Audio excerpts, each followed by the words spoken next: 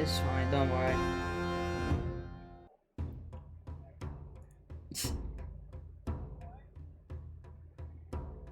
Yeah. Alright. Alright, I gotta go through promotion stuff, so yeah.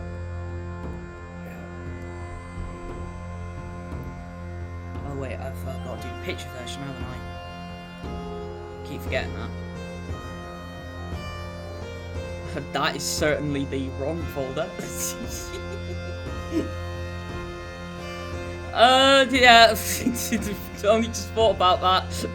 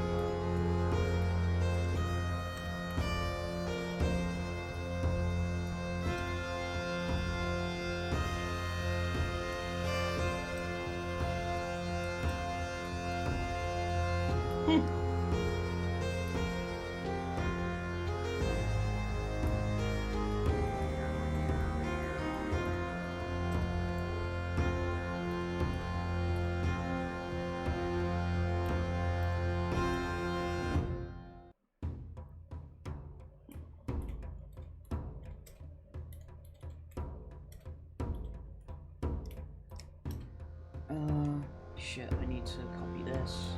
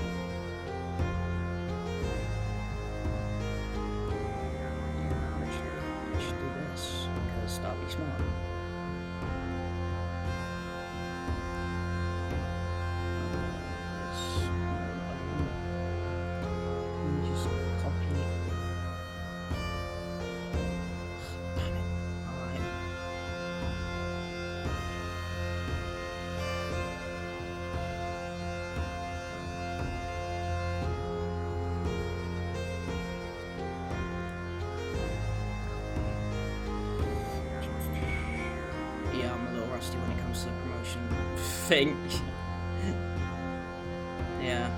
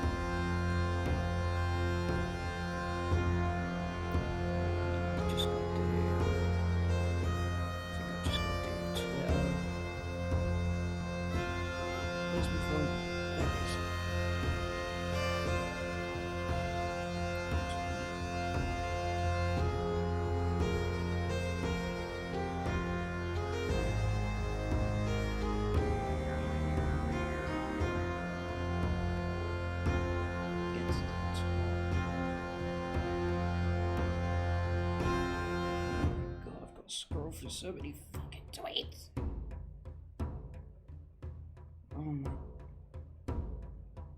Oh, you know what? Just go to my profile.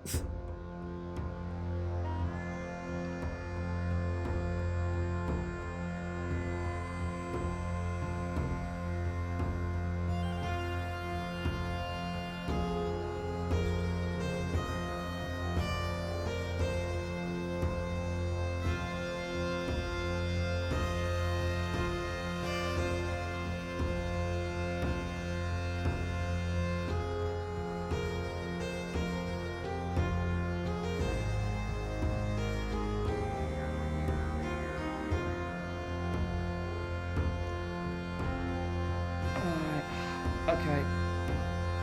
I should be good. Good. I'm gonna do instruction now. Alright, guys.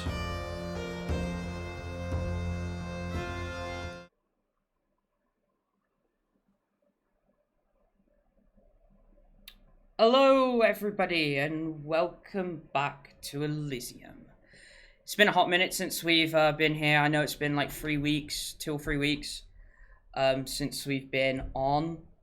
But let's roll back into it. So, when last we left Star Watchers, they had just defeated Carfax the Dracolich. Although the impending doom of Carfax returning, due to the fact they obviously have destroyed his phylactery, looms. So, going back to Maiden's End, they question Katterina's father about the reason and, well, his connection to the return of Cobb and his dealings in that, which Katterina doesn't exactly like, to not put a finer point on it. Nevertheless, the citizens of Glenvale that were evacuated by the Wiccans of Maiden's End to Doldorn. While they were doing that, the adventurers were led by Marcus through a secret passage underground to a quick shortcut, as it were, to the Forest of Pan.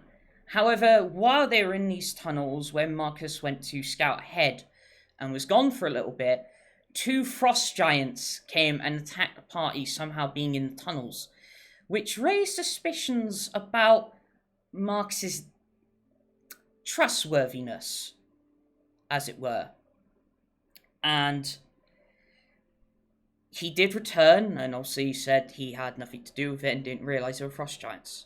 Nevertheless, he led them towards the exit, which brought them out into the Forest of Pan, where they were going to meet one of the other original 12 Watchmen, Merlin the Wizard. And people's reactions were varied, let's say, to Merlin the Wizard. But when it got down to it, to use the Cobb's spellbook against him, Merlin said that they need the help of Queen Mab. So, you guys are still in Merlin's hut.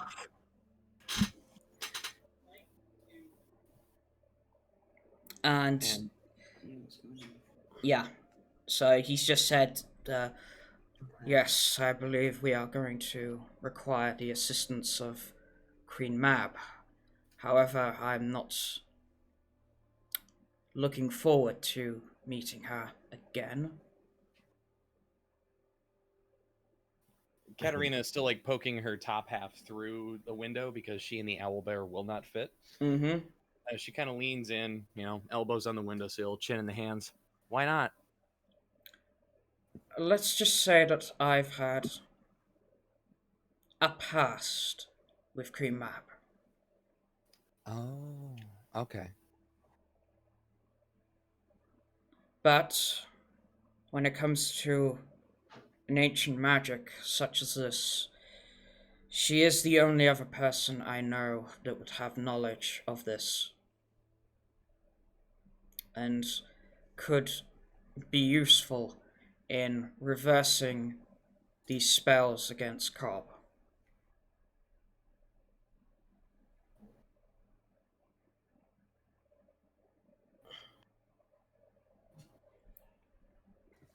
And, Marcus chimes in with, unfortunately, I don't like the idea either, but as always, you're right, Merlin.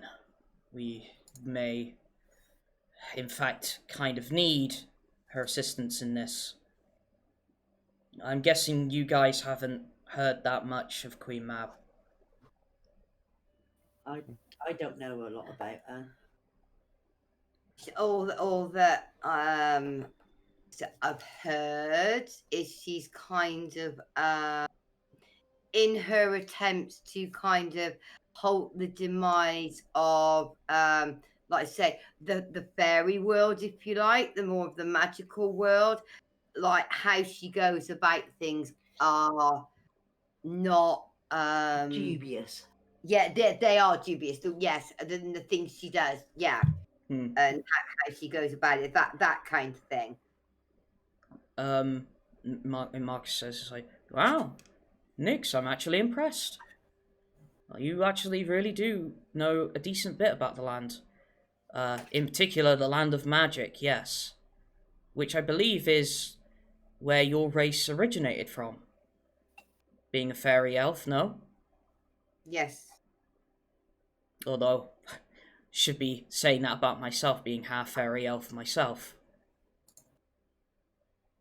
Katterina says nothing. Yeah.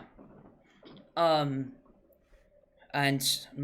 so Marcus continues to say, yes, she tried to encroach upon the mortal world so that her and her people wouldn't be forgotten. However, she did go about that in, as you put it, a dubious manner, which ultimately made people go against her and forced her back into the land of magic where she now dwells.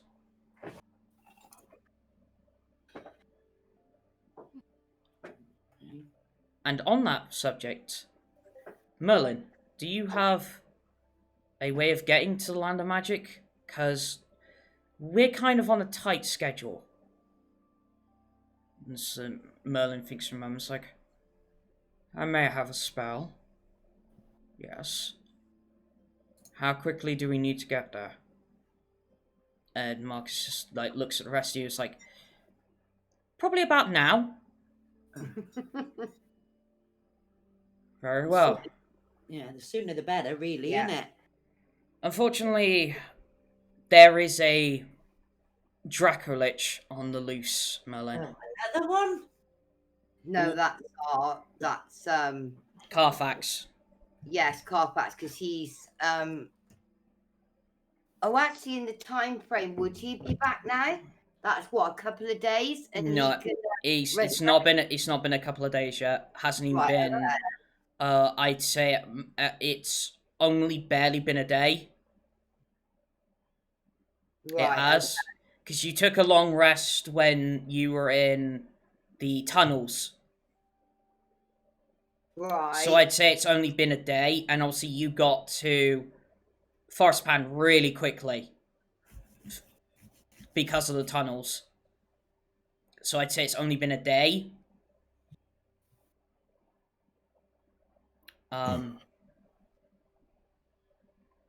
And it's Marcus, turns to the rest of you. It's like, I think we can all agree his glance, last falls upon Vulen.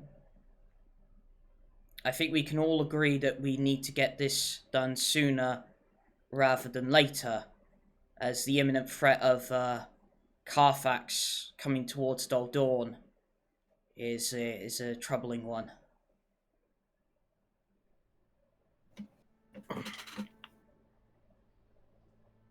After all, he is looking for Mistral, as far as we know. Mm-hmm.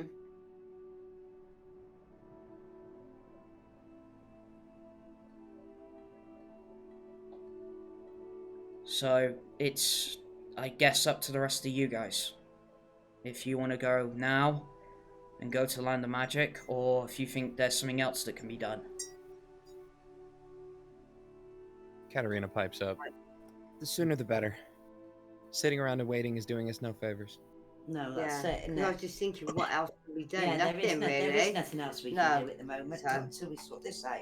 Okay. I'm not a fan of possibly going to another plane.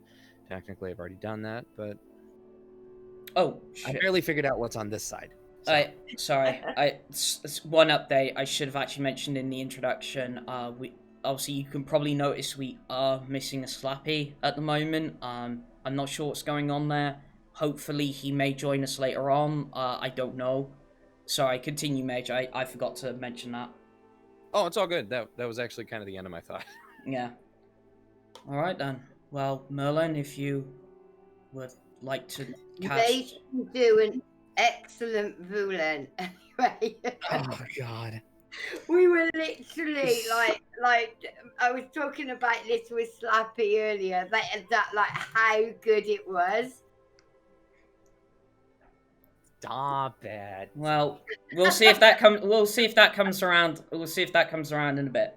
Well, let's get one out of the way real quick. Oh, Merlin, I'm so gay. I'm in a coma. Sorry, low-hanging fruit. Slappy when you watch this later. I love you. Yeah. So Merlin says, "Oh, very well. Follow me." And he,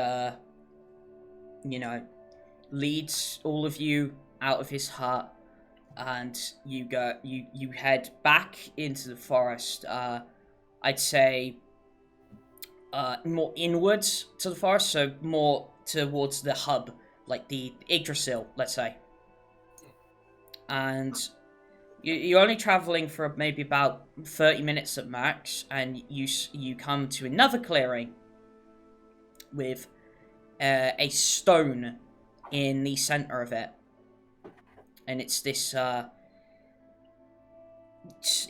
it's almost like the stone, it's like a finger poking out of the ground. It's like that sort of shape. And Merlin turns to Marcus like, I need one of your swords. And Marcus says, very well. And he pulls out the fairy blade, and he gives it to Merlin. And Merlin steps towards the stone, and he stabs it into the stone. Goes into it. It doesn't go through it, goes into it. So it's like halfway in. And then you hear, you feel the ground sort of shudder around you as he does this. And you see that the stone begin to curl like it's moving. And then you see another finger-like stone pop out of the ground, then about two more, eventually a hand, and about maybe 20 feet away, another hand pops out of the ground, fully made of stone, and you see behind which a head, a colossal sized stone head, pop out of the ground. Ugh. So it's almost earthquake-like. Like, it's like you're having trouble, keeping your feet, keeping your balance. And it's like, and you can see there is a rocky face, barely humanoid in features. And, begins to speak and says, "Who bothers me?" And Merlin says, "I am Merlin, and this is Fairy Blade. We need to get to the land of magic." It's like, "I will grant you access." And you see one of his hands grab at the ground, and almost like a truck pulls it up, pulling the earth out, and a staircase, a mud sort of staircase, goes down. And Merlin turns to the rest of you and is like, "This is our entry. follow me. Are And we ever going to travel above ground again? Please. We'll be above ground soon enough, do not worry. Alright. And you head down this staircase, and it is pretty dark, but obviously you've all got dark vision, so it's no problem at all. And there's a point where you're going down, and then all of a sudden you're going up stairs. Like, you almost sort of trip. It's like, whoa, what's going on here? Like, it's like literally goes down, then up. Is the up in another direction? It's almost like a V, as it were. You've gone down, like about 10 feet, and then you've gone up. Oh, but but the up would be further in front, so it would be taking a night somewhere else. Right, I got you, yeah. And you go up, and you appear in a land of twilight. It is full of trees. It's full of it has a running water, and you see in the distance a great stone almost archway. Coming from it is a like thin but very tall bridge that almost seems to go down into nowhere, that has a stream running in the center of this bridge leading towards this archway, and it almost seems miles away in the distance. And but the stream is almost like I'd say about 50 feet like to the side of you, like where it sort of like, you know, goes off into the distance. And there's a boat already there, and you Merlin, you know, just nods towards the boat, which luckily will fit all of you, but not the animal companions. Okay. Oh shit. I mean, the stream is, I would say this, the stream is big enough that Nessa could technically walk through it. Okay. But, you're maybe a bit shaky about her on the bridge part, because it's like, you're on land, essentially, at the moment. But eventually the stream goes off into this bridge that, like, goes into nowhere. And, like, the bit, the foresty, if you will, bit that you're in, you see, like, what looks to almost be, like, little tiny huts, in the trees. Like, bird houses, but they have doors and everything like that, and they're tiny, all up in these trees.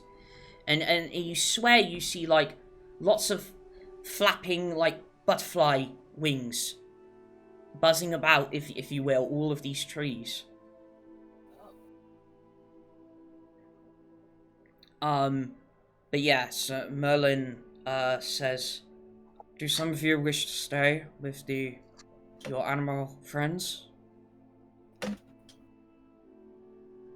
Okay, so we've got to leave Nessa and Tanaway. Tanaway there. Right, okay.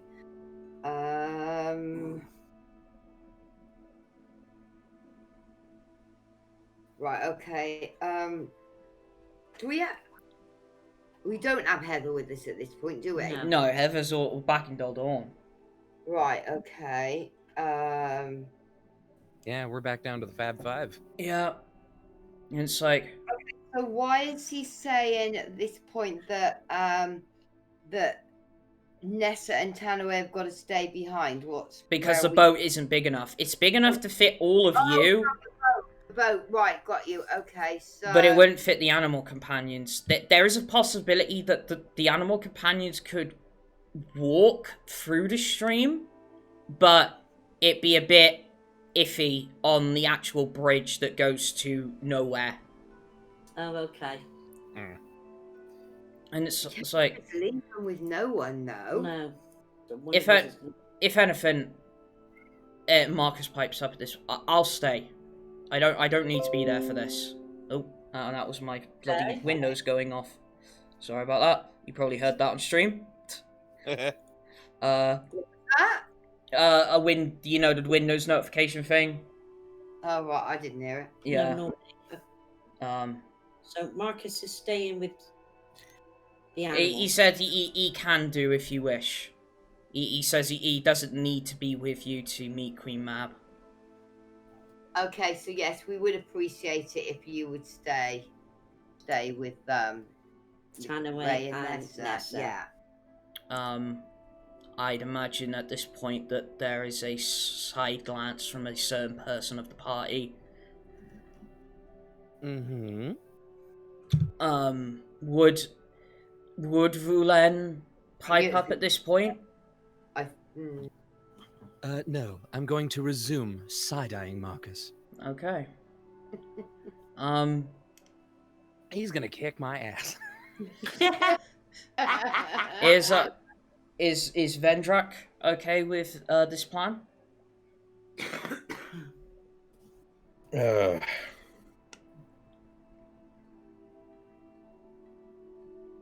mean, not much choice, do we? It's either that or perhaps Vulen can stay behind. Either one.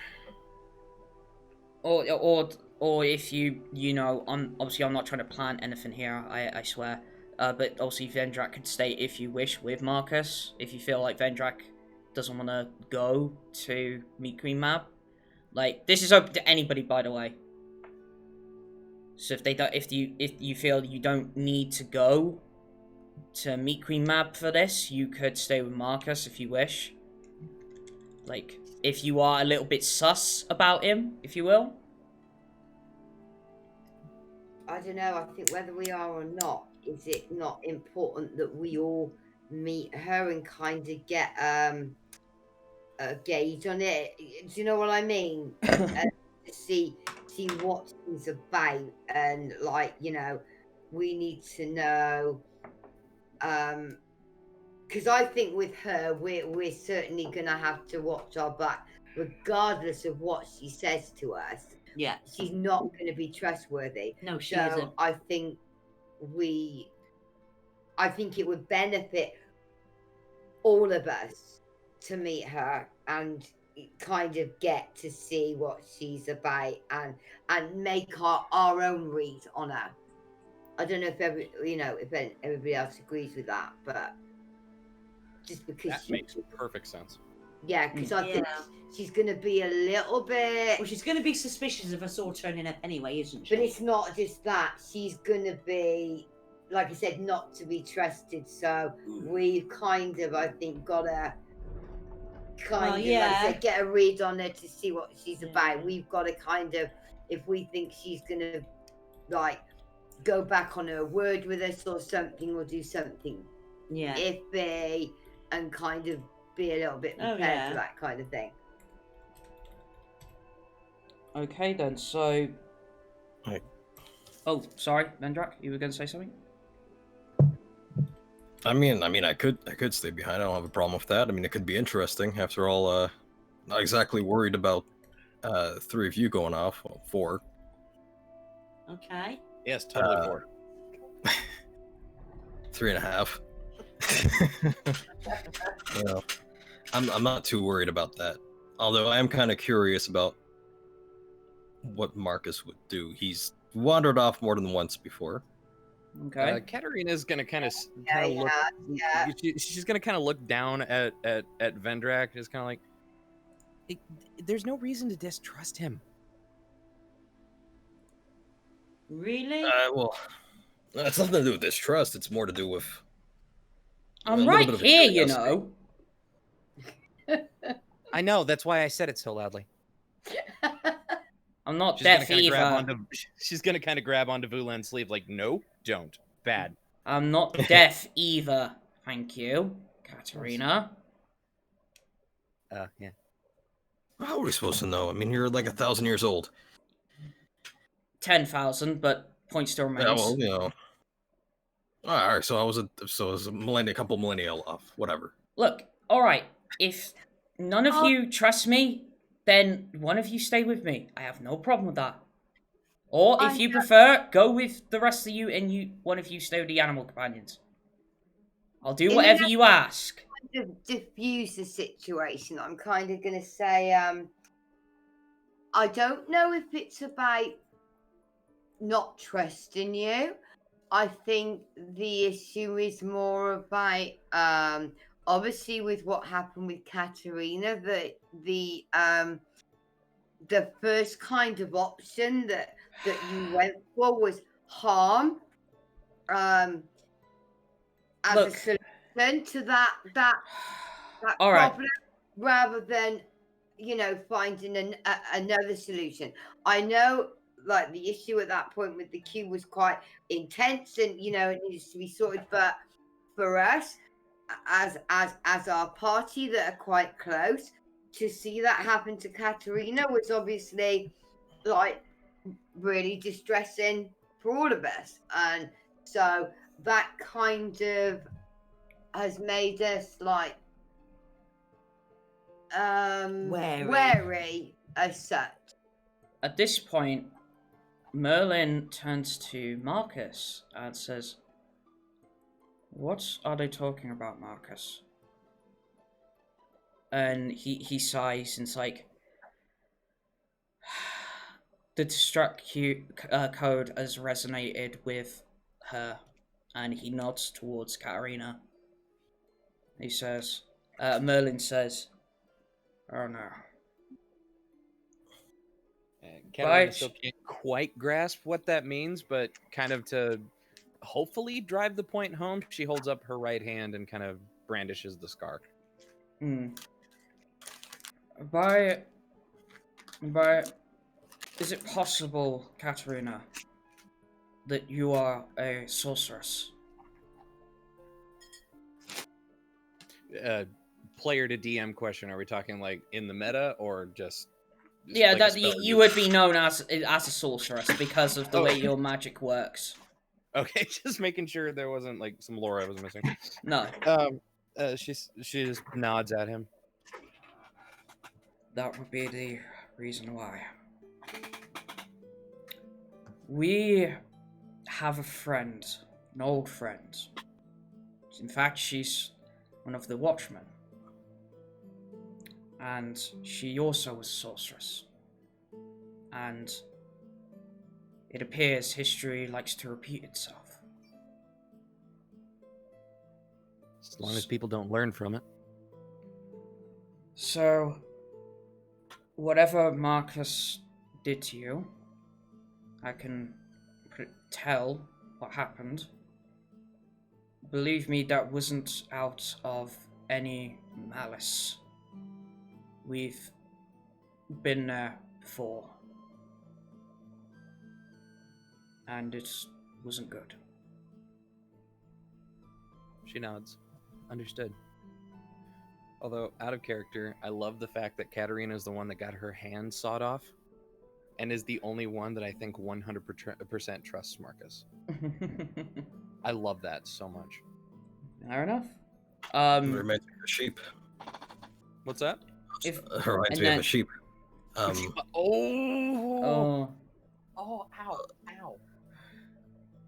A different kind of thing, but sheep, oftentimes shepherds, if sheep were to leave the corral, they'd break their legs. And that's kind of gruesome and all, but what they'd do is then they would heal the sheep, and for some reason the sheep would associate the person with the healing of their limbs instead of the breaking for some reason. But whatever, they would associate with the healing, and then they would actually be more trustworthy and stay closer to the shepherd. Well, actually, in this case, because the healer would be you. Oh yeah, but Marcus is in the room. That's morbid and impressive. At this point, Marcus goes, "Okay, you know what?" He takes out the blade he has left, because blade still with the stone, whatchamacallit. Didn't take it back. And he takes out his dusk blade. Oh. And he says, "Here, I'm unarmed." And he holds it to Katterina. "I'm unarmed." That's definitely why I'd stick around. You're just giving me that? For the time being. She thinks about it for a minute. She nods, and with her left hand, she grabs the blade, and she says, "Please understand, it's not a lack of trust in you specifically. I just found out that my estranged 8-year estranged father is the reason an eldritch evil is walking the world again. So, Yeah. But at the same time, I'm gonna do everything in my power, side glance to Vulen, to help you. Help all of you. audible huff." Okay, that was good. Well, just in case, Katterina is going to kind of, as she takes the blade, like pat Marcus on the back of his hand, and just in case, have a d6 of inspiration. Oh, okay. I'll keep that in Because who mind. fucking knows where we are? So, and at that point, he turns to Vulen.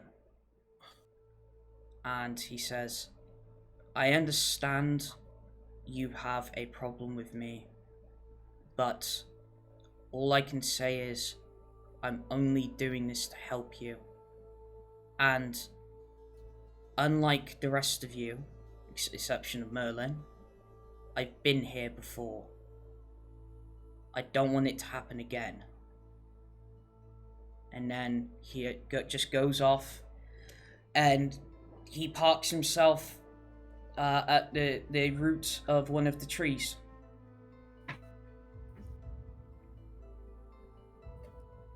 Vulen just kind of sniffs. All right, shall we? All right. Merlin nods. He heads towards the boat.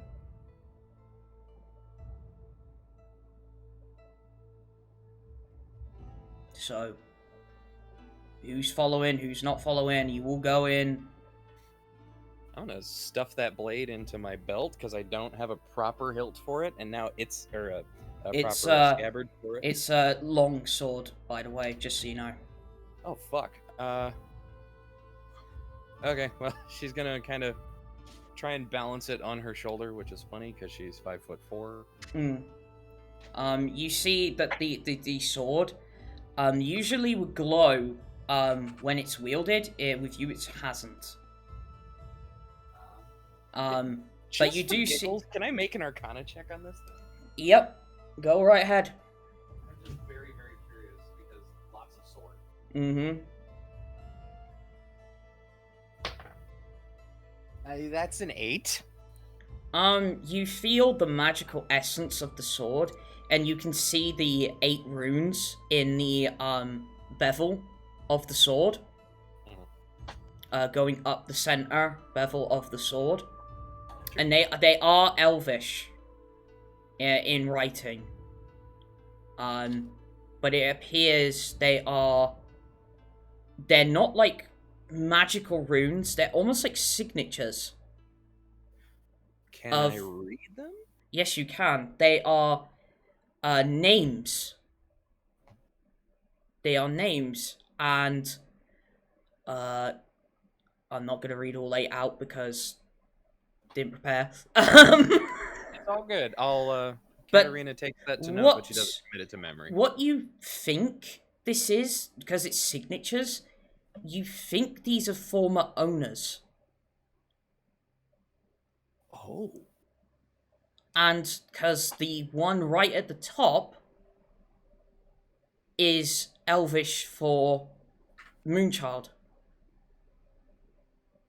Well. All right. Can't wait for runes. What's that? Because I can't wait for runes to say Katterina was here. Making notes for later. But yeah, normally the runes, so the runes would glow, and there'd be like this sort of glowishness to the blade. It's almost like a grey glow. Being a dusk blade and all, not surprising. And like the runes glow more like a moon glow to them. But at this point in time, none of it's glowing. It's just a long sword with runes in it. That's something that'll come up in the next level up. But Katterina's coming to terms with the fact that suddenly she has 10,000 plus years of legacy in her hands, and the blade just got a little bit heavier. So she's going to rest it gingerly on her shoulder and clutch the handle like she's an anime protagonist. Okay. Cool. So I'm gonna just presume that you all go in the boat. Unless there's any objections. I'm just saying. If any, I don't know, I'm half tempted to say. I mean, you look at Katterina. I mean, she's just like one trench coat and sunglasses short of being in a particular movie from the 90s. I was gonna say she was pushing for Gutsu. It's more about like also the hand axe, not the hand axe. I have the hand axe, the hand crossbow. There you go. Oh, that's the baby. Oh, Steampunk, you are muted. Oh yeah, if you have been saying anything, you've been muted this whole time. Well, hopefully she gets the message. Could be away from the laptop. But yeah, obviously Vendrak, if you feel like you want to stay or anything like that, just let me know. Sorry, was that me you were on about? Well, yeah, because I'm trying to get an idea of who's going and who's staying. Right. Okay. I mean, right. I want to go. Yeah, I'll go. Yeah. All right. Okay. So, Katterina, Nevaeh, Nyx. I presume Vulen. Absolutely. Okay, Vulen's going. So, Vendrak. I think I'll stay behind. I have a couple of thoughts sort of in my head right now. All right. Meta, I'm sure they're fine. Right. That's no problem. Curiously, I think whatever you have planned, you wouldn't ask if there wasn't some kind of idea swimming around your head. I've got a couple of reasons to. All right, no problem. Okay, so Vendrak, well, do you want to RP that you're staying behind? I shouldn't jump in like that. Well, I mean, I did say a couple of times before that, yeah, I was thinking about staying because I'm curious and want to make sure that, no danger befalls this area because this guy seems to track it like a goddamn magnet. All right. Whether Vendrak is one to talk is another story, but.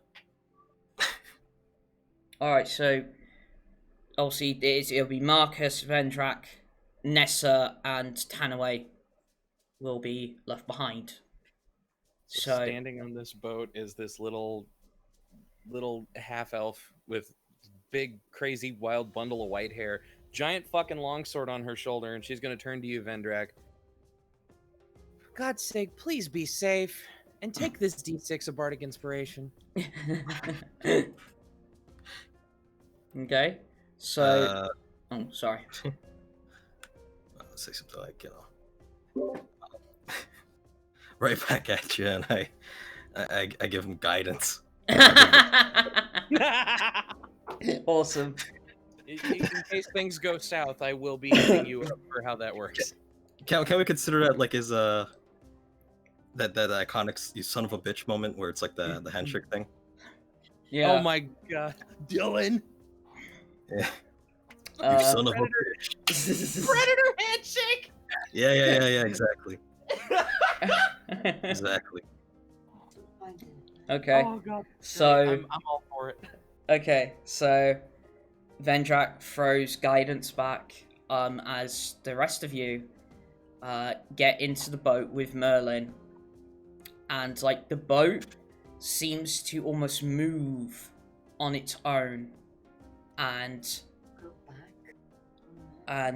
the boat just glides along the stream, and you get a lot of attention, it appears, from the various creatures that live in the land of magic. A lot of sprites and pixies and satyrs and all that sort of nature. Like even a few pixies like swarm around, like go around your head, like you're almost like trying to swat them away like flies. And eventually, after about say 10 minutes, you get to the end, like you've gone across this bridge, and it's like you hesitate to look down, but if you do, you just see like almost like a bottomless pit with the bridge. It's like so high up. But eventually you do reach the end, and in front of you is stone steps going into like a stone archway that's almost like set into a cliff face, as it were. And there's loads of roots and vines growing up this like cliff face around this archway. So the archway is probably about 20 feet high, and there's stone steps leading up to that. And Merlin gets out of the boat, and then you see a woman come out of the archway. Shit, I should have got a visual reference for this. If you want a visual reference, look up Queen Mab. Queen Mab. What was the actor's name? Fuck. Miranda Richardson. That's it. So you can see that she has quite a pale features. And her hair, like she has long black hair, but the top of it is like a bun at the top, and the rest of it just falls down at the sides of her head. And the best way to describe it is almost like she has like almost like a corset, leather corset, again all in black and like purple, and you know the sort of like the underneath, coming out from underneath the black sort of robe like skirt that goes down to her feet. And she almost says in quite a bit, it's like a voice that echoes throughout this entire chasm, as it were, and she says, "Merlin, you've returned." And Katterina visibly shudders at the sound of that voice. And man says, "Yes, I have. And I come seeking help." And she sort of looks sideways at him and says, "The last time you came for help, you betrayed me."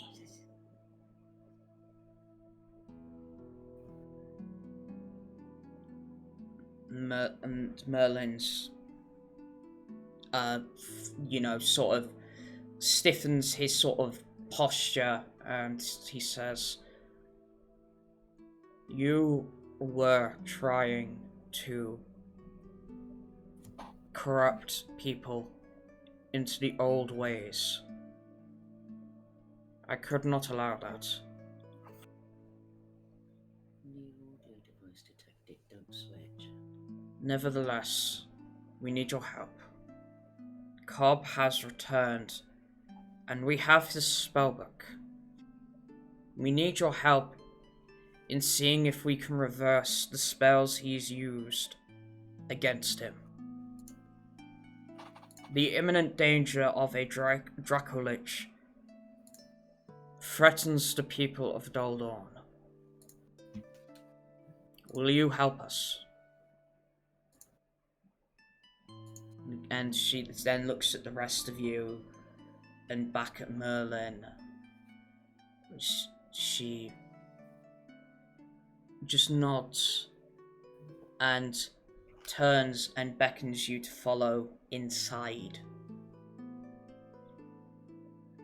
At this point, we're going to cut back to Vendrak. Oh dear.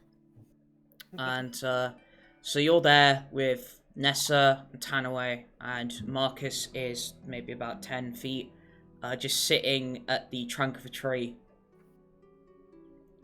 And, you know, sort of he almost seems to be almost zen-like, like taking in the atmosphere. Like he almost looks sleepy, to be honest. You know, just sitting at the track. I would say he's asleep, but it's like, I guess the best term for it would be looks kind of stoned. Oh. Like, Stone. Looks stoned. Yeah. Well, Fair he's 10,000 plus years old. Let the guy take a fucking nap. because he is smoking his pipe at this point. Look, stone, smoking pipe, got it. Yeah. And Nessa just turns to you, Vendrak. It's like, so what do we do now? It's a bit of a question.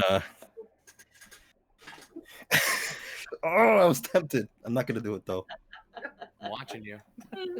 I was tempted in quoting a particular CDI game. Oh, gee, it sure is boring around here. I will reach to the internet and smack you with a Triforce. You could say that the bardic inspiration affected me, but not the right way.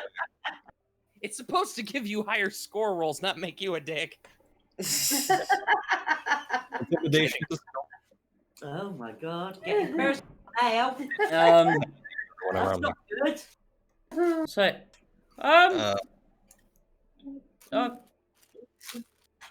should I just go to sleep? Yeah, carry on. I've got some. I mean, I'm trying to keep watch. Although, could use something to read, I suppose. It's like, at that point, Marcus pipes up something to read, huh? Alright.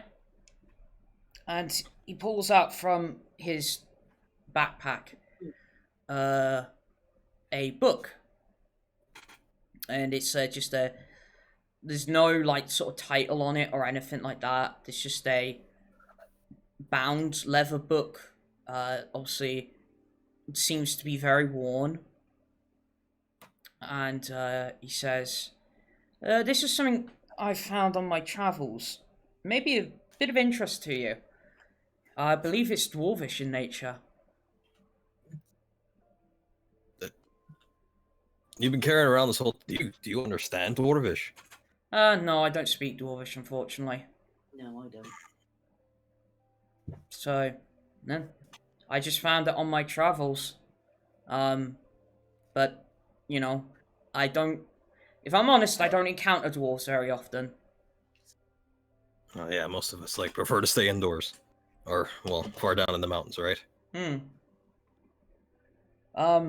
So yeah, here. Oh. Don't you love when that happens? Somebody's phone or door. And so he gets up and he just hands you the book. Vendrak's gonna just assume he's done nothing with it more than using it as a paperweight. Okay. Because this guy's been carrying around a dwarvish book. He has no use for it. It's worn to shit. Well, don't know. Just said he picked it up on his travels.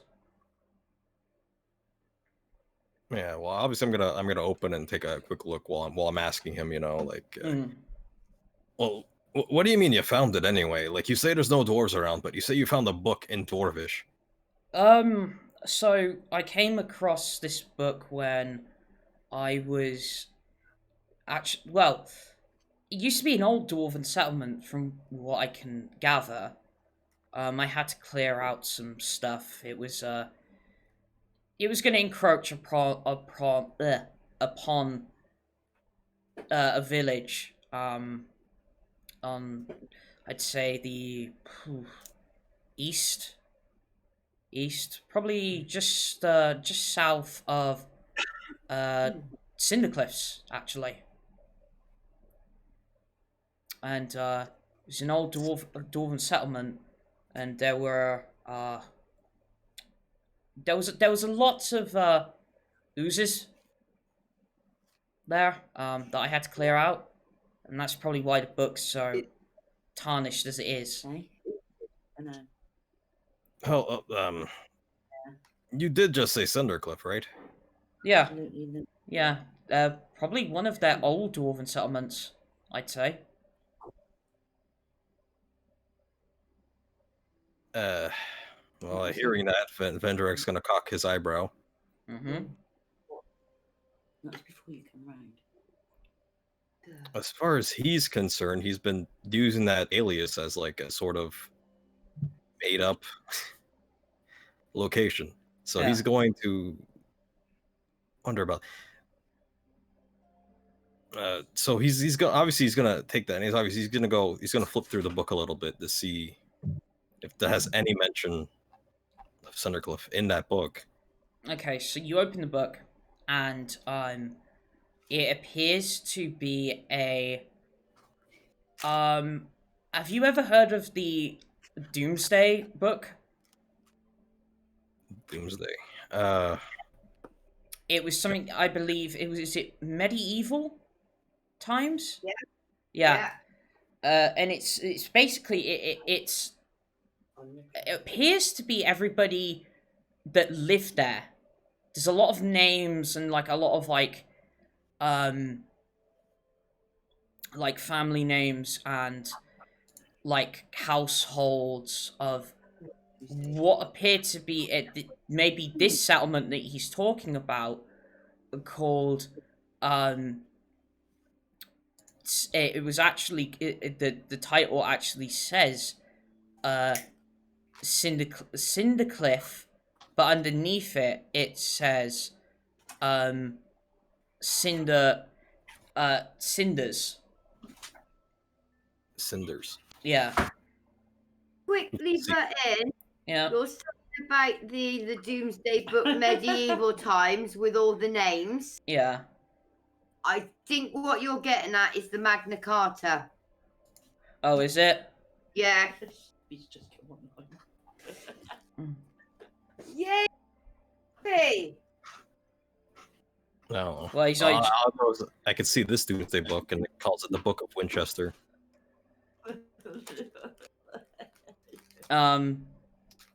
But yeah, and it just says Cinders underneath. Maybe that's what the old room was called. You don't know. At best guess, it may be because of the way this book is laid out. And also, there's a lot of surnames with it's always like Cinder something, like there's the Stone Bloods, the Stone Axes, and the Stone Fires. There's Cinder Ruin, Cinder Fire, and obviously Cinder Cliff. This is all in the book? Yeah. That's strange. If you want, you can make a history check to possibly gather how old this is. It's too bad the book isn't made out of stone. You do have inspiration. Well, bardic inspiration, I should say. I wonder if it still lasts that long. I mean, it's only been like 10 minutes. What a coincidence! Is it? Well, 9 minutes and 30 seconds. 19 minutes, 59 seconds. You got to put in a second. I'm sure is like a 1d6 or something. Yeah, 1d. Is that correct, Mage? 1d6. You're 1d6 right now. All right, cool. So yeah, if you want to make a history check to try and gather maybe how old this is. So I'll roll a 1d20, a 1d6, and plus 1. All right. It should work. Yeah, it did. 11. 11.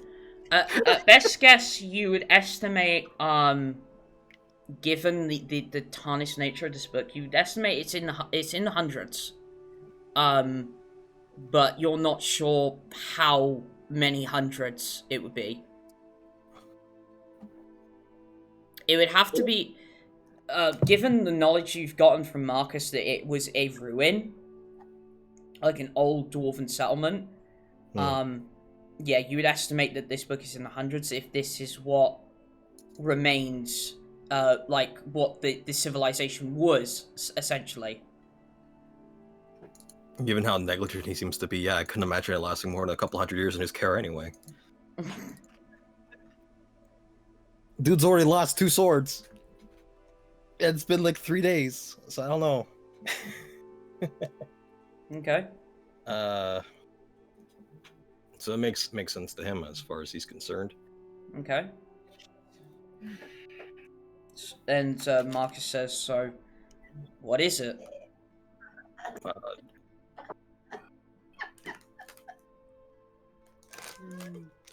Seems to talk a lot about places that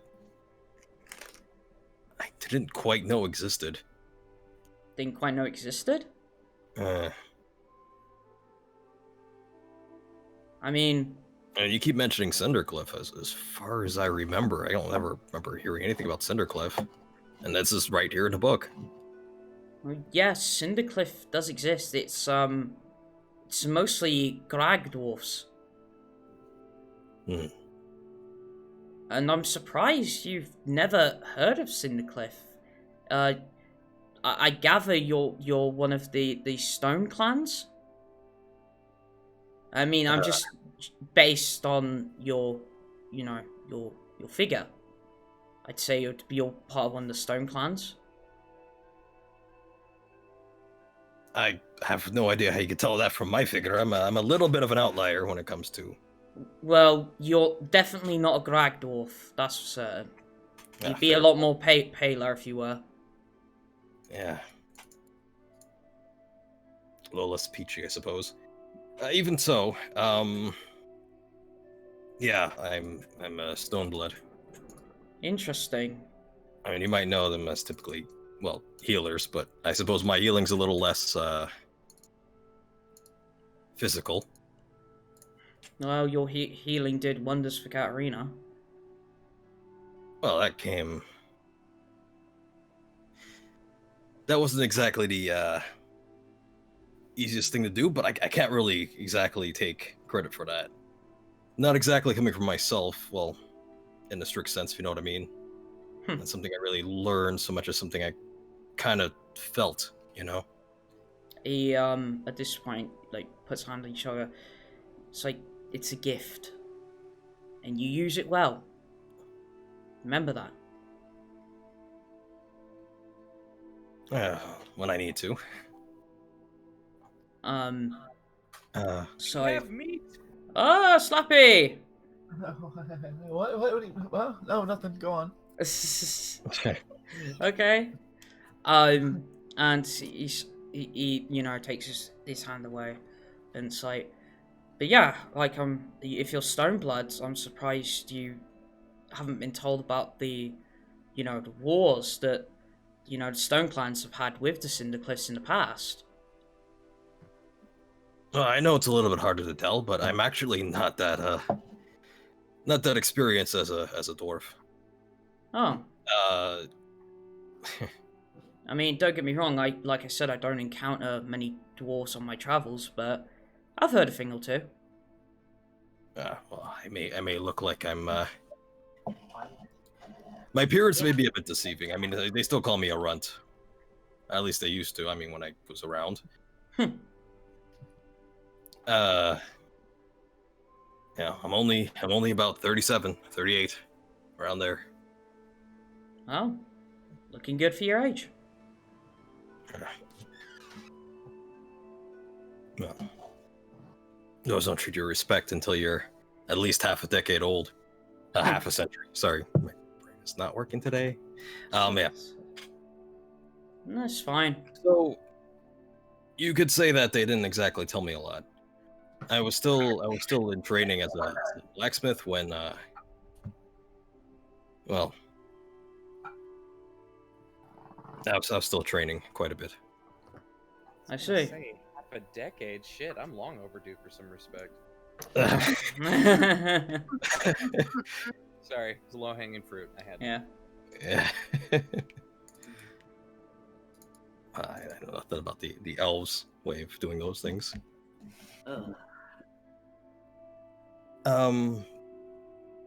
But just real quick, I need to actually ask this. Are you saying that the whole thing is always called Cinder Cliff and not Sender Cliff? Cinder, yeah, Cinder. Cinder Cliff. Yeah, Cinder. As in, I Like believe cinder it's block. yeah, Yeah, no, I get it. Like, or fire Salt. cinders. yeah. That's a little different than how he normally considers it. So that's going to be interesting point. But anyway, enough about enough about what I do know or don't know, or at least about what I don't know. What I do know is I've used the name quite occasionally, but I didn't know it was a real place, and even so, it's written a little differently. Cindercliff, not. And Yeah. I usually refer to it as Sendercliff, like sending with a T. It's a long story. Well, maybe you heard it just once in your past and it stuck. That can happen. Traveled as long as I've been alive, I'll tell you that much. I can think I relate was to. born in a wagon for all I remember.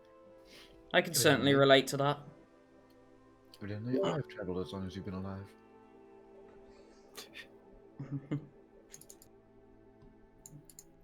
Vulen, probably. How old is Vulen? Very. How old is Vulen? Yes. On the road. I've left Civil Leaf Academy about 50 years ago. So, quite a way. Just Anyway, for you're not there. You're in the yeah, boat. I was about to say just to reference Slappy. Yeah. If you're wondering why, it's actually just like me and him and the animal companions. You, Merlin, Katterina, Nyx, And Nevaeh. Hi everybody, D&D is fun.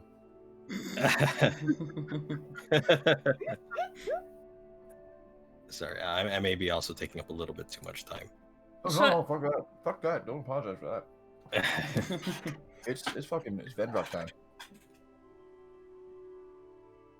Anyway, yeah. Well,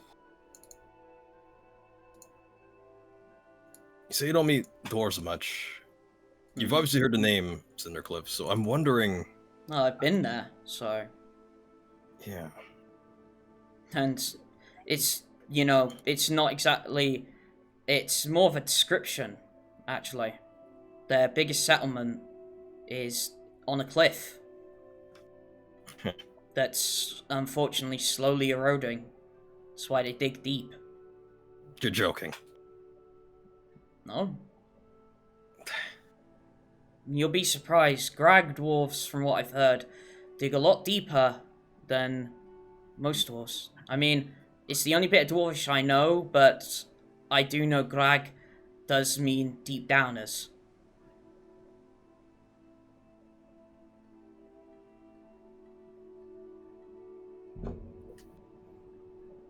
That's So when it funny, the similarities. Yeah, maybe. I'm guessing with Grag dwarves, they like to describe themselves more than anything. At least from what I've heard. Well, what's interesting is that our family name's in here, along with Cindercliff, so I have no idea how to look at it like this.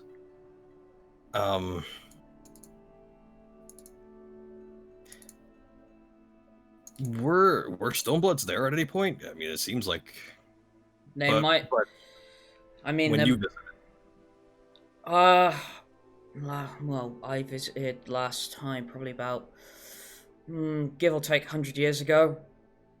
So it's probably changed quite a bit since I was last there.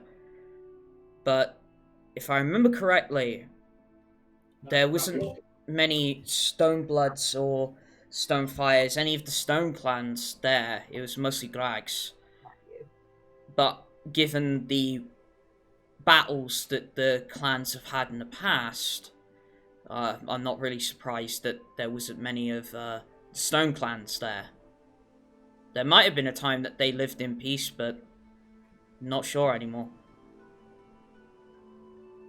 Battles.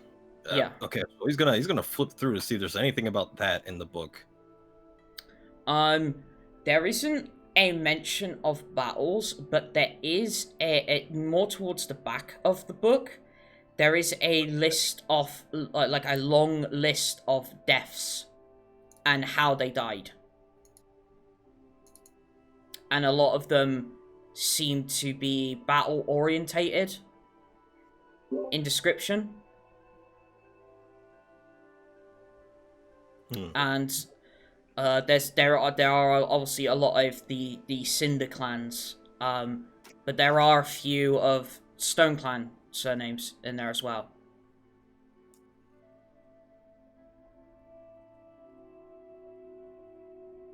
Does it have anything to say about like how long ago that was? Do they have any kind of dates in there, or is it just more of a the perhaps it's an older calendar even? It appears that there isn't any dates as such, but there are ages in there, like the age of which they died. Some going into the like 150s and that sort of area, so you know, some quite old for a dwarf. I believe that's quite old for a dwarf. I can't remember. So given say if this was in hundreds of years old, from what you can gather, like this, you would estimate now with that knowledge that it can't be more than 300 years ago this book was written.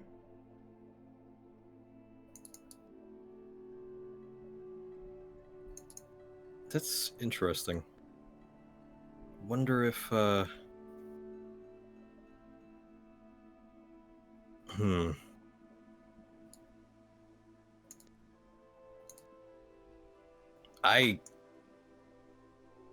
mean, I think Vendrak would very much like to mull this whole book over. Okay.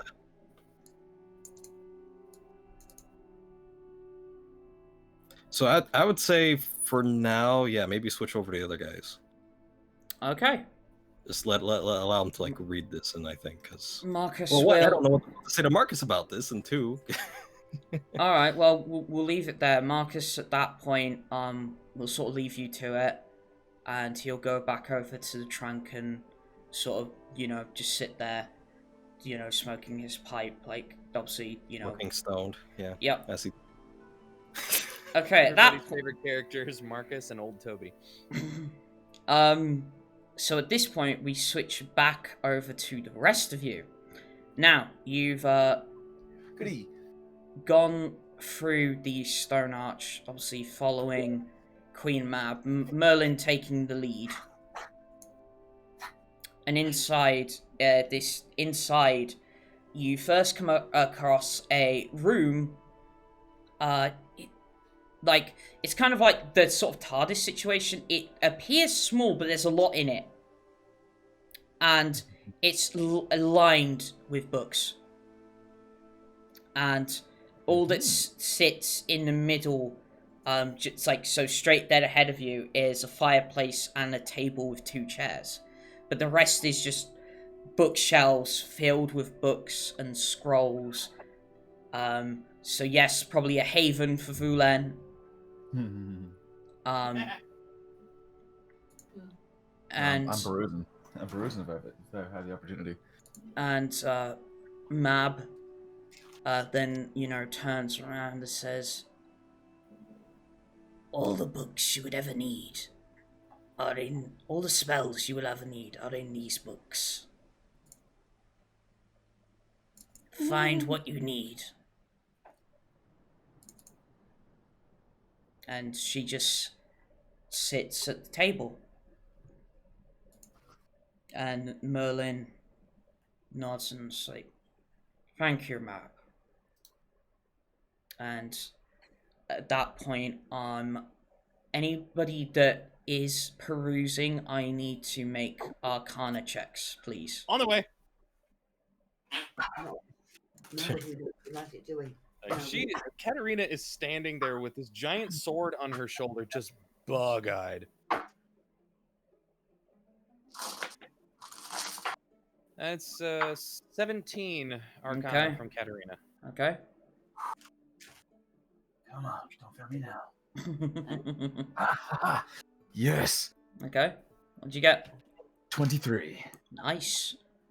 Is Nyx and Nevaeh rolling, or Well, it's up to you? just thinking about it, because obviously We're not really the magic, like, you know, Okay. magic wielders as such, not the ones that are good with it. I don't think we're going to be that helpful. Okay. I Magic. an eye on Mab a bit more. All right. She's at this point. She is just sitting there at the table.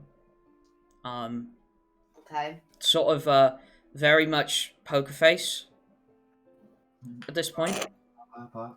I imagine that stick figure poker face. Wow. But with a 17 and a 23. So we'll start with Katterina. So you're perusing the shelves and you come across a couple of scrolls that kind of match the runes and imagery of the circles that you find in Cobb's spellbook. In particular, the two scrolls that you find that are similar to Cobb's spells. One is Resurrection, and the other is a spell you haven't heard of, which is called Soul Recovery.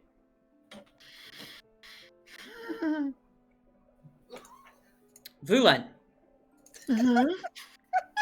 you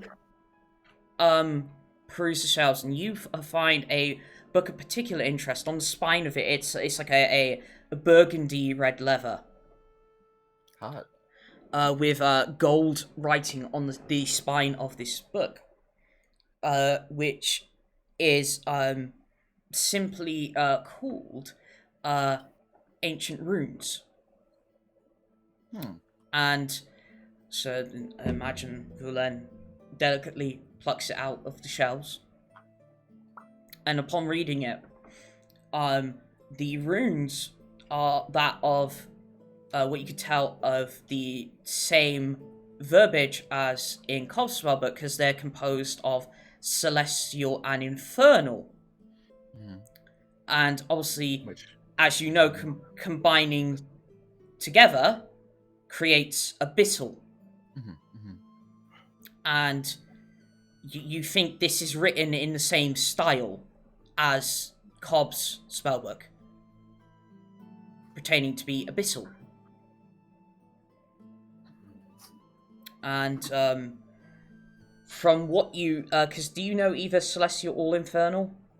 I know both.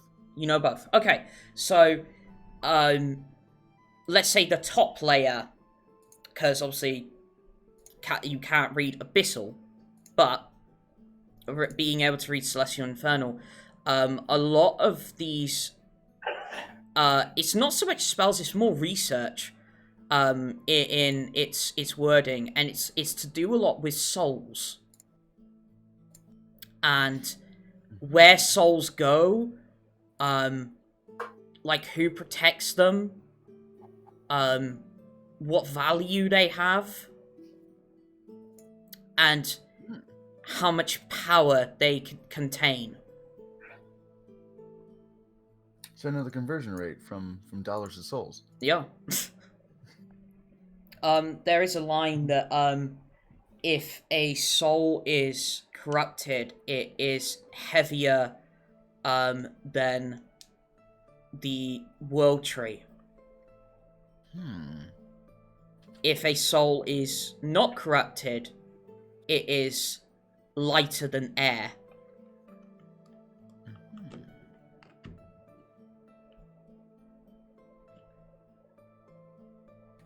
I were told at one point that the most powerful force, in fact, it was Marcus who told us, the most powerful force in the universe is the soul. Indeed it is. Which would be very helpful. And there's a certain book that Merlin plucks out, which is called oh, God damn it, which is called Soul Regeneration. And what it appears to be is it's almost like a book that contains a scroll. It's kind of weird. It's like one of those books you can get that has like a compartment in. So he's like, yeah, and it's like he opens it up and the compartment inside has 3 scrolls in it. And, you know, he sort of pulls one out and, you know, sort of reads over and it's like, okay, I feel we may have something here. And so, you know, you sort of perused what you can and you've plucked out what you feel is of interest and you put it, like, sort of gather up on the table, if you were. And obviously the obvious thing to all of you there is whatever it is he's doing has to do with souls. Like, maybe it's to do with the power of the souls, maybe it's he uses souls somehow, but whatever it is he's doing, you can tell is the opposite of what you've gathered. A lot of it is to do with, like, to sort of heal the soul, essentially. You gather what he's doing with his spells is kind of the opposite. And so, I'd like another Arcana check, please. Just from Vulen or from both of them? Both of you, please. Great. Almost bad, but let's see. Oh, that's much better. That is a 22. Damn, nice. I got an 11. Plus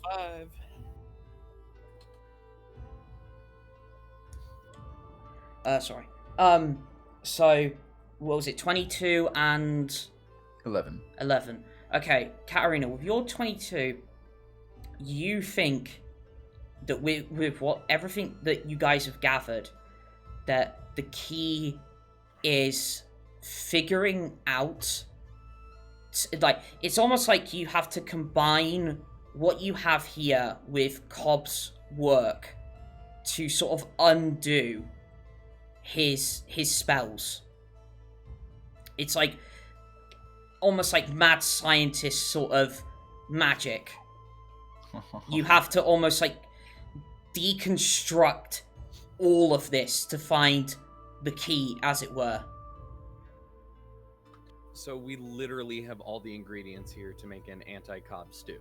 Yeah, but you don't know how to actually perform the cooking part.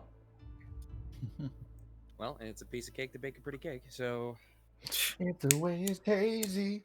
And there we go. So I found 2 scrolls, one that reads one about resurrection and the other about soul recovery. Mm-hmm. Vulen has this colossal tome in his hands. Yep. And it was it Merlin that had the soul regeneration one? Yep. She's gonna grab the soul recovery one and walk up to Merlin. So what's the difference between these two? Soul recovery, in this particular instance, is if a soul is captured or contained. A soul can be recovered, as it were, sort of taken back and placed inside of a body. Normally, it's obviously used if a soul has been taken from an innocent person and is placed back into them. For you see, A person without a soul is not the same. They have no conscience. They have no emotion. They're Republican. Okay. Sorry, what were we talking about? Okay. Oh my Don't God. really want to go down that road. Can we stick to D&D, please? Sorry, I couldn't help myself. But they are not themselves without their soul. So she just kind of wheels around the room, still the sword on one shoulder and 2 scrolls held out in her other hand. It's like, we have everything we need here to at least figure out how to get started, right? I believe we do, but it is going to take time. Undoing this kind of magic is not easy. And at that point... If it was easy, everyone would be here. And at that point, Mab... In order to enact this summoning of this foul being in the first place. Indeed.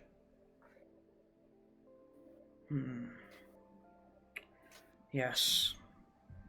It would take some time, but I think the key is in here somewhere. Mab. And she sort of looks up to him, and he says, "Do you have anything pertaining to Cobb's whereabouts?" And she replies with, I may not. Is now really the time to be coy, Your Majesty? It's my decision. You have a person amongst you who betrayed me. Why should I trust you?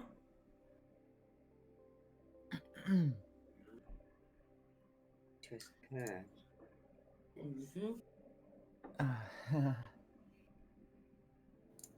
The fate of our world is at stake, Your Majesty. The fate of many worlds, if we look down to it. Strange bedfellows are only necessary for a greater good.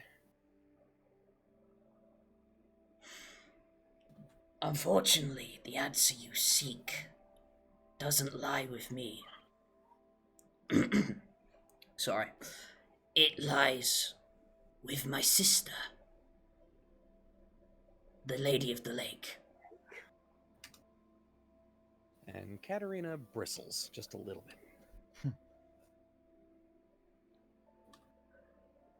Although finding her is easier said than done. Well, is she not in the lake?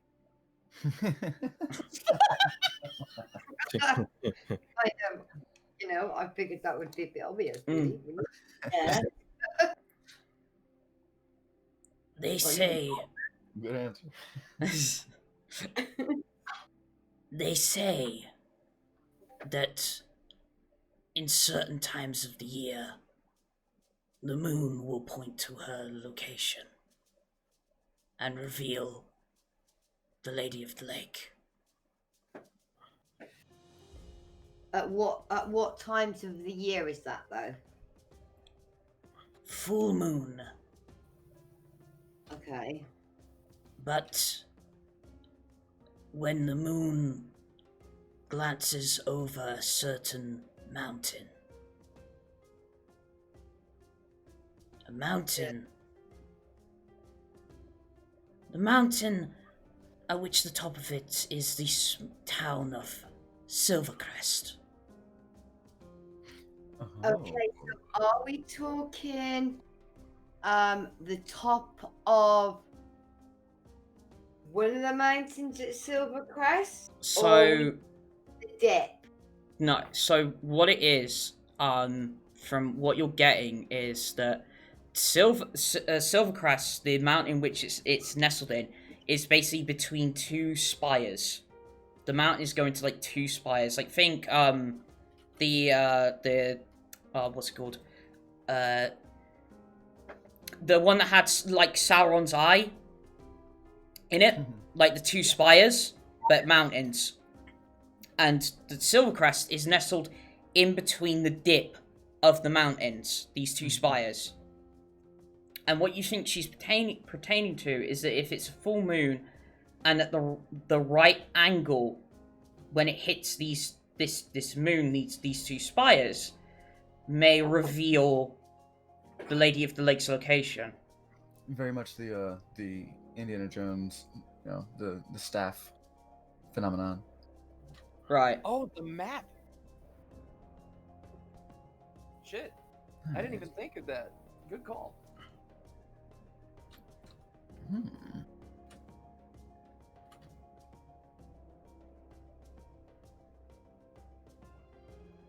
And Silvercrest, if I recall the word of Elizium, Silvercrest is far to the north. Yes, it is.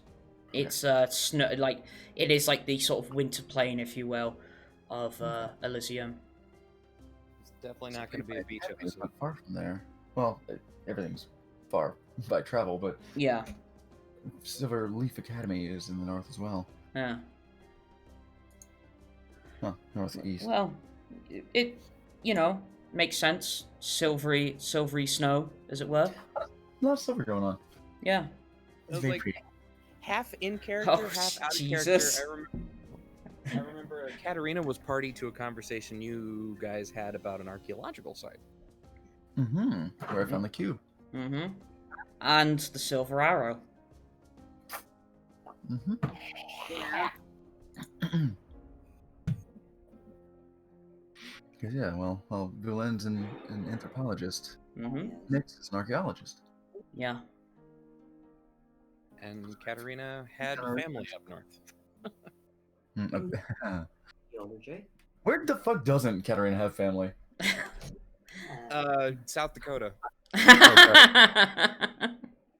Where is this Dakota? What she speaks? Dakota, it's a hot day, so it's fanning. Oh my god. God damn it. And Okay. there's a crater somewhere up in Canada near. So,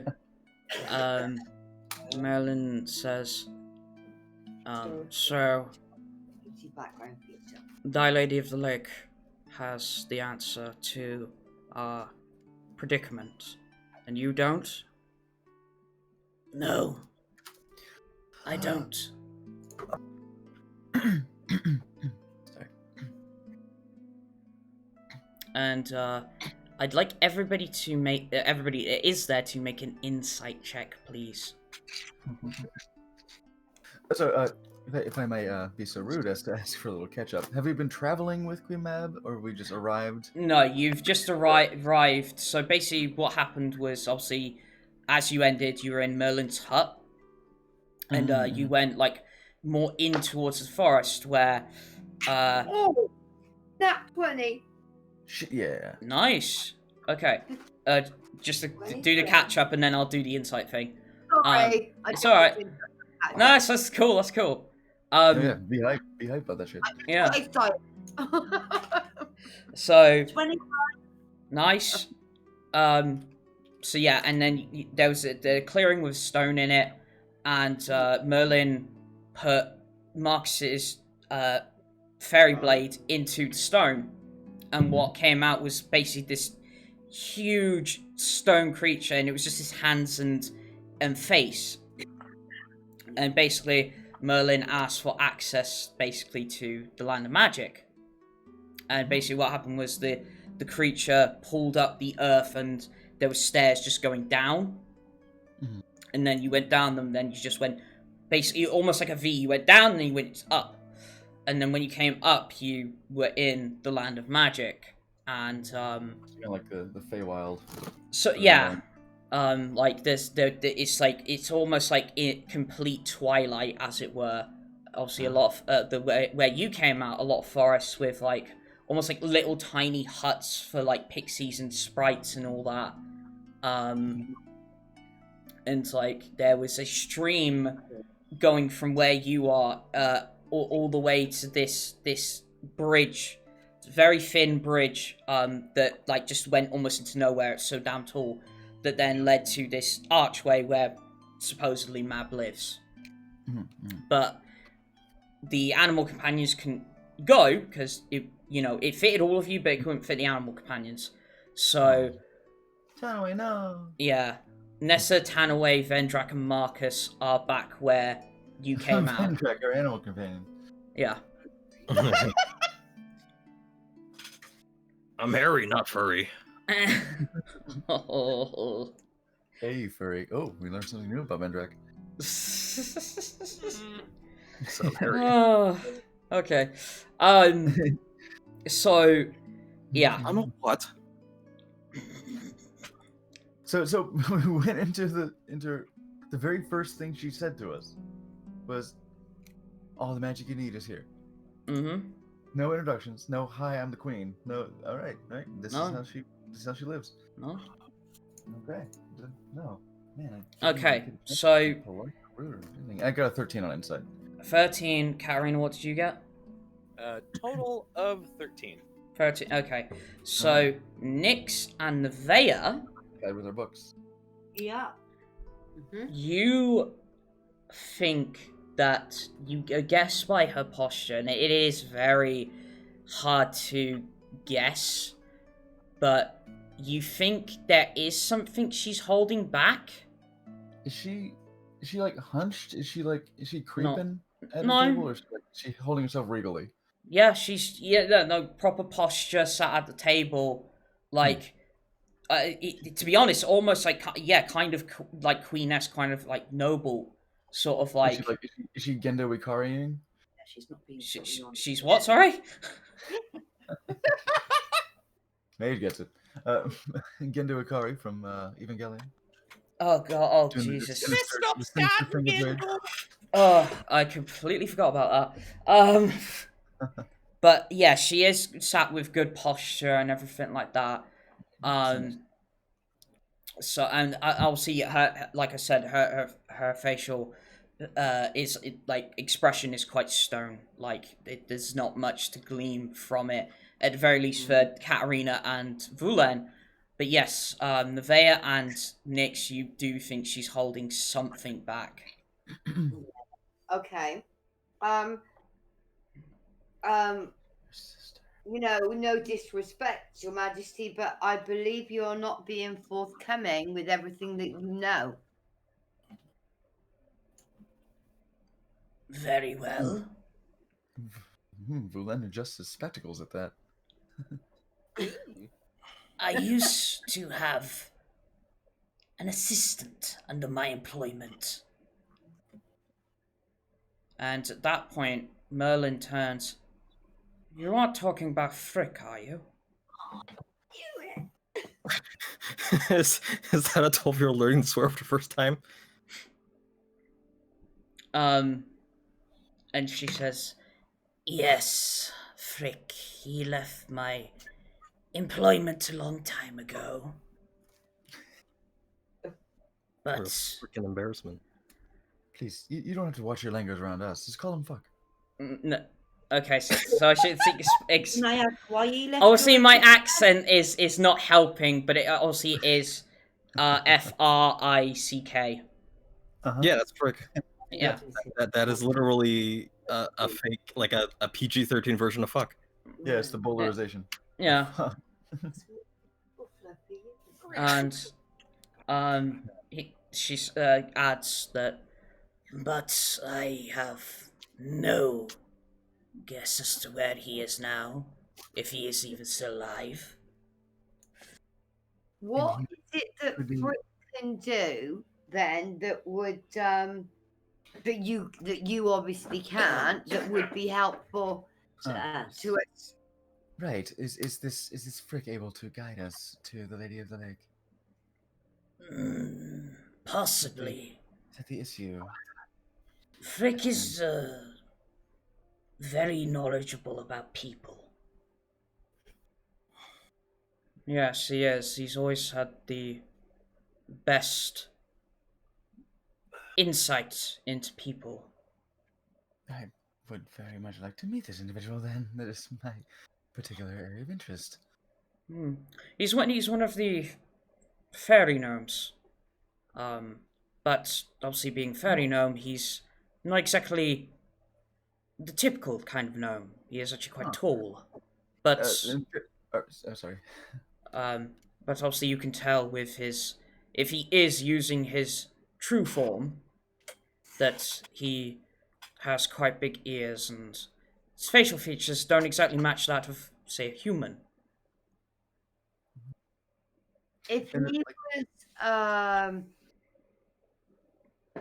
let's say, under the employ of Mab for a long time prior to this, then as well as being very knowledgeable about people, I'm guessing he's also And He you're also knowledgeable about knows- all the books. he also knows a lot that she knows. Yeah. Well, Frick did teach me. Okay, so Mostly. Okay. okay, so he is very knowledgeable and very what's the word I'm looking for? Brain's gone to sleep. Can't think of the word I want.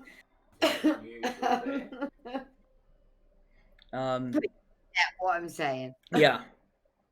Yes, Frick did teach me, mostly. And he is very, very...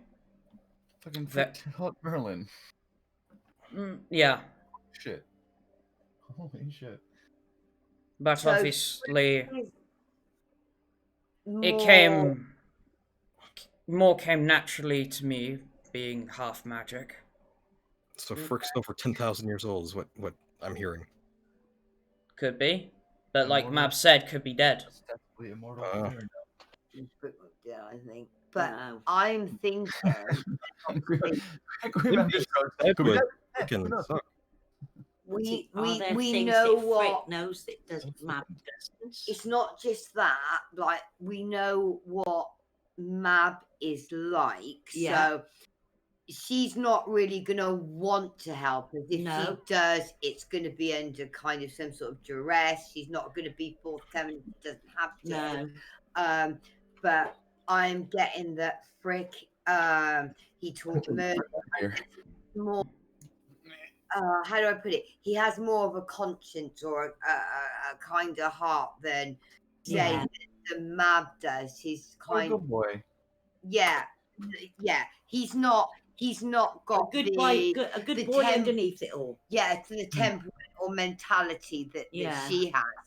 Yeah, but the trouble is, what I'm saying is Frick gonna know more about what's going than Mab or Merlin. I think he'll certainly know a lot, but he'd be more inclined to help us than she is. Whereas,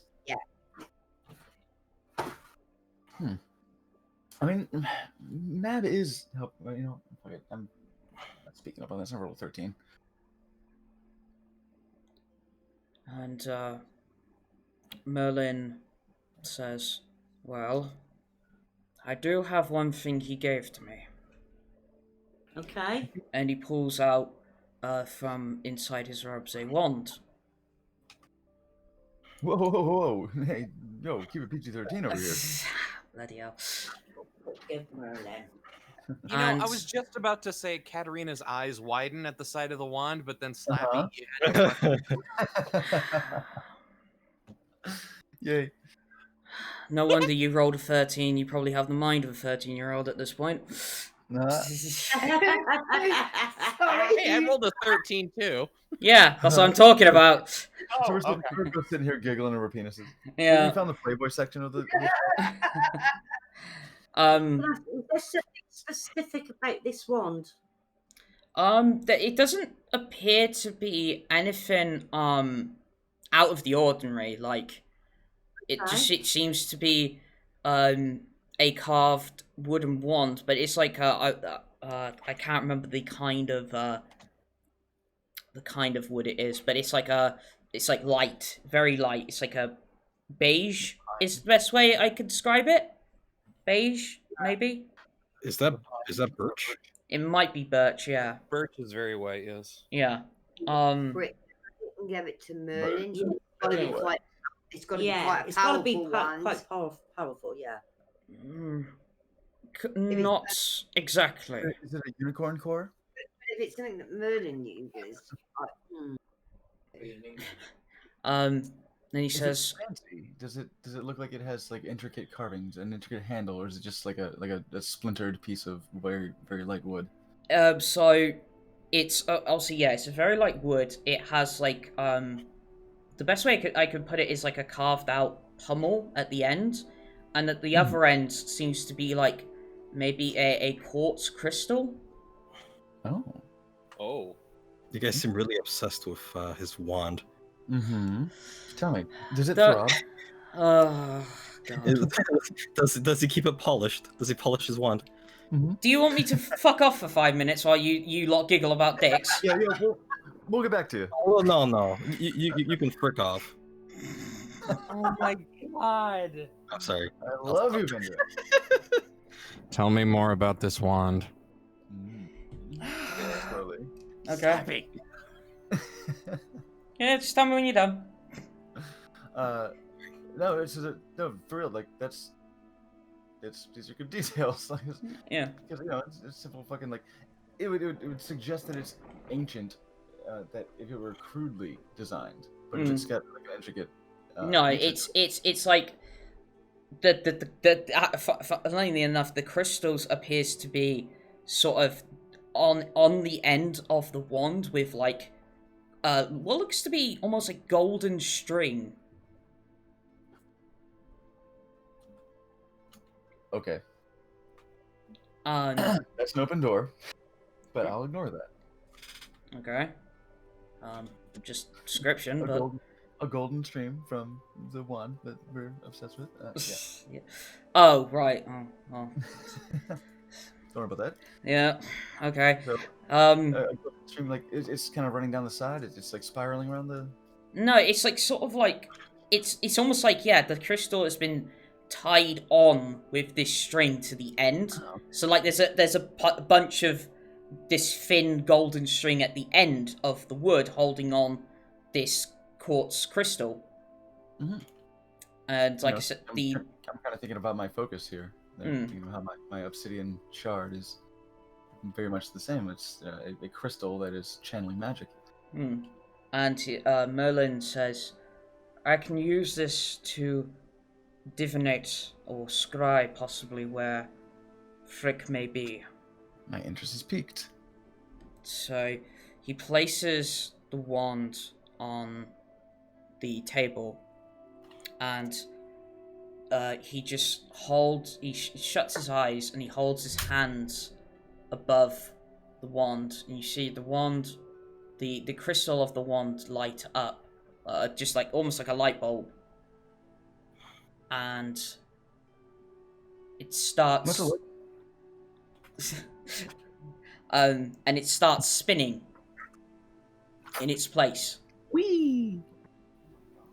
And it then stops. And the direction it's pointing is behind you. I reach in my back pocket. Do I find Frick? No. And then Merlin opens his eyes, and you can see that the light from the crystal goes into his eyes. And Merlin dead. And then it's almost like closes his eyes again, and it's back to normal, and he says, Silverleaf. He's at Sorry? He's at Silverleaf. What? He's a scholar. Well.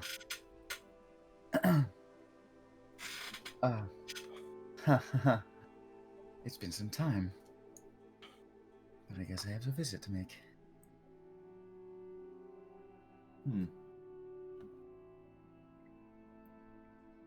Do you... Oh, yes, you mentioned you come from Silverleaf Academy. Yes, I taught there for many years. Do you remember anybody that looked, grey-haired, spectacles, long, pointy nose, very wrinkled? Always. That's a question, do I? Yes, you do, in fact. Shit. Always wore like almost like very much black scholar robes. I forgive me. What is the hat called when you get it at graduation? Because I that's Mortarboard. that he wears that. He wears a black version of that. And he is at least. It's almost stunning because he's one of your former teachers. Yes, Oh, of course. fuck off. What? Yes, really, that's Frick. If you went under the alias of Fudge, I'm gonna lose my mind. Damn it. No, he and Professor Ursula spent a lot of time together. He was always very personable. I had no idea. Makes sense for him to be there. He was always a good teacher and always a good judge of character. I looked up to him very much. I had no idea he was so ancient and so worldly. Well, obviously, there's more to Frick than meets the eye. Believe me.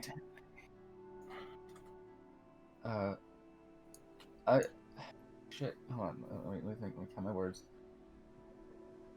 I cast sending Okay. to Professor Ursula. Mm-hmm.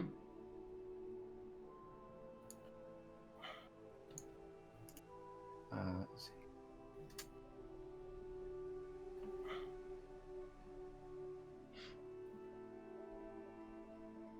"25 words, gonna make him strong."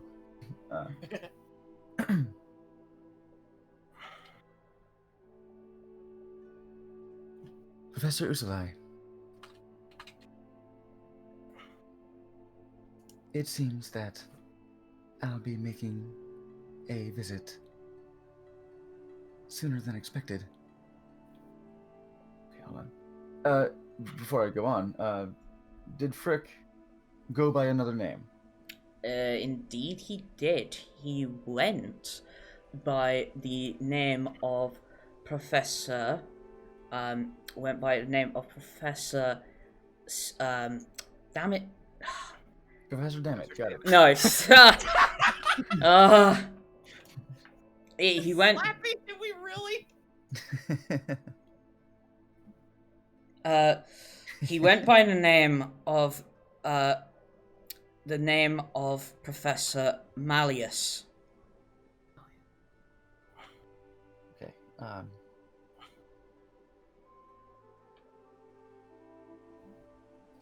Right. Sooner than expected. Got it.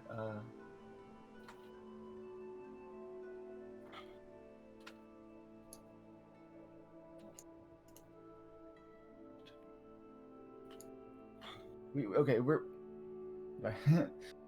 trying to get the geography here. It's gonna take a while if we were to travel by cart, by horse, by wolf. It would take a long time to get to Silverleaf, yes. Silverleaf. And I don't know teleport, so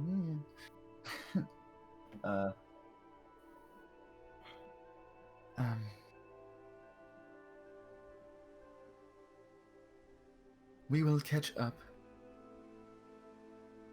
when I get there. But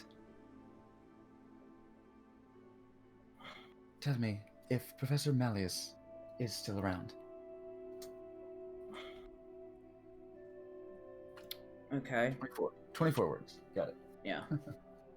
You pooping? You up? About a So- minute or so later, you get a message back. Mhm. So, You can reply to this message.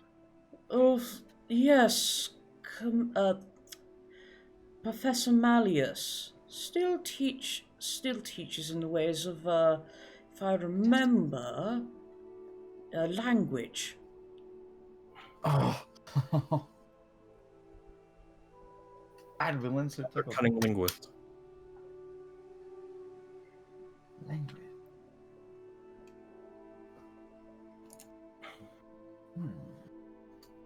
Outstanding. I'd say put on a pot of tea, but you know, already cast the spell. Way out of here.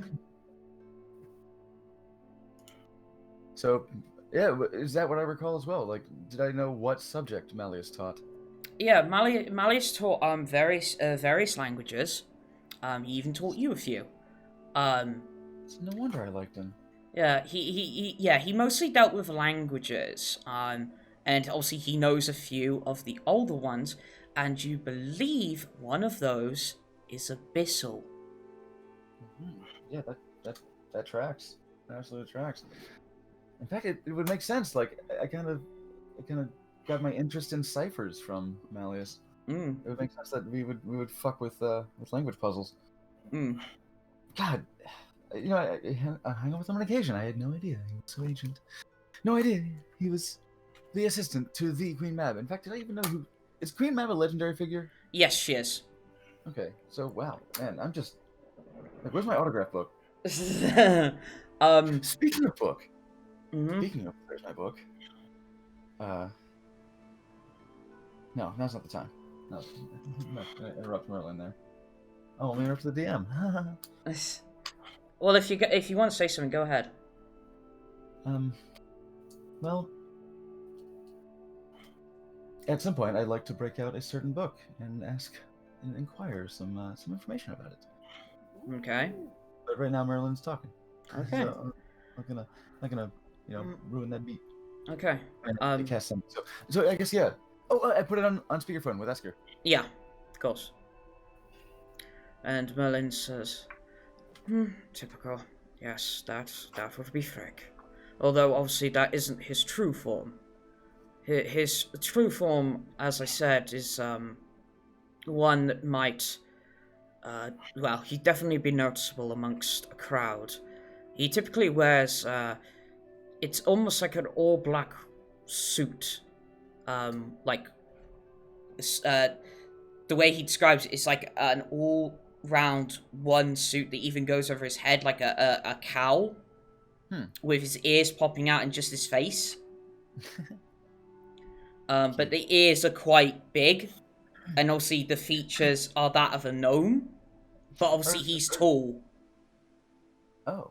Fairy gnomes are known to be, can be taller than normal gnomes. Check my Elizium notes here. Fairy gnomes can be a lot taller than normal gnomes, given the essence that they get from the land of magic, where all fairy creatures originate from, including fairy elves. But if this is obviously, like you're saying, like the gnome characteristics and stuff. If he's otherwise, he's going to appear. We might see him as is more human form. Yeah.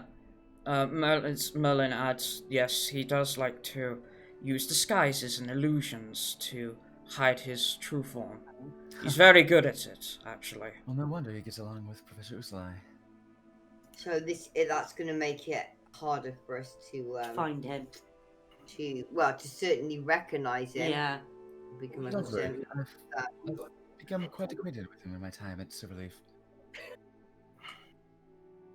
It's nice to come back. Mr. Magic, I'll show you around. Professor Uslai and not magic, are we? no, evidently Frick. Spent a lot of time together. So Well, we'll be able to find him. we certainly have a lot of options in front of us. But, obviously, we are short on time. Yes, it is quite a travel to get back to Silverleaf. Or Silvercrest, which is a few miles further, if I remember correctly. Indeed. A little bit to the west of the academy.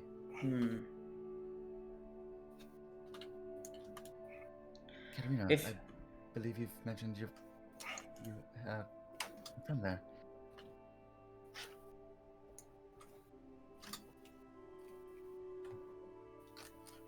Yo, Yes? Katterina. Hey, sexy elf girl, I'm talking to you.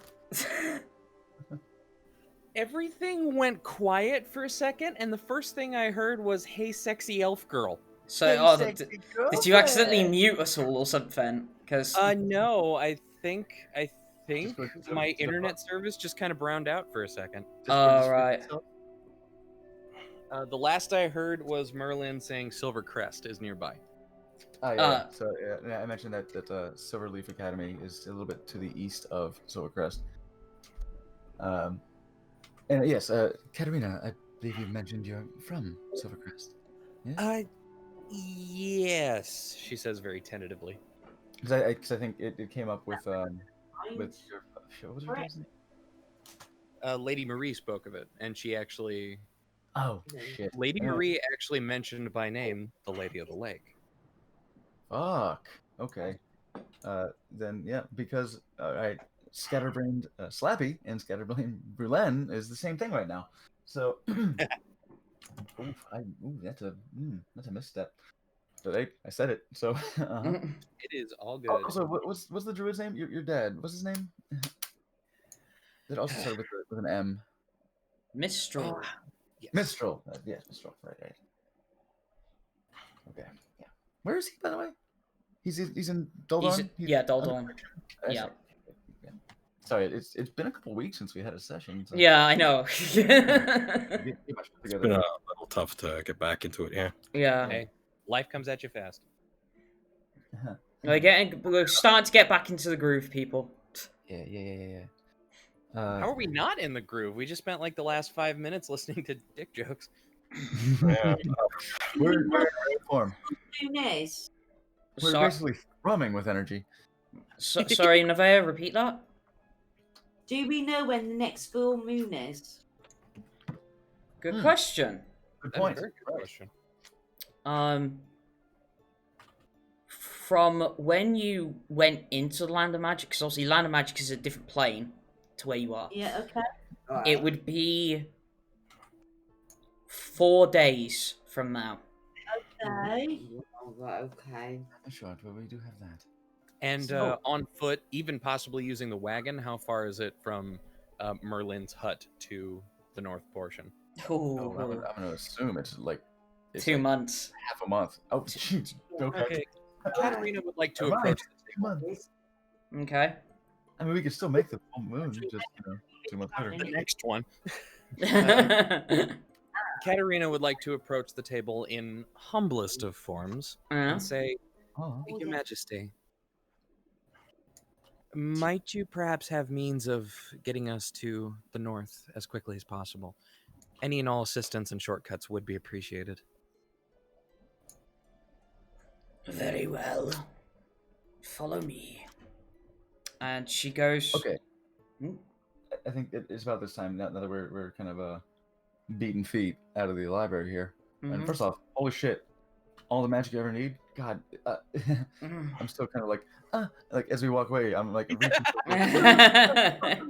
Vulen is adding this to his Yelp queue. Yeah. Right? Cosmic power. Phenomenal cosmic power. Yeah. Speaking of phenomenal cosmic power, I look to Merlin. I say, "Excuse me, I'm still kind of getting out a little bit. Yeah. But excuse me, sir, Merlin. Yes, Master Vulen. It feels weird to call you by a first name basis. Would you happen to know anything?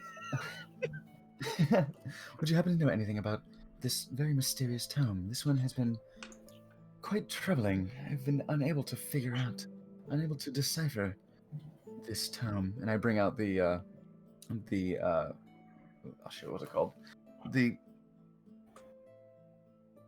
What's Deviant art. I bring out the Deviant art. Mm. The fucking book that has flummoxed me for months. Yeah. I believe it was like it was like the Book of All Divination or something like that. It's been a while. Yes, shit. Um, There are five types of magic, and this is the one that is deviant. Like it's the bird I keep coming back to. Yeah. Enemy notes. Where are we? Notes. Magic. Divergent. There we go. Divergent. There we go. Yes. Divergent. Divergent magic. Yeah. So, do you hand Merlin the book? I do. Okay. I like, I bring it open. I'm holding it upon my forearm, and I flip it open. I'm thumbing through it, and all the pages are fucking blank. And like, in fact, I demonstrate the shit I tried to do, and I take out my quill, and or actually not even a quill. I actually have an ink pen. I take out the ink pen, and I try to write on it, and it just sloughs off. It's like it's laminated. Yeah. So this has been driving me crazy. Merlin Any insight on this? holds his hand over it and looks upon it. So this has been locked from sight. However, if you have true sight, you can read it. I see. Well, I don't see yet, but thank you. Very, very good book you've got there, from what I can tell. I'll have to show my appreciation to Lucy. Yes. Hey, shut up. But he actually leans in at this point, and he says, "However, be careful. Too much knowledge consumes. Believe me, you don't want to end up like Cobb." Sorry, don't want to end up what? End up like Cobb. Oh, well, oh god. Huh. Well then, let's let that sink in, because I'm not going to argue with Merlin, but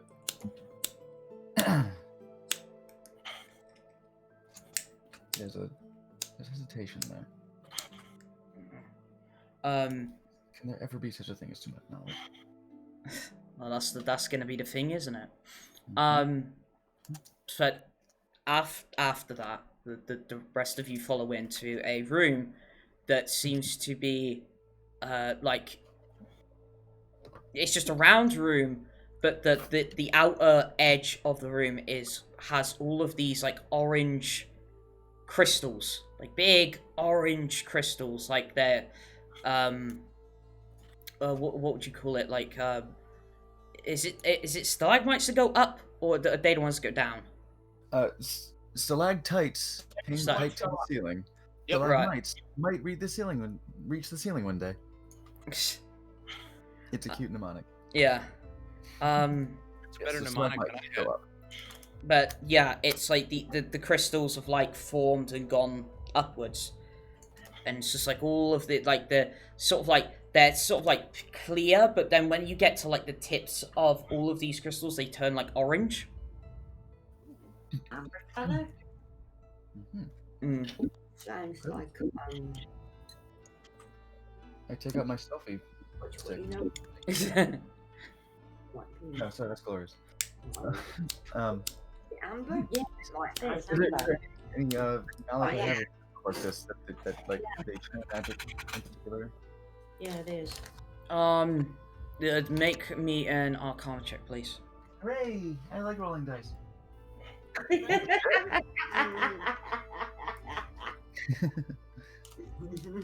Fucking, what's my modifier? 24. 24. So, you think this is like, how could I put this? This is like a, it's like a mix between ritualistic magic that's stored Oh, cool. in crystals. Ritualistic magic. So imagine if like a scroll was a crystal. Yeah. Oh, I grabbed my own focus. In fact, because Katterina was asking about how to make a focus, I tried to draw Katterina's attention to this. What? Huh? This, you were asking about focuses before. This is a profound magic. And I bring out my focus and I compare like this is my focus is how one channels magic. This is even so thirsty for knowledge. I can't I have no choice but to share this with you. These crystals are fascinating. This is essentially, you picked up a couple of scrolls there, right? This is a physical embodiment of that kind of magic. I wish we had more time here, but this should be. I hope this will be helpful for you in your research. She's kind of focused on the crystals, and then she looks at it, and then looks to you and says, well, I mean, we know where Merlin lives now. We could always come back. Yeah, true. Vulen blushes. It's like, we're friends with Merlin. Full on Tamaki from the host club. Just, oh! Oh, God. You're right. So, Gothy. yeah. The books and the scrolls that we found, Mhm. do we still have them, or were we, like, told to put them back? Is it the library? Is it a bookstore? What are we doing? So, if we sort of like rewind a little bit, Certainly. so like they're on the table, but if like say one of you was to say like you know, are we actually taking these or whatever, Merlin would say to you, it's like, no, leave them here. We know where they are. Poop. We can't take them. The scrolls. The book I would understand we leave behind, and we doing our homework there, but the scrolls are left behind. Unfortunately, so. Fuck. What Fuck. is it? Damn it. Do not. And at this point, Merlin places a hand on your shoulder, Vulen. Do not worry, young Master Vulen. Vulen was not saying fuck. Vulen was saying prick. Slappy's angry. But that's fair. I wanted to copy those in my book. But right. Okay. It says, Sorry, do go not on. worry, young Master Vulen. Young. Oh yeah, that's true. No. You'll gain this knowledge in time. For now, we have to save many lives. You're right. Of course you're right. You have great wisdom. Thank you for putting this in perspective. Because yeah, I'm still like reaching back. I'm like, oh, books, no, please, don't leave me. You are an elf after all. You have a long life ahead of you. That's the thing. I think he's going to be very. Of course. But for now, oh, I can't wait. I can't wait to introduce you to my colleagues. Well, They'll never believe it. Mab, you say you have a way of getting us somewhere? Yes. And she takes, like, basically rips off one of these, like, orange crystals from the top of, like, the crystallation that's formed. And she says, crush this with your hand, and it will teleport you to where you need to go.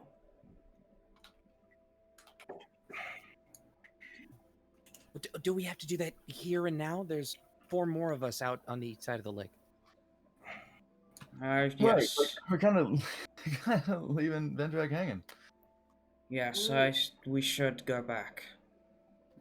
Your animal companions and also Vendrak and Marcus are there. Oh, so the room itself, it's not like a teleportation circle kind of room. So the crystal is Yeah. the device of travel. Yeah. Okay. Yeah. Oh, so we can take the crystals. Yeah, it's Oh, she thank said God. to crush it in your hand. Oh, crush it. Okay. We're gonna need Vendrak. We're gonna need his muscle.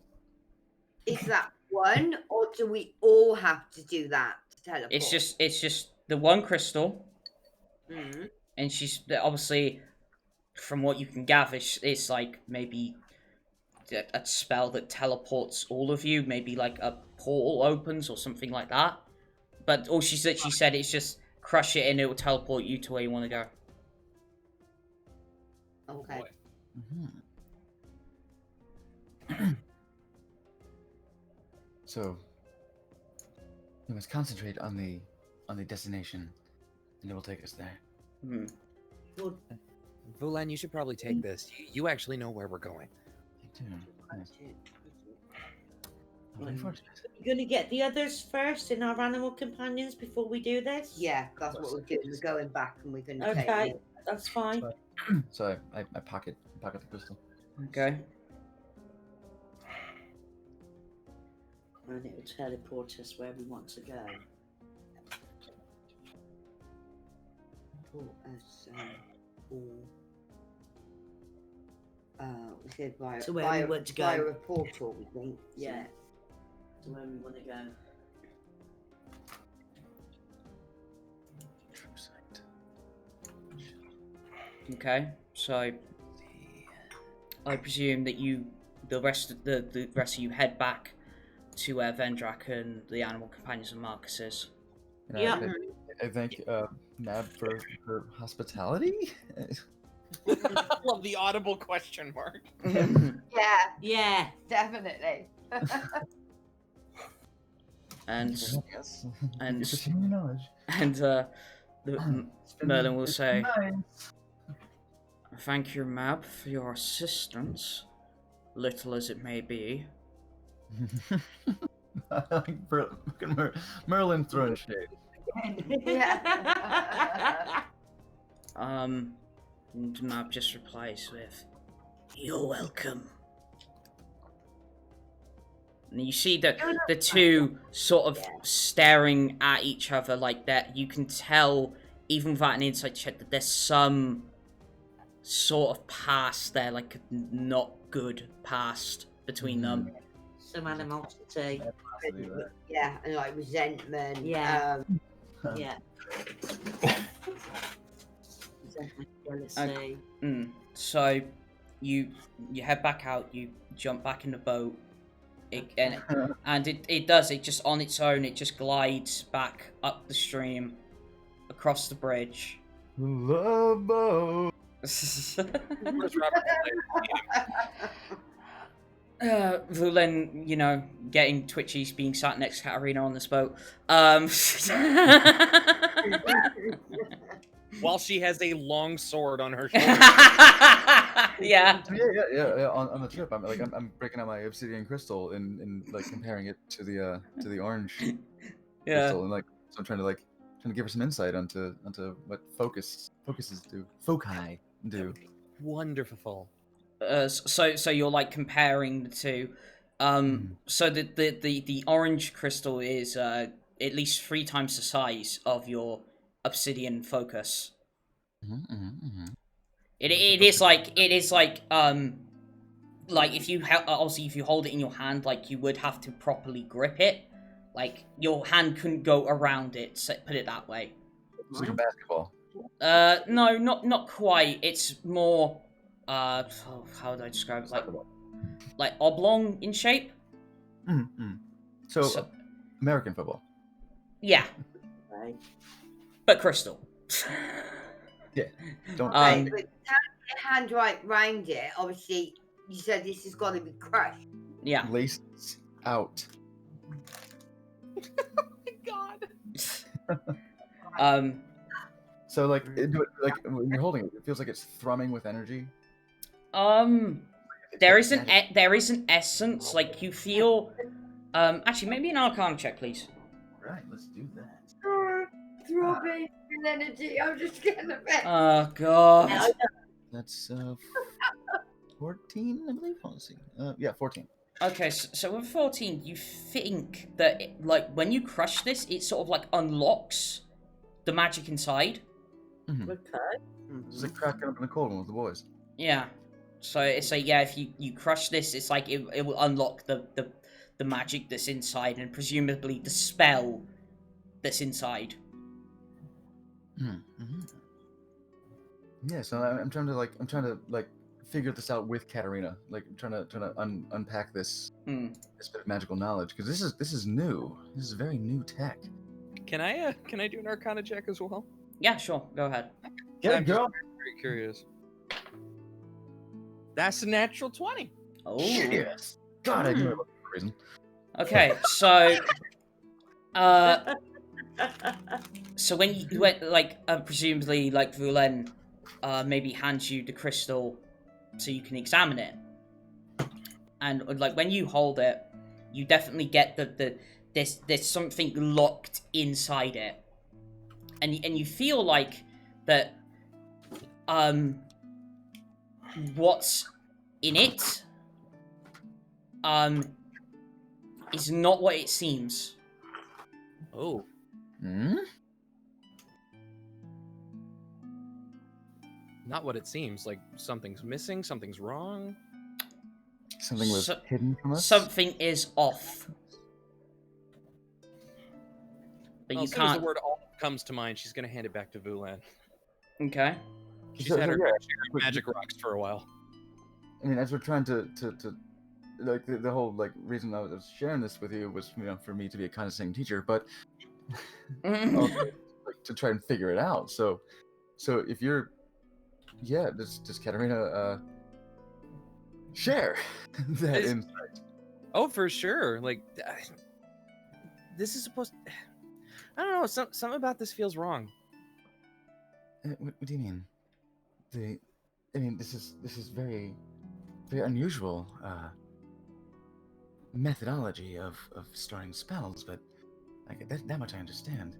It's quite queer to me as well. But what do you mean? Something feels wrong about the method? Something feels wrong about the physicality? I'm not sure. I mean, to like pull back the curtain, Katterina, she has the wand of magic missile and the staff of healing. Outside of that, she's so used to magic being part of a physical being as opposed to a Just kinda rock. barfing it. Barfing So it. the So- fact that she's holding this orange football made out of stone that's just piping with magic, it's just like this almost feels unnatural. So to enlighten a bit more because of the nat 20, it feels like you're being played. Katterina's going to say that exactly. Vulen's eyes go to the middle distance. Thinks about the patrician for a moment. Being played. This doesn't feel right. She's gonna turn to Merlin and say, "Excuse me, sir. Yes, Katterina? Something feels weird about this rock. Like not in a good way. Do you think Queen Mab is trying to, mess with us?" She might be. Hand me the crystal. Give him the crystal. And he's just like, sits there a moment. Yes. Cruising on this boat. It's definitely a teleport spell. If you don't mind, I'll be the one that crushes it in case something happens. Alright. If you wish to crush it yourself, be my guest, but I'm wary of what may happen. All due respect, sir, she seems a little on the vindictive side against you, and we're with you. There was So a palpable tension in the room. If you don't mind, if you don't mind me inquiring, sir, what might have transpired between you two that would cause such I flavored? was created by Mab. You see, I'm half magic and half human. Oh, I have no mortal father. so Queen Mab is My mother. essentially your mother. Yes. I have two mothers, Mab and Very the one who died giving birth to me. Oh, I'm sorry. Daddy. But if I have the legends correct, you also had, well, not a mother, but somebody else that raised you? Your knowledge goes deep. Yes. My auntie Ambrosia. She was like a tiger protecting me. Tiger Mom. Oh shit. At least you wasn't a cougar, ma'am. I'm sorry. I Oh, wow. I was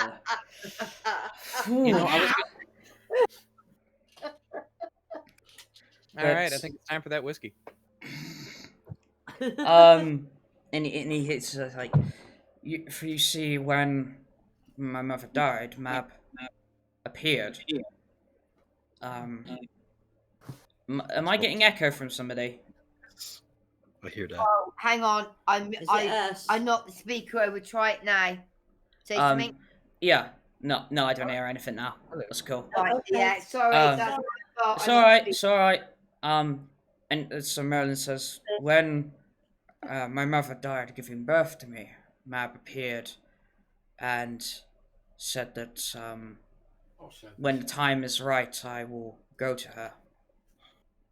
So for my youth, if you will, my auntie Ambrosia raised me. But when the incident happened and my magic revealed itself, it was my time to go to Mab and learn about the ways of magic. So, Which took But me. obviously something went happened. to Mab.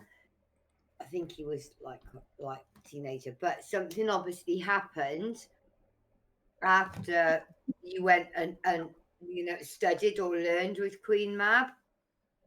That I found out that she let my mother die, and that Okay. and that my auntie Ambrosia, in the time I'd spent in the land of magic here, was very ill. She was dying. Okay. So I found this out thanks to the Lady of the Lake. So I went home, and Mab was there, and my auntie Ambrosia was on the verge of death. She killed her like she killed my real mother. she actually killed her. Through lack of action. Yes, because I was going to say, could she not have saved her with Yeah. as powerful magic-wise as she is? No, that's it. But she obviously didn't. I understand. Are you guys still like pretty far from me right now? Sorry. Just want to wonder if I should be piping it at all. Because are you guys near yet, or are you still? Like, like from your distance, they're about like maybe 70 feet away from you at the moment. They're getting close. They're getting close. Sure. Oh, okay. So we're tooting our way to Yeah. port. Well, I was asking just to see if I should put input in there because you will in a moment. Merlin is screaming his life story. And he continues, and so I swore that I would never use magic unless it was to defeat Queen Mab. Okay.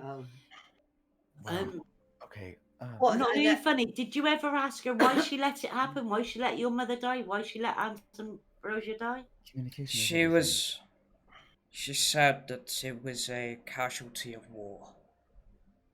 So she was fighting to save her people. Selfishness, really, yeah. It's anything. It's like regarding Merlin to serve her own purposes. Yeah. So she doesn't. To make sure. She doesn't care. To make sure he was dependent on her. Yeah. So she doesn't care who gets hurt or who dies in misery shit right there. that pursuit of So. To an end. Yeah. But yes, originally she made me to bring the people back to her. Okay. But to serve her purpose. Yeah, to serve her purpose, yeah. But I swore upon the grave of my mother and the grave of my auntie Ambrosia that I'd never use my magic unless it was to defeat Queen Mab. Which in time I did. Okay, and have you? I mean, I'm guessing. Obviously, okay, you defeated Queen Mab, but I'm guessing that you have. You have that you have used your magic. Yeah, but he's defeated. We need to destroy. I was chosen by the goddess Hecate to be one of the watchmen. I was charged with leading the watchmen in defeating Cobb, which obviously I thought we did, but clearly turns out that we misstepped. Okay, so you're saying obviously you had to use your magic in that endeavor. Yes. Okay. But it was obviously for a good purpose, as far as I Mhm. see it. Yeah. Yeah. Yeah, absolutely. Yeah. But okay. obviously, given recent times, we were unsuccessful. Okay. And we lost 8 of our kind, if you will, in the battle. Actually, And 4 left. And this- of course, even with defeating Cobb regarding the phylactery, we're not even ready No, enough we're to go nowhere and get near, that. so I don't know if I can certainly understand the tension, the animosity there. If one has power, well, there's definitely reasoning, isn't there? I Mhm. certainly can't. the reason for you see as well, Master Vulen, the reason the reason why I told you that knowledge can consume, because it's what happened to Cobb. Right. He Cobb was something before. was a wizard. He was a wizard. He was taught by Hecate herself. Huh. I was not the first of wizards, believe it or not. So Magic was hungry and Cobb was looking like a snack. He This sounds like at least 70 feet worth of conversation. So I guess we're saying this as we're stepping off the boat. yeah. So Vendrak is there, Yeah, Vendrak, you are, you're all together now. and Tanaway chimes in. He's like, "Magic can consume Okay. power." Okay. And so, someone who had been in close contact with godhood thirsted for that power. Exactly. And drove him mad. Drove him to become a lich. One of the first liches as well. I cannot. The power is Well, but a means to enact one's true self. Cobb, I'm sorry. I don't mean to contradict you, Master Merlin, but the idea that there could be such a thing as too much knowledge, I can't get behind that. Knowledge is but the absolution of fact, the absolution of truth, the acknowledgement of what is. Power. Cobb was corrupted by power, with heavy air quotes there. Corrupted by power, inasmuch as Cobb was always corrupt. This is the kind of individual who always was going to be what he is. Instantly acquired the means to actualize that. At least in search of the means to actualize that.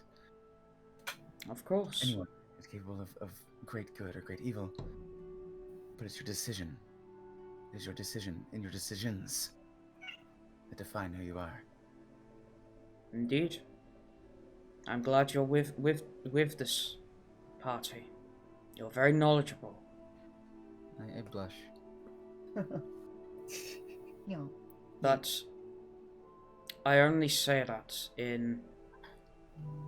from experience. I'm not saying it will.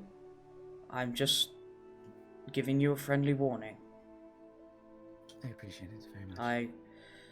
I know I haven't known all of you very long, but I do not wish to see any of you come to harm, either, nor anybody else in this world. Yes, I feel almost that we have you at a disadvantage because I've heard legends of you all my life. Well, legends Well. can be exaggerated. Believe me. Of course, I've heard legends of your mother as well. Yes, well, And I've heard legend. Oh, I've heard legends of most of the Watchers. in my periphery, notice Marcus. Mm-hmm. Try not to. I'll make a fucking performance check if I deception or whatever. If I Alright, keep if it you under want wraps. to. If you want to. Let's see. Keep the blood dice. What do you think? In order to not make it clear that I'm being kind of a bitch right now. Okay. What do you Okay, think? That would be a well, deception, a performance? Deception. Deception. Okay. Let's see. 16. 16, okay. Continue. Okay. I've heard. Yeah. Like I've heard legends of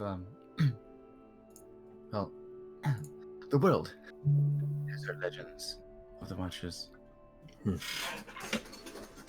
Sometimes, I understand. Legends can exaggerate, you're right.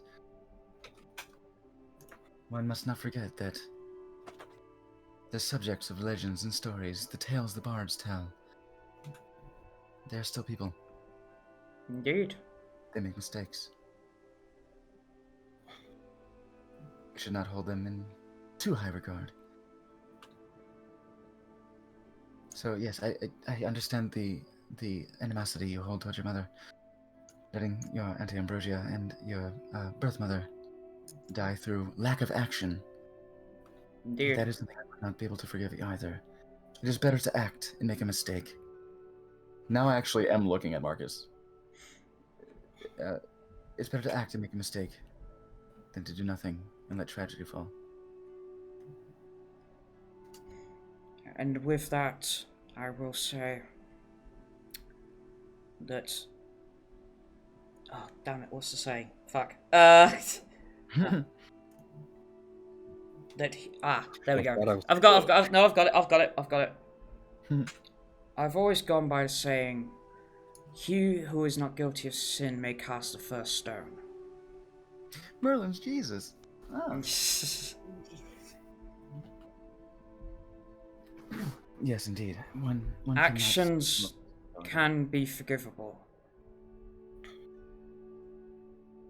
The lack of action is not.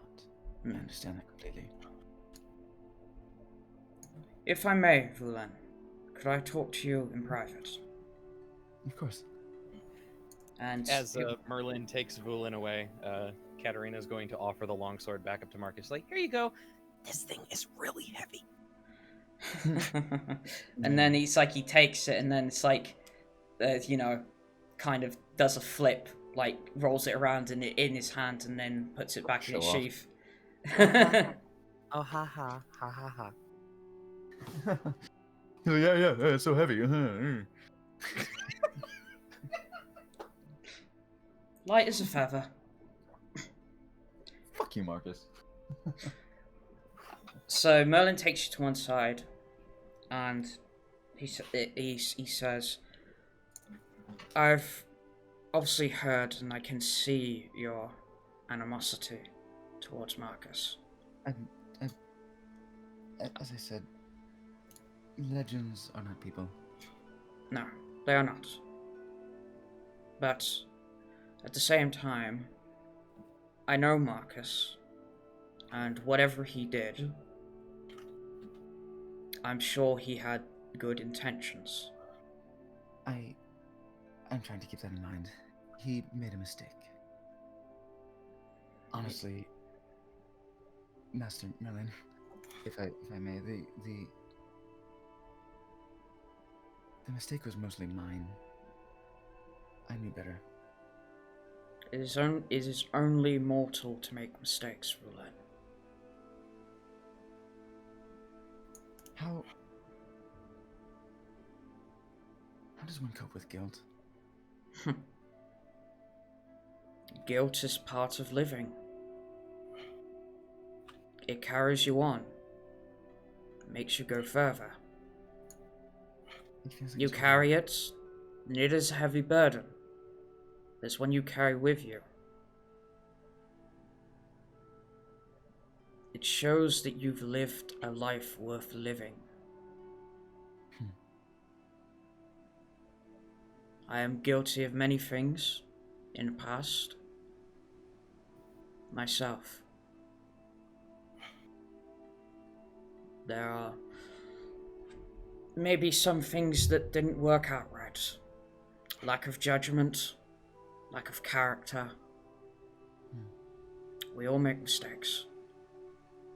I just want you to know that I trust Marcus with my life. I was there with him. We all were. Well, the Watchman, I should say.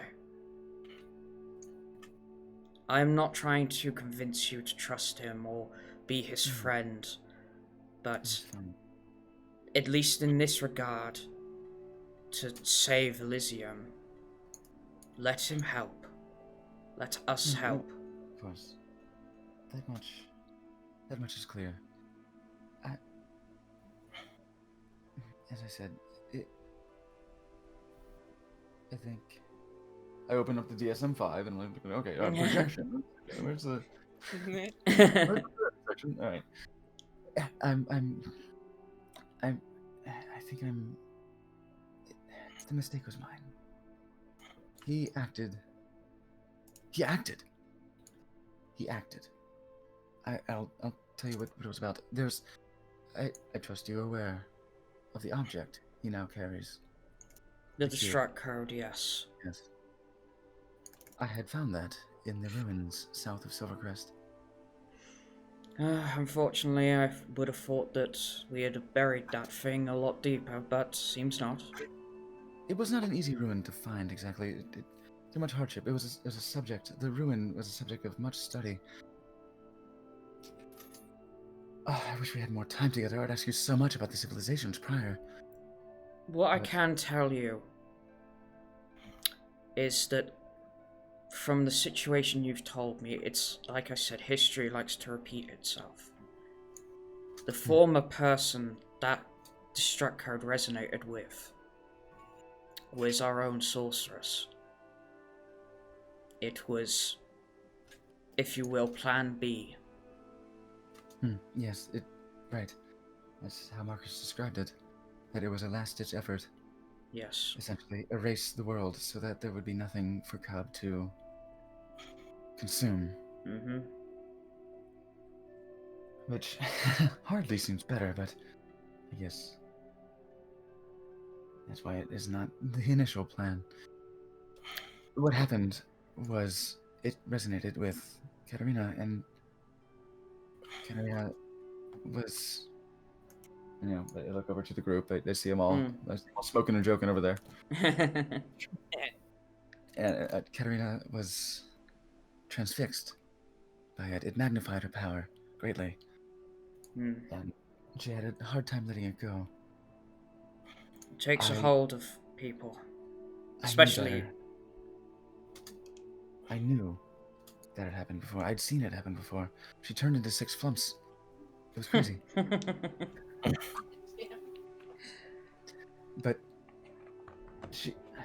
it took hold of her. I should never have given. I should not have given it over to her. I'd seen what it does. I've seen how it acted. I've seen the visions. I've seen what it is. I knew better. I trusted Marcus. And of course, he knew exactly what this was. I resent his recklessness in asking for the cube in the first place. But I resent mostly the fact that I gave it to him. Gave it to her. But he acted. And that, I cannot blame him for that. He acted. He saved her. He cut her hand off. But he saved her. I think, correct me if I'm wrong, but I believe Marcus was trying to confirm if it resonated with her. Oh, yes, that's right, yes. Yes. Believe me, that is more... Obviously, it could be seen as reckless or brash of his actions that he did harm your friend. But I will say on his behalf that sometimes we do need to confirm these things to know what we have. believe me, we don't want something of this power to fall into the wrong hands, to resonate with the wrong person. Imagine this, Vulen. Imagine if this fell into the hands of Carl. Imagine if it resonated with him. Is it not better? Could it be unlocked by Cobb? Given his power, possibly. But is it not better that it is in our hands and it is resonated with somebody we know and can trust? Of course.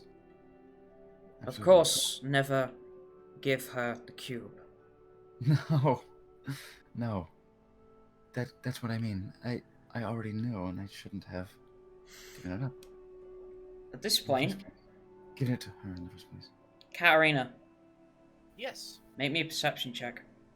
Perfect. I'm not sure why I said it that way. That is an 18. Yay. Alright. So, you're starting to kind of unwind, and it's just like, what, like, I'd imagine it's like, sort of like eavesdrop a little, just slightly interested maybe. And you hear about them talking about the destruct code. Mm-hmm. Did I hear that entire conversation? Not the entire conversation. I would say you sort of chimed in when they started talking about the destruct code and like you not having it in particular. Oh, okay. And because you heard that, I'd like you to make me a wisdom save. Jesus. Start jonesing. Sure. I just start coughing uncontrollably. My hand starts to... Son of a bitch. 15 on the nose. It's like... you just barely push the temptation down. It's like, Marcus has it, but it's like, no. It's like you battle in your mind essentially of I want it. No, it's not good. I don't need it.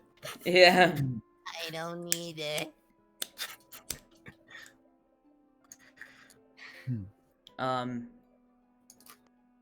Eventually, so Merlin, continuing the conversation, Merlin says, I think we've talked enough. I think we need to get moving. As you say, action. Your insight. I appreciate that. But yes, let's act. Yes, certainly. And the two of you return back to the... Sure, it's going to be safe. Well, I can't be sure, but I don't like being played. Yeah, but all you got to do is go in the kitchen and sort out what you want to do, darling. You might want to mute on your end. Yes, yes, sorry. So he says, well, if you would like, I'll crush the crystal. If you prefer, though, you could do it yourself. I'm just wary of what may happen. But As you say, it does contain a teleport spell. I guess if the we destination of question. Yes, as long as we stick together, we should be fine. Should we hold hands? Should we group hug? What do we do? Do we sit in a circle? Get in a pile? Just stand close to me. All right. So, it's like, I at this point, I do want sort of a vibe of like, are you agreeing to Merlin crushing the crystal? Yes. Yeah. Katterina, Vendrak? What crystal? Of course. Yeah, by the way, Vendrak, there's this big rock. Who has it right now? Merlin.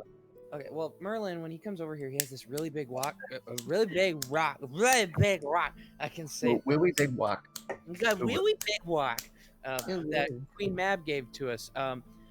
Oh yeah, are you dressed? Like, are you ready for more cold? Probably, because we're about to head up to Silverleaf. All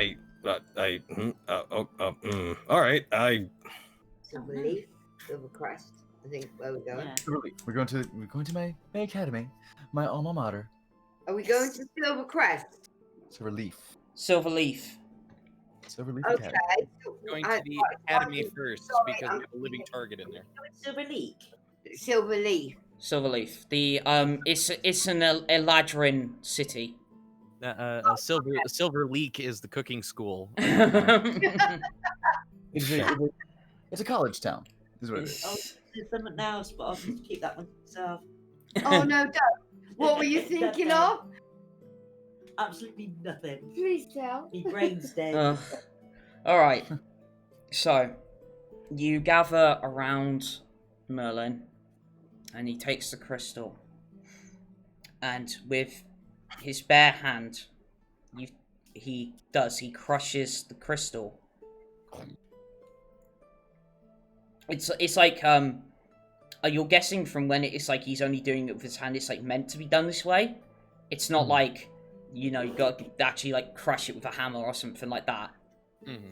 I thought it was quite big though that you couldn't get your hands around it. Well, you can hold it, but you can't get your hand around it. Okay. So like, but basically he crushes it by closing his hand. Like what? Like both hands? No, one hand. Oh, okay. Got big hands then. Okay.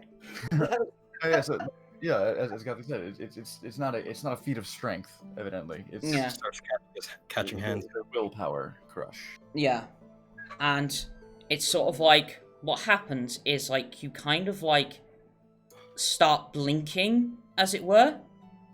It's like like you start blinking in and out, as it were. Oh, kind of like we're there, we're not there, kind of. Yeah, and then you land, and then in a moment you are in almost pitch darkness. Okay. So we reappear somewhere that's like pitch black. Mm-hmm. So I have dark vision. I think some of us have dark vision. I I think we all have dark vision. Do as well. Yeah, I guess. Oh yeah. I guess you do. Huh, I thought maybe yeah. SMR. You were. Right, yeah. Yeah, we all. I think it's Great. everybody. So but it's darkness, so that suggests it's magical darkness. No, it's like it's a normal darkness. You're in what appears to be a 20 by 20 foot stone room. Yeah, it's gluten-free darkness. And 0 calories. All the dark. Great taste, less darkness. and in the set, like you sort of land in one of the corners of this room, but in the center of this room is like a what would you call it? Like a dais. On it is a box. It's a small box, not even a foot long, by like maybe 6 inches. It's a mimic. Kill it.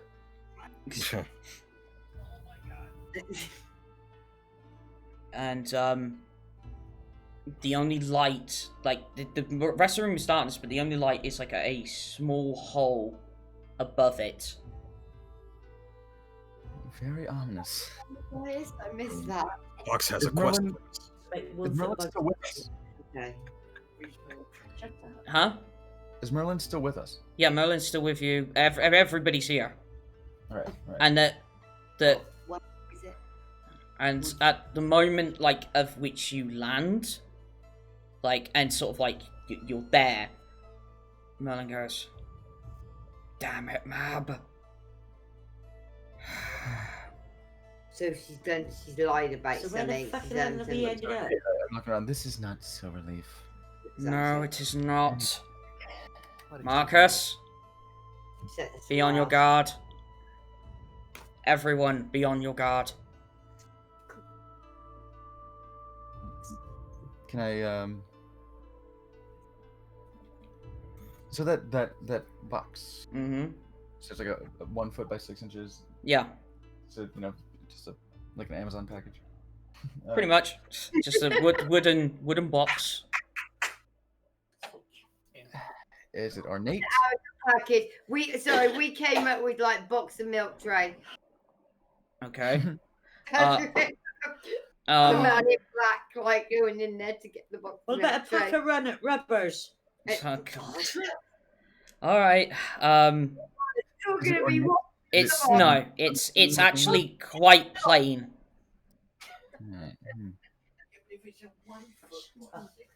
I'd like to creep up on it and check it out. Being on my guard as Merlin. Yeah. And you see that, like, at this point, Marcus has taken out his sword. You know, being on guard, and there's only one door, and it's like there is a door. There is a door. Yes, it's This box. Look at the door. So the door is a metal door, and it has like the barred window, small window in the door, and it just leads on to what appears to be a long corridor, like dungeon-like corridor. I was thinking that, are we in a dungeon? Yeah. But it's not only that, regardless of what is in that box, my concern is if we actually lift that box. Yeah, is it going to that be like a something's Pandora's? gonna happen. Yeah. I think It's going to there's be like something opening a bit- Pandora's box, isn't it? I don't even mean opening it. No. I mean if we actually move that box, True. that something could Yeah. potentially happen. Like I said, like we've ended up somewhere else. Queen Mab can't be trusted, clearly, so we don't know what we're in for now. And so yeah, you've got the metal door and the box on the dais in the middle. Like a heavy iron or steel or whatever. I guess I'd like to check the handle of this door. Would you have considered a time that we were away to be like a short rest? Yeah. Okay. So you try the handle on the door. It does open. It opens, yeah. Oh. And when you open it, it's sort of like the corridor in front of you, sort of like the sides of the walls sort of light up as the reflection from what looks to be almost slime-like on the walls. Okay. Lovely. And like the light from the that's protruding onto the dais is like reflecting off this slime wall, if you will. Man, I thought we left the slime tunnel back in Tachikola's. Not that kind of slime. Oh my god. Yet again, people, I have lost control of these children. Welcome to Blackstorm, folks. So, I turn back to the group. Shall we?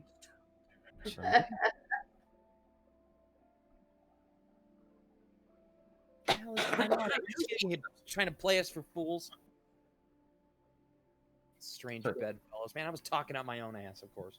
And did you say you were going to say something, Vulen? Yeah, I kind of gesture to the hallway. I say, "Shall we?" I look up at the pinhole in the ceiling that's shining a very ominous and obvious light onto the box. Say that. It's too easy. Marcus comes forth and obviously looks down the corridor, and you see his eyes sort of widen. And it's like,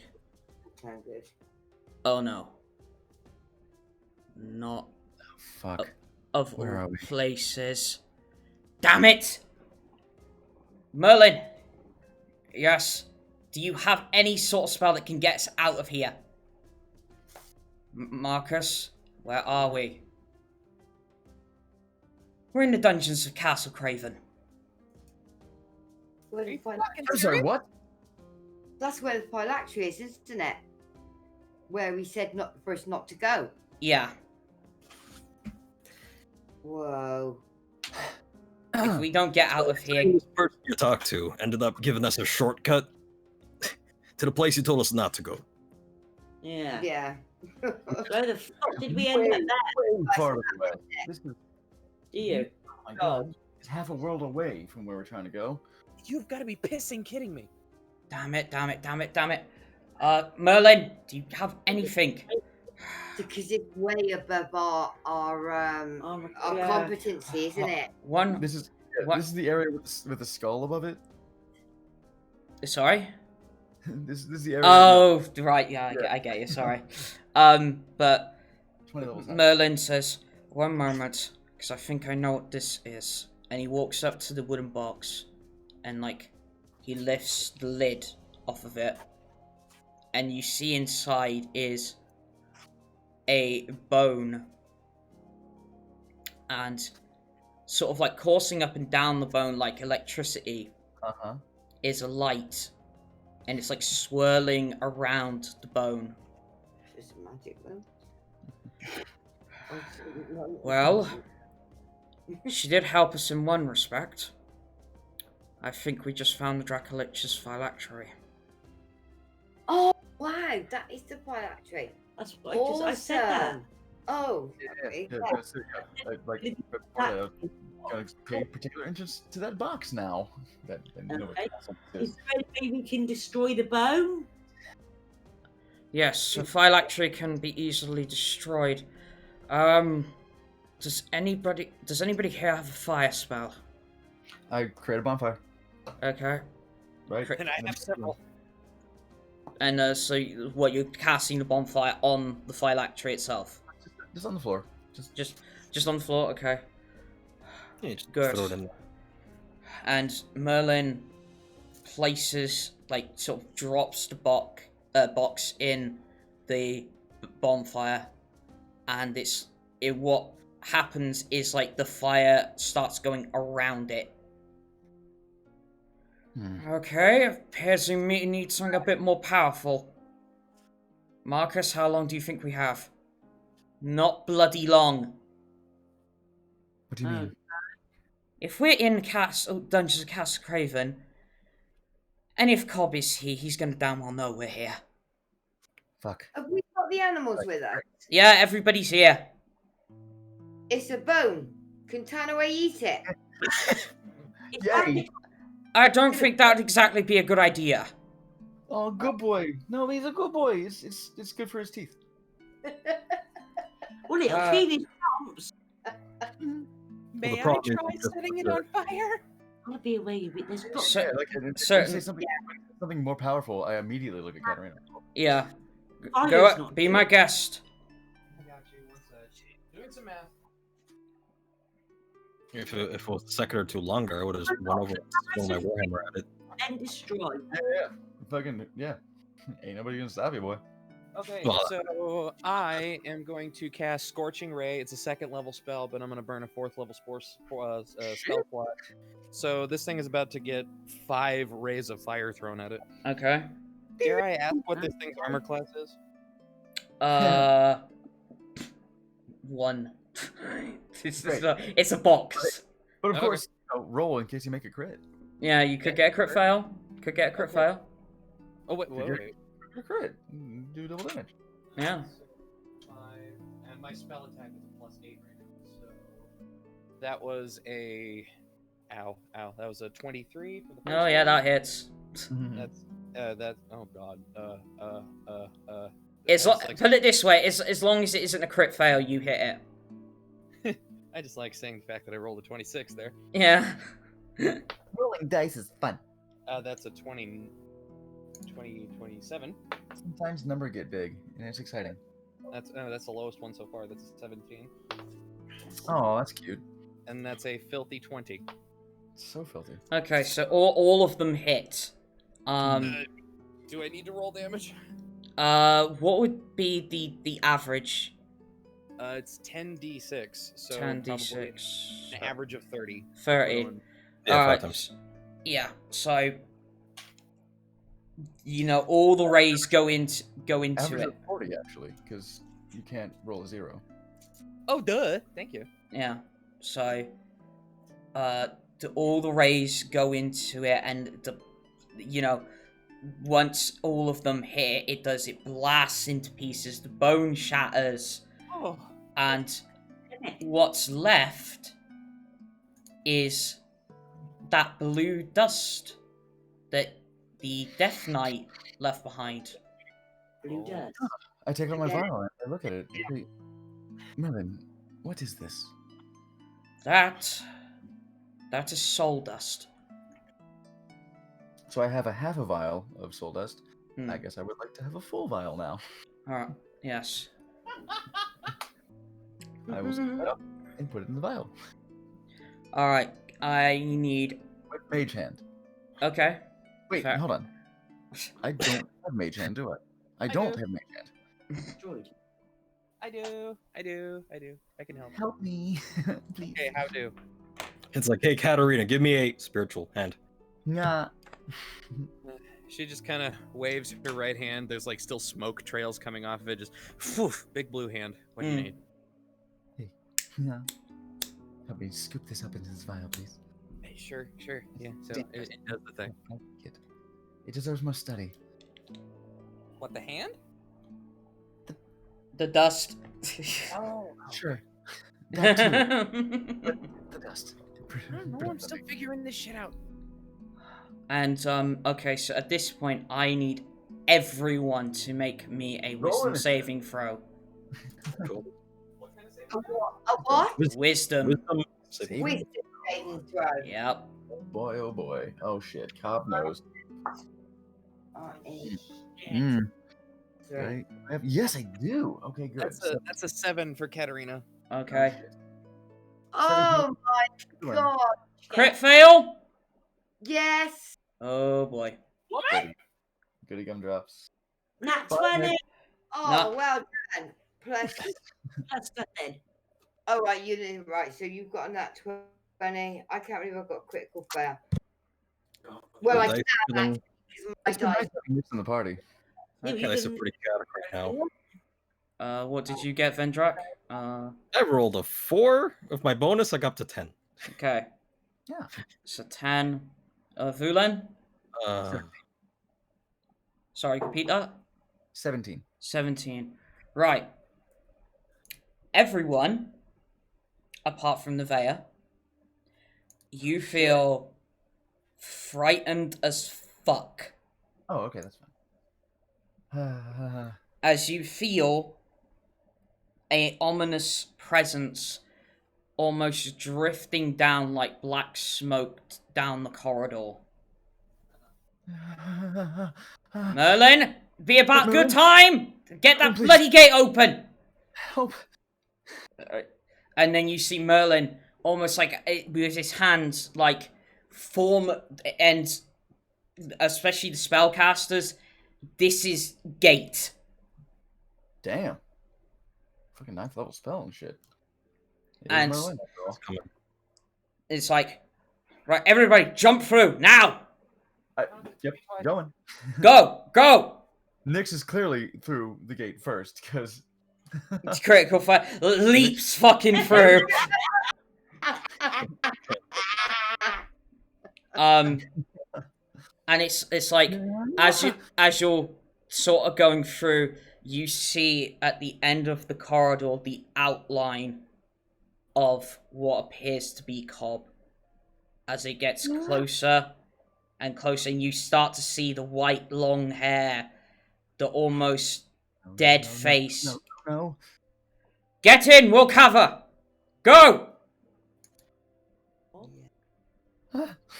And it's like all of you, including the animals, go Yeah. through, and the gate shuts. I guess. Yeah, I was about to say, I'll grab like Noe back to the neck. Just bring him in. but Marcus and Merlin don't go with you. Shit. We Fuck lost. that! I'm grabbing Marcus. Yeah. Marcus. We lost our guest characters. Oh no. Oh my god. Oh shit. What are you Q. doing? No, the gate's gone. That's it. You've gone through. Yeah. So like, with my 17, it doesn't really make a difference. But I think I'm like I'm concerned for my friends, and the fear I'm feeling. I'm trying to protect Vendrak and Katterina. Go! And I'm pushing them through, and I go through. Yeah, it's like you almost get shoved through as well by Merlin and Marcus, who are like covering the gate, and then the gate closes with all No, of that's the not me. I grabbed the fucking wolf by the neck and just. yoink. Strong arm the puppy. Yeah.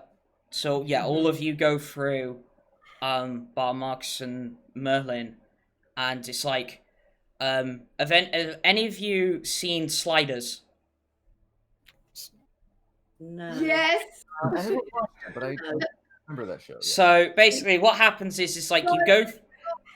What slider? Oh, the program. Well, my mum knows what it is, but It was on Fox in the late 90s. yeah, Jeremy O'Connell. No, I don't think. and John Rhys Davis, It's the burger Yeah. type. Oh really? yeah, Think. and He has a thing that looks like a remote control, and it opens like this portal Oh, okay. kind of thing. No, I haven't and seen it. they jump through. Okay, no, I haven't seen it. Yeah. Like a late 90s Quantum Leap, I guess. yeah, it was pretty good. I really enjoyed Sliders. Anyway, Or, but anyway, what happens is as you all jump through the gate, like typical Sliders fashion, like it's all boom and one's crashing on top of the other. It's like boom, you hit the ground. It's like and then it's another person. It's just like it hits. yeah. Yeah, so we all run through the Stargate. And it appears, because as you land, it's very cold, and you realize Ah. you're on snow.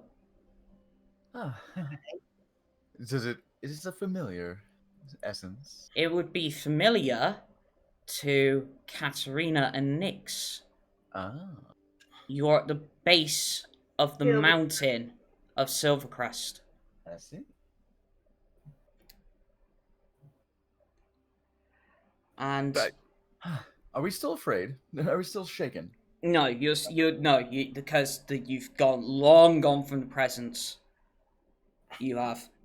So it's no longer. And just emotionally maybe, but Mm, it's no longer having the effect. Okay. yeah. Is But everyone okay?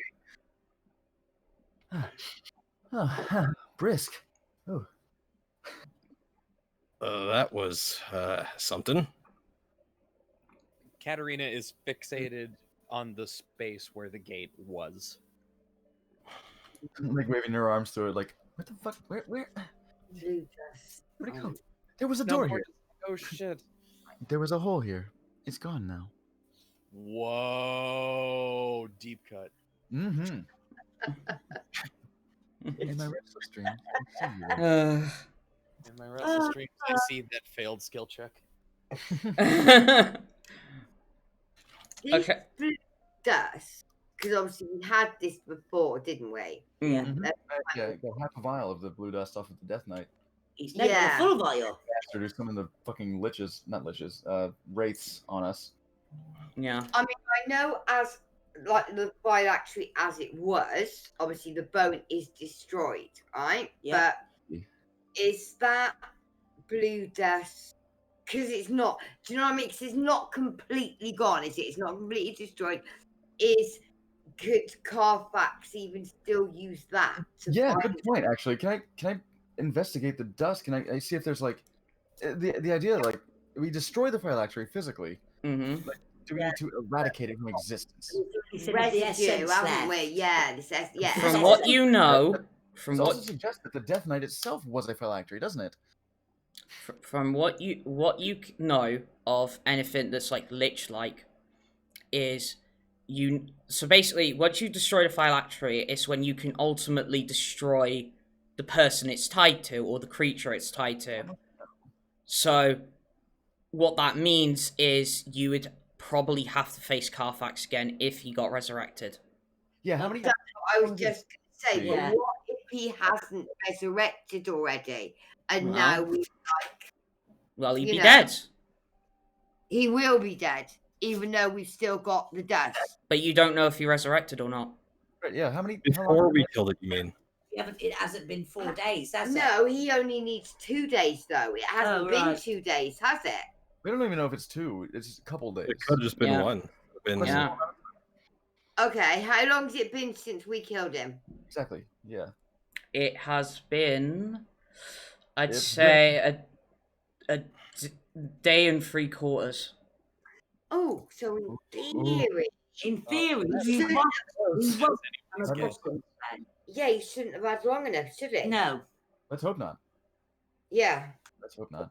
yeah. Oh, So, yeah. Fingers crossed. yeah, well, that's fucking sweet. Yeah. No, okay, no. Okay, soul dust, Yeah. but we were informed. Mm-hmm. The most powerful force in the universe, we Mm-hmm. were told by Marcus,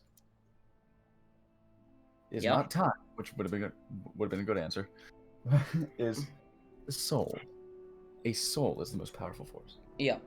Okay. So this is the remnants of that power. Mm-hmm. Then it is not the remnants of the phylactery, it's a remnants of the power. Yeah. It's remnants of the soul.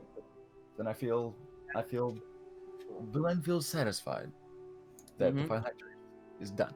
Yeah. Now we have mysterious power in a test tube. I'm a little more concerned about the potential of him getting 2 new phylacteries. Mm. Yes. I cast sending. Yeah. To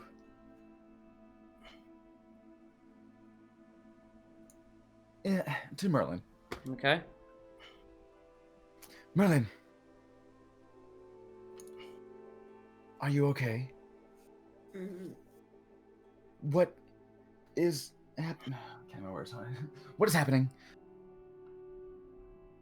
Please. Come join here. us. It's too dangerous for you and Marcus to stay there. Marcus has the cube. Damn it. All right, 25. Say, Merlin, are you okay? Say, Merlin, are you okay? You hear no response. Oh, fuck! Stop cussing. So yes, Oh, frick now. You're saying stop cussing? I haven't sworn once today. I'm sure you How have. fucking dare you? Whoa. Alright, calm it a bit. Yes, you are. No, I haven't. You shut your mouth. I'm really excited, all right? People in the back of the classroom. Manners. Alright. You can relay this message. Yeah, you get no response. Fuck. Right? Cobb He's would busy. know, isn't he? He's busy, I hope. Yeah. But Vulen, Yeah. Mm-hmm. I'd like you to. Also Just roll me a perception check, please. For perception. Yeah, not passive. Oh, if only, because it's amazing. But ooh, that's actually better. Holy shit. 24. Alright. You seem to remember as you went through, you got shoved in by Merlin. Mm-hmm. And you think he dropped something in your pocket. I am simultaneously relieved and concerned. And in your pocket is the wand. Oh. Well done. Oh, okay. He Mhm. slipped his wand in me. All right, nice. And the destruct code. And okay, all right. Wow. All right. Go. I didn't expect the wand. I did not expect the wand, but okay. Go. Anything else? That go along with the cube then. So I pat my pocket. I cast sending in my casting of sending in my I'm Esker's mouth is open, and I'm gesticulating like I'm Italian. Yeah. Bibbity bopping all over the fucking. Merlin, are you okay? Are you okay, Merlin? And I'm doing the Michael Jackson lean. Are you okay, Merlin?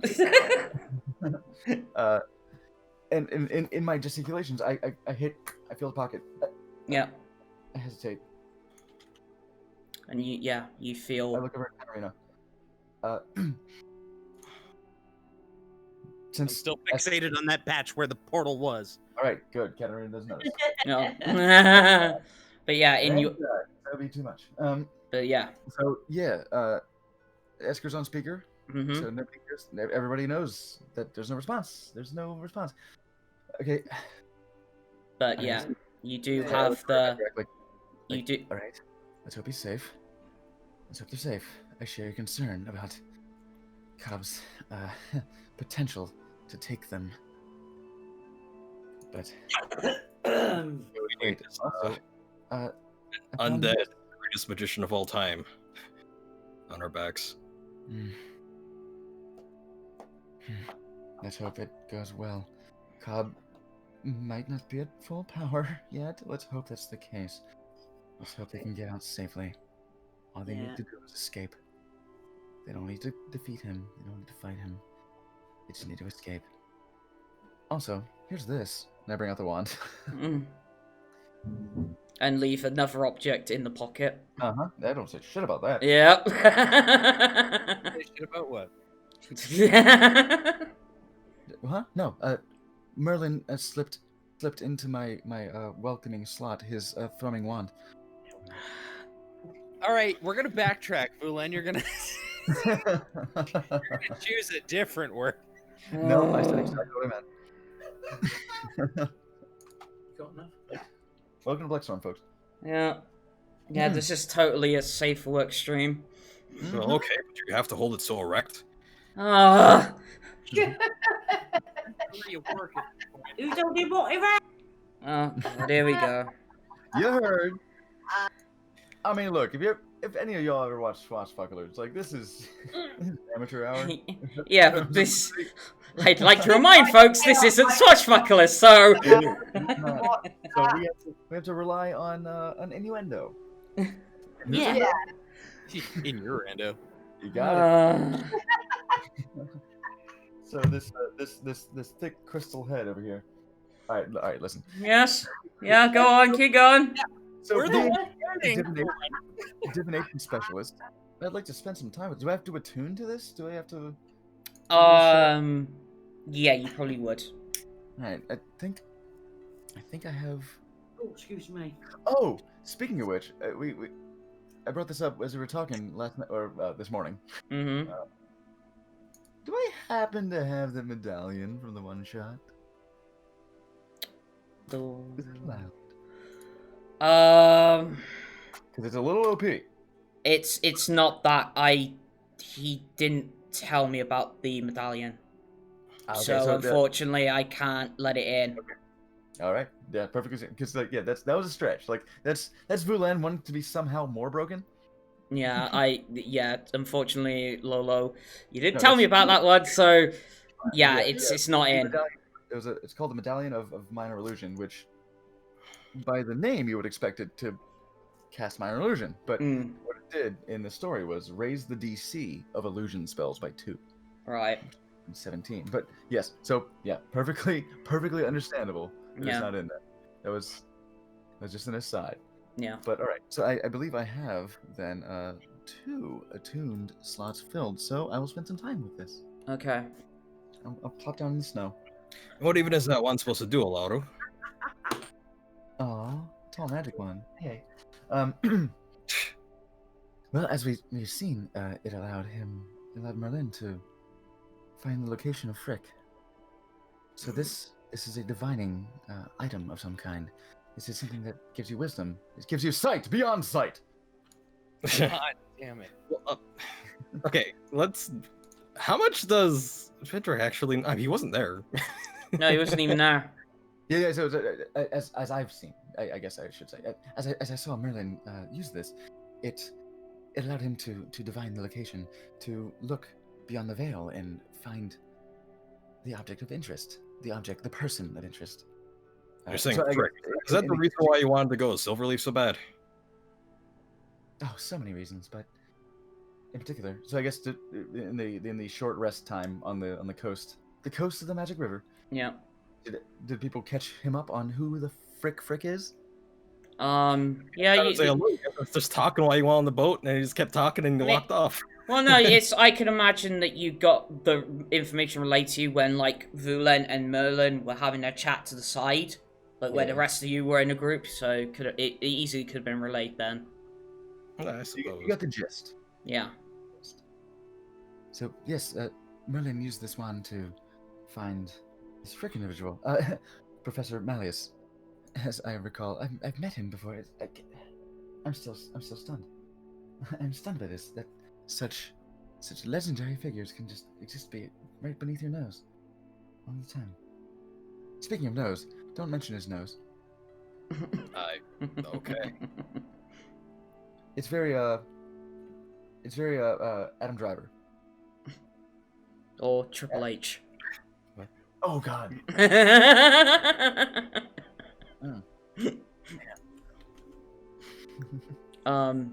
Okay, so yeah, that's quite the pedigree. Okay, that was good. That was very good. Well done. So if some time to respond and okay, so romantically.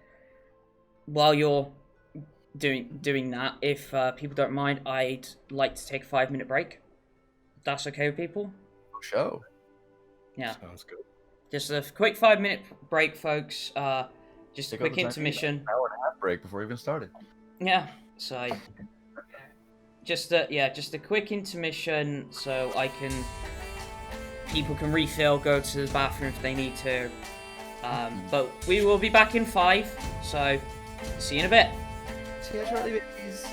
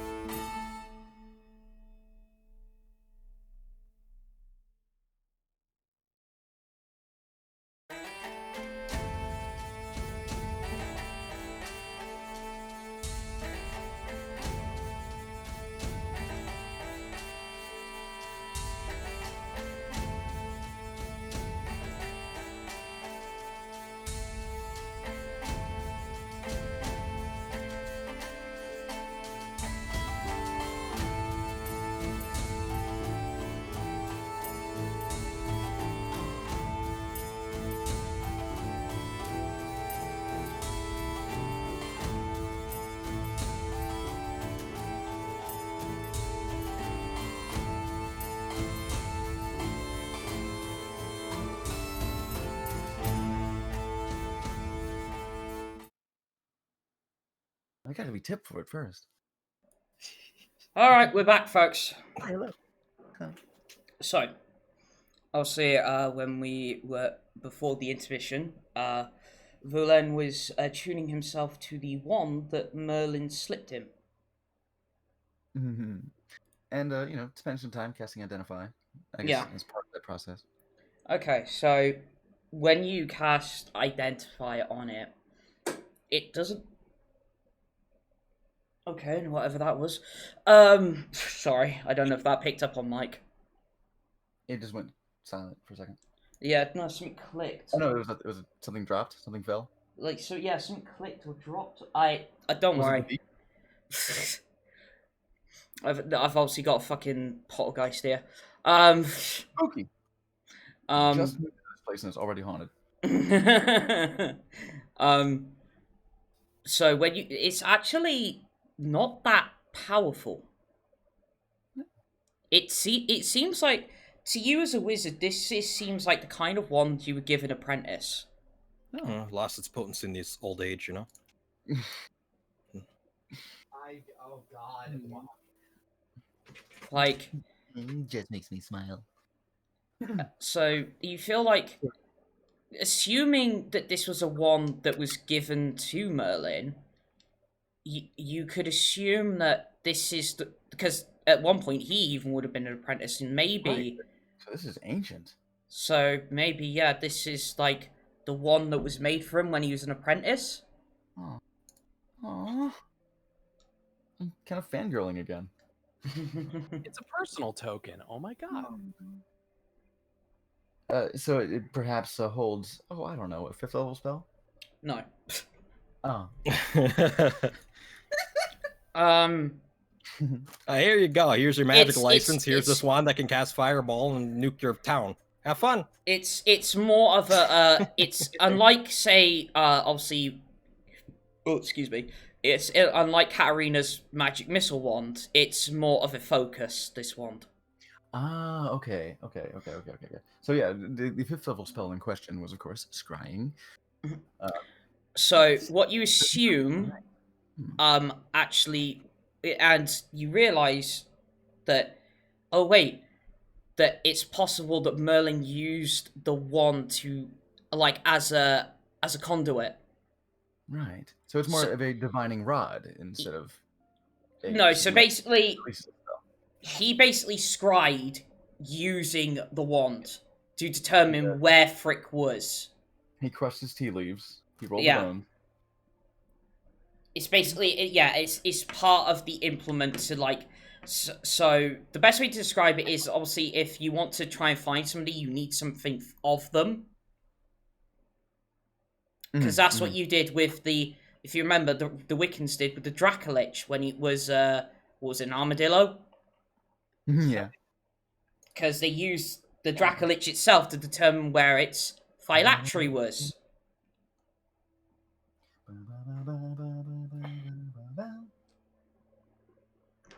So hang on. Wait. No, never mind. I was overthinking it. My bad.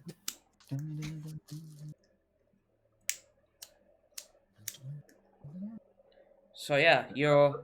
It requires attunement. Yeah. And so yeah, what sense do I get of focus? use of this? 'Cause I know Professor Malleus. Sorry, Frick. Yeah. So, I'd say this is like at the very least, it's like a +1 wand. What does that mean? So basically, if you use this one as your focus, right? When you cast spells, you get to add +1 to like your spell attack bonus. Hit and damage. I'm so happy. Yeah. Oh my god. Holy shit. Come to me, inventory. Add. Manage. Does it do anything to DC? Yes. Yeah, I believe it increases the DC by 1, yeah. So attack, damage, and DC. All right. Yeah. Oh, damage as well?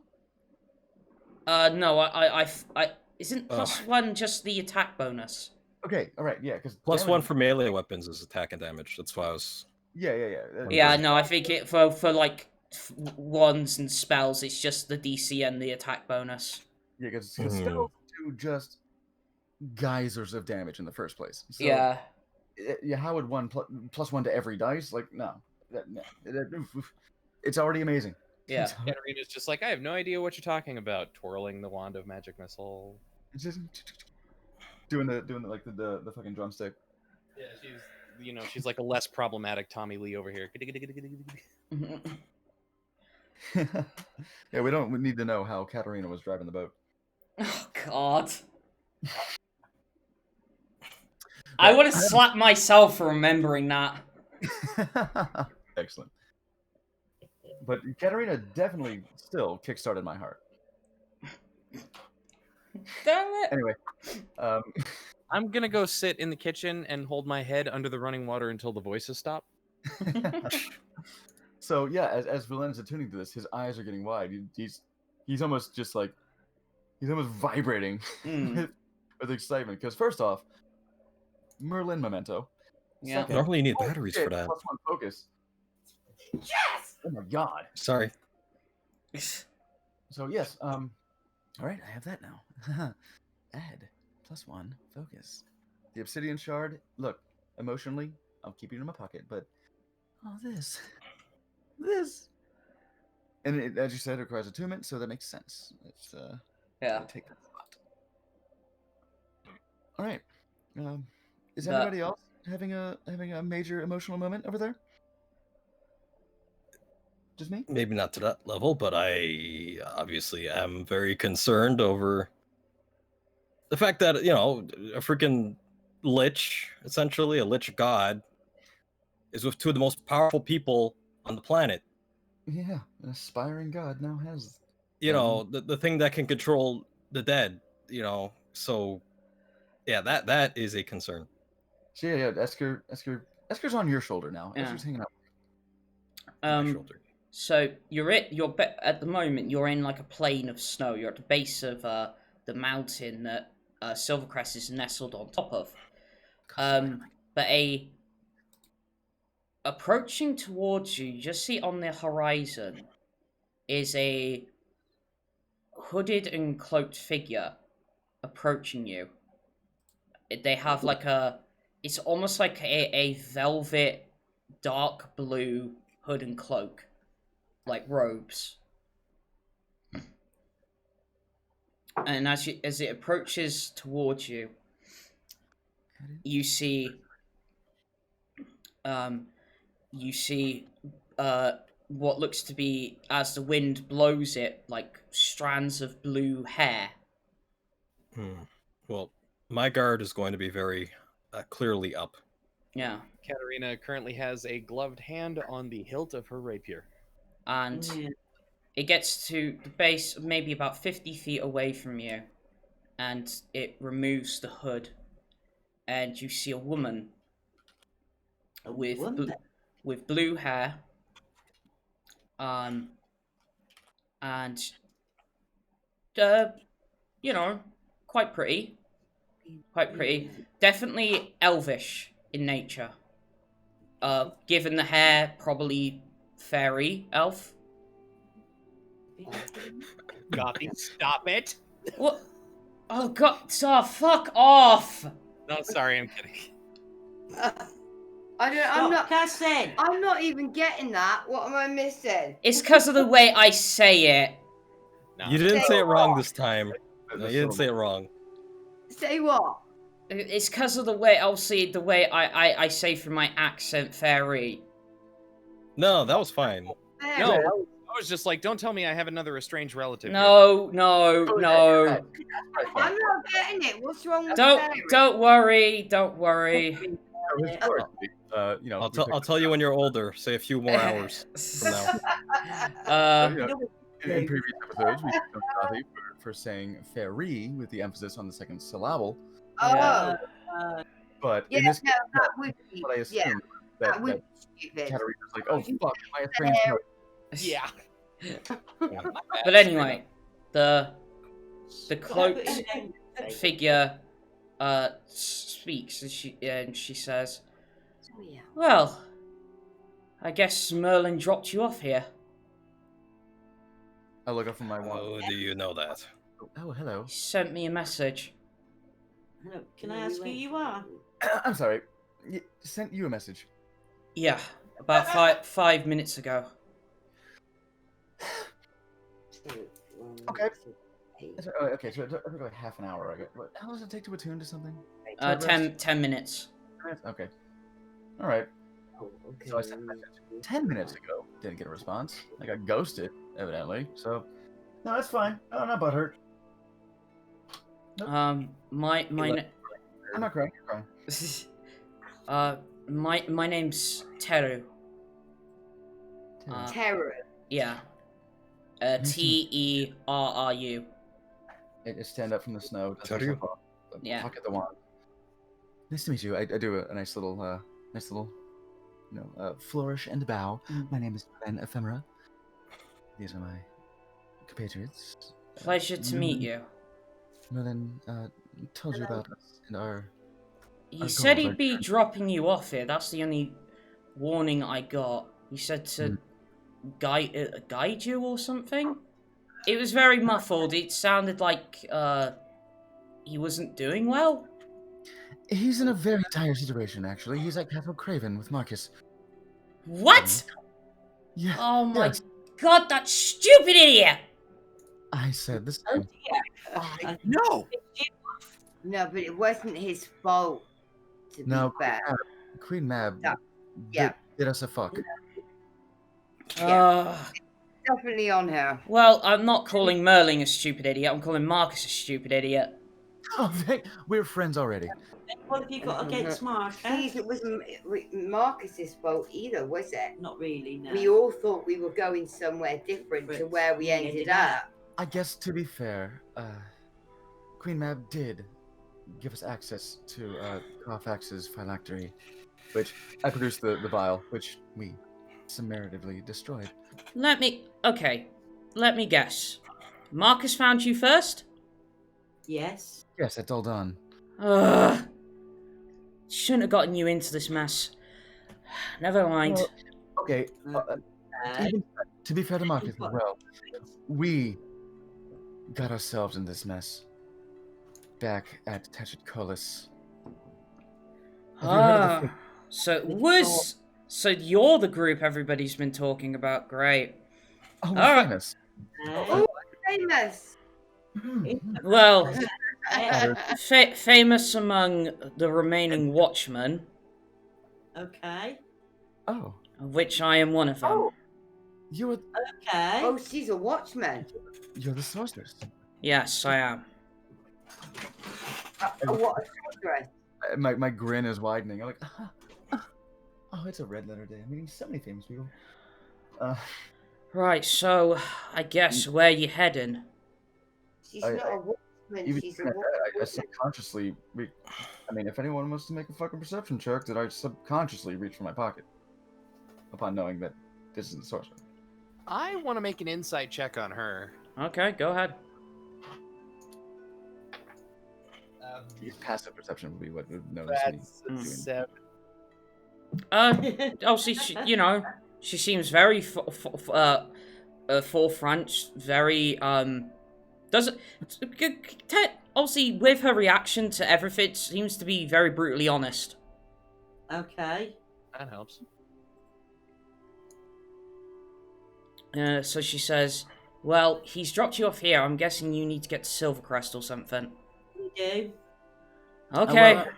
Close. Do we need to do that, or do we need to try and find Brick? We're trying to get to the academy, you know?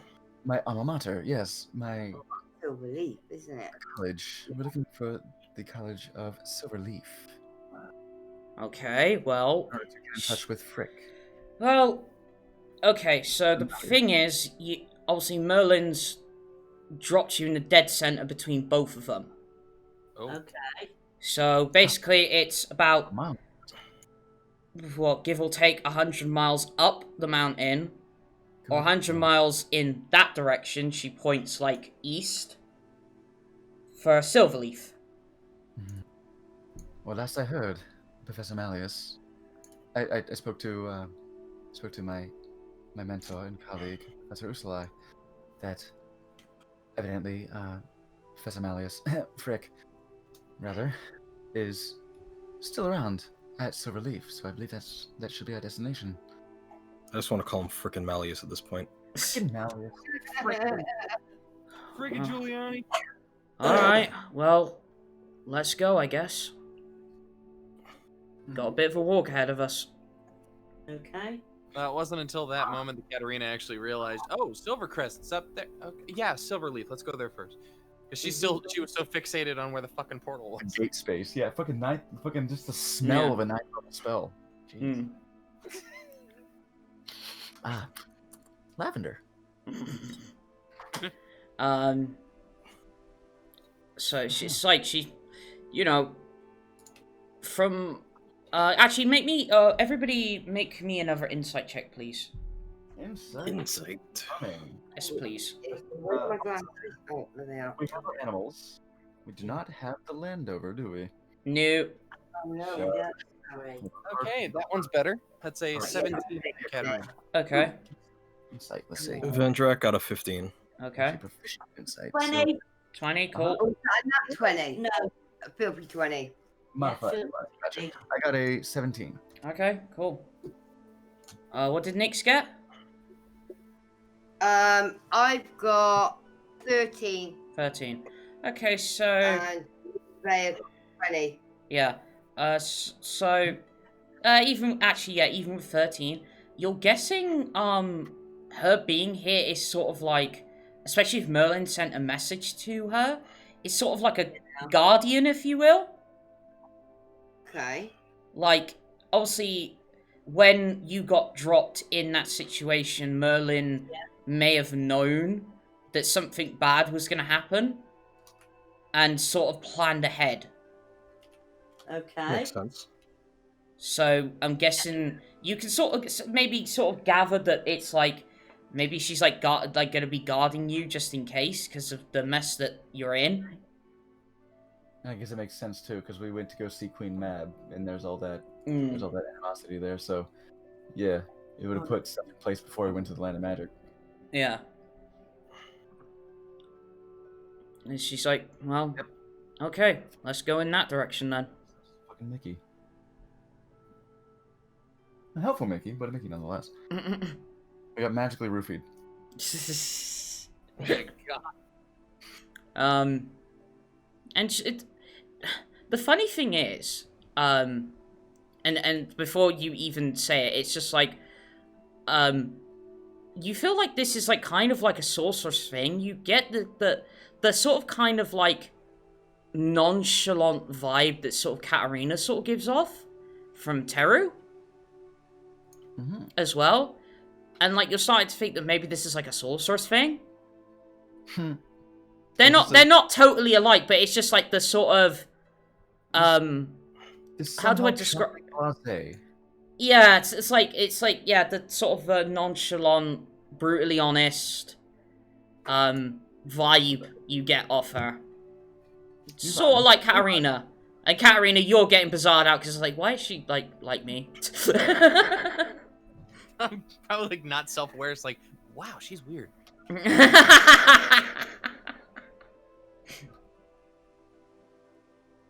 And yeah, so obviously you'll travel. It's 100 miles, so it's not exactly a short journey, because obviously you're walking, and obviously it's snow as well, and you notice that she's not leaving any footprints. It's like she's walking on snow, but like she's not. And you see feet, so don't worry about that. You see feet, but it's like, yeah, she isn't leaving any footprints. Okay. It's almost like she's walking on top of it. Okay. Like, good. So, as anybody, I'm guessing most people would have, but do you remember, when in Fellowship of the Ring, they're on the mountain cliff? Yes. And, like, if you watch closely, Legolas, is walking on snow compared to everybody else. Yeah. It's like that. Not specifically, but sure. Yeah. Actually, it was in the extended edition, so you probably wouldn't have seen it. um, You don't understand. yeah. But it is like that. It's like she's walking on top of the snow, not on it. Oh, As such. crit roll. Another reference. Crit roll. Essek. Oh, yeah. Actually, no. Essek doesn't. Essek just floated. That's on my So, list. Yeah. But she's walking, but she's Yeah. not leaving foot. Yeah. So, not quite that. That's crazy. And so she's like sort of ahead of you, and like she's just like slightly turns her head. It's just like, so, how bad is it? Oh, how do I put this gingerly? Fucked. Right, got ya. We're not quite. Well, unless we can sort this mess out, everybody's fucked. Nevaeh is the optimist here? Oh, wow, alright. Someone gotta be. I love it. Yeah. It's... In fact, yeah, I gestured to Vendrak, like, we have concerns over the situation. So, what's already been, I guess, summoned? Because knowing Cobbin the way he is, he's probably going to try and build a fucking army. Well, the first thing we had to fight was a Dracolich. I don't know if you heard about it. Oh, great, Carfax. Wonderful. I wiggle around the vial of soul dust again. Like, yeah, we've taken the first steps to dealing with that, but I'm not sure if it's back or not. Okay. Smashed phylactery. So thoroughly full That of lightning. giant blue undead bastard. Okay. So Cobb is back. Carfax is back. What else? Was back. I'm not sure if it's revived. Do you know how Merlin and Marcus are trapped in the same room as he is. That's Yeah. probably the big one. So as you said, Merlin sent you a very harried message. Yeah. He was dealing with Cobb in person. Great. And the destruct. Marcus is there with him, and I'm concerned over their fate. Performance.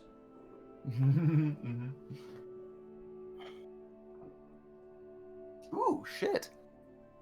Wow. What's my modifier? 19. 19. Alright, you managed just to make it's like this Marcus, like sort of like the start using slang almost. Yeah, that Marcus. That dude. Yeah. Boy Marcus. Yeah. That boy Marcus. So nobody catches it. Well, I suppose the good thing is knowing if the two of them are at least together, they might get out of that situation. Yeah. More than likely they will. Marcus has got dumb luck. I look at Katterina's wrist. Like, Marcus is certainly capable and quick to act, so I trust they'll be. Yeah, and Marcus is also one to. No, I'm not going to get into that. Never mind. Oh, please, Dish. Persuasion. I see. Oh, that's not great. Wait, is that cocked? If it's cocked, re-roll it. That was, well, slightly better. Wait, is that a 9 or a 6? That's a 9. Vulen is here for the tea. Oh my god, am I? Where's my persuasion? Where's my persuasion? Oh, it's an 11. 11. It's like, put it this way, Marcus can sometimes run away from things. Oh. Okay. He did mention something along those lines when he spoke before. Wait, he didn't tell you. He didn't tell you about what happened. You know, completely forget it. Completely forget it. It's nothing special. But I understand. I understand. It makes sense to run away from the expectations of being watchers. That much I understand. Not in that sense. Was it Vulen? Yes, Vulen Ephemera. No, he runs away from things that get too personal. Insight. Yeah. You mean like with the succubus? Natural 1. I'm gonna hop in on that insight thing. All right. That's a 15. I'm too much in my own. Oh, sorry. What? Okay, so with a 15, you think that there's an emotional connection that he possibly ran away from. Now Vulen is too busy in his own head. He's still milling around like this effort of trying to forgive Marcus. So Vulen's in himself right now. Yeah. So completely missed it. Katterina is going to take that perceived information and sit on it because that's none of our business. Spin. Is it? Have you encountered any other undead? In the past. Not regarding him. But not directly related. No. Well, like what? What are we talking here? Like Death Knight? Hold on a minute. Wraith? I wiggle the vial around again. Like, yes, that. Those, yes. Oh, so you did face a Death Knight. You do. That makes sense. Of course, that makes sense.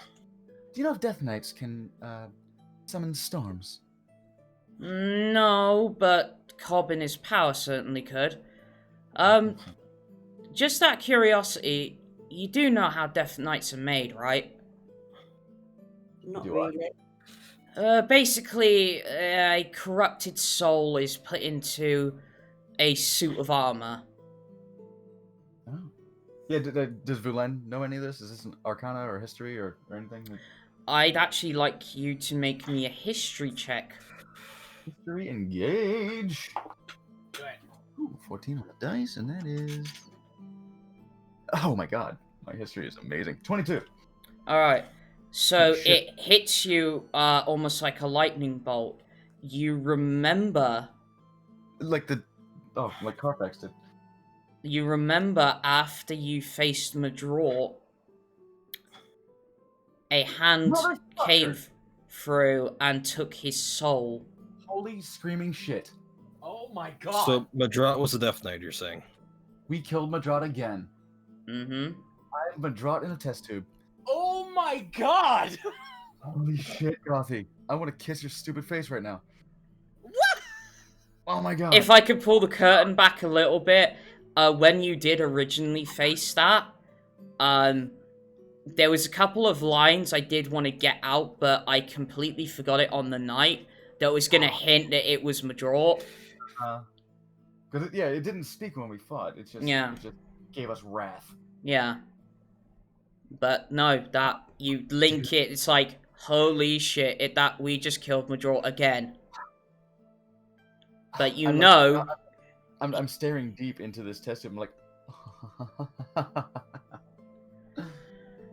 oh, sorry, go on. God. Okay, so I'm guessing you did. Okay, I'm guessing something happened, but never mind. Apparently, she's noticing my erection right now. But yes, we did fight a Death Knight who had a cadre of wraiths in its employ. It was quite a harrowing battle, but it wasn't the first time we faced that soul. I heard as well that was it Glen and Vale got evacuated? Yes. Yes, in the path of Carfax. Shame. That's a nice village. It was evacuated. I don't know if it was destroyed. I don't know if it faced the ire of the Dracolich. Well, Because it was pursuing us. It was actually pursuing Mistral, Katterina's father. oh. For what reason, I'm still not entirely clear. Oh yeah, I heard It was told to us that Mistral was intended to be the vessel for Cobb. I don't know why, now that Cobb has reached material form at the sacrifice of several hags. Oh, we have so much to tell you. No offense, but whoever this Mistral is a complete idiot. Katterina nods. Says nothing. Vulen silently agrees. Whoever gets driven to that point must have had something bad. You got sobers. Eh? You got sobers. She's got all sorts. No, just read what I wrote there. Mute. Sorry, I just made something to eat, so I was trying to get like catch up from Tracy. Word. Yeah, I wasn't sure if that was just a Nevaeh and Nyx just back. Yeah. Sorry. See this girl?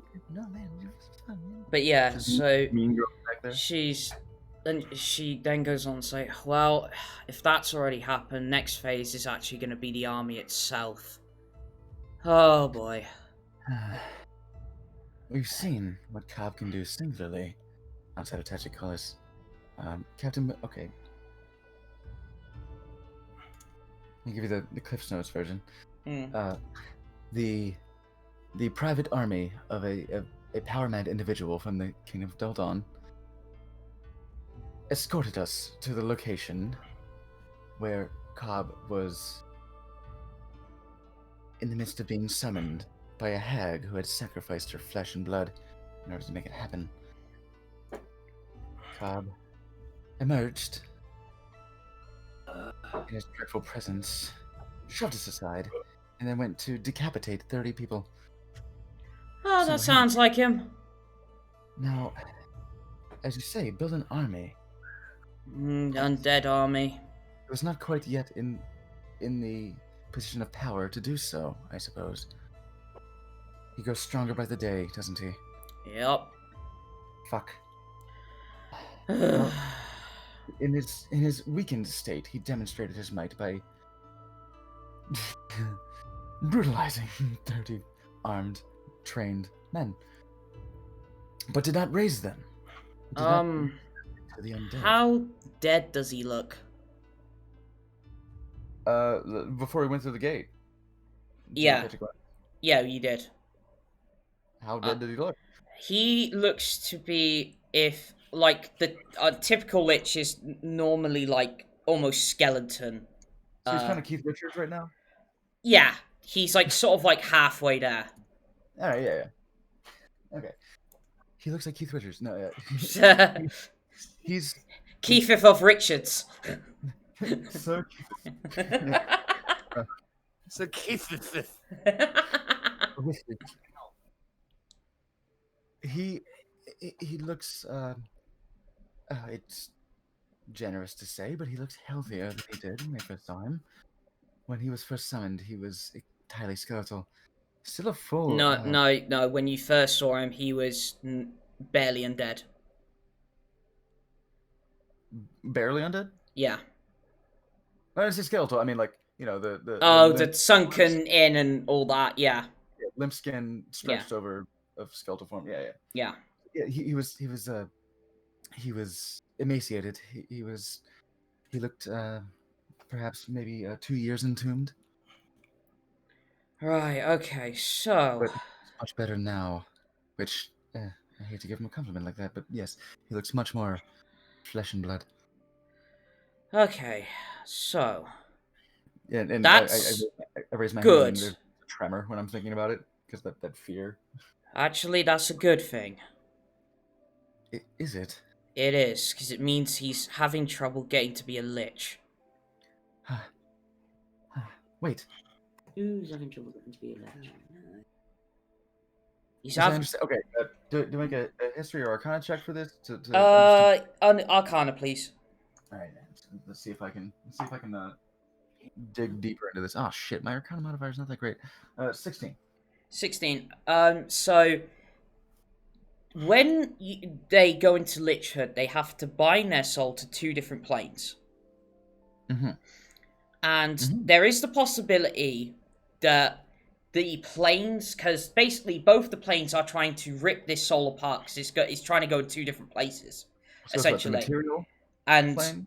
And obviously Marcus told you, purgatory. Oh, purgatory, right. Yeah, okay. So basically what may be happening is the soul is getting almost ripped apart, and if he's going more towards the material plane or mortal realm, he's becoming more flesh and blood. If he was going to, like, say, the purgatory route, he'd be more skeletal. So the more healthy he looks, the weaker he is. Well, maybe. I don't know. Like, obviously, when we faced him donkeys years ago, he was, not to put a finer point on it, he was fucking powerful, alright? Oh no, yes. He was terrifying. But from what I gather, he's having trouble keeping basically his soul in check, which means he's losing ties to purgatory, which is good because it means no souls are going there. Right. Marcus did inform us that the most powerful force in the universe is souls. Which obviously he uses. That's what he uses. That's his power. So no souls are going to purgatory. No souls in the bank, and he can't check out his powers. There's a lien. He's got a lien on his powers. However, obviously, if he is able to start killing people, those souls will go to purgatory, which will feed back into him. Okay, Vulen is pretty good at religion, so would I know what makes a soul go to purgatory instead of the heavenly realm? Shit, I forget what it's called. Summerland. Summerland, yeah. Yeah. So, make me a religion check, please. Gosh, yes. Please be nice to me, Doc. Oh my god, yes. 26. Okay, so there are various ways a soul can be either corrupted, tainted, or uplifted, if you will. Brutal death can definitely taint it. Oh shit, so you can be tainted against your will. You can be... Because of almost like revenge, essentially. Oh, yeah. Very Revenant style. Obviously, souls can be corrupted, say, by demons, devils. Maybe by being a fucking asshole like Madrat. Yeah, souls can be corrupted.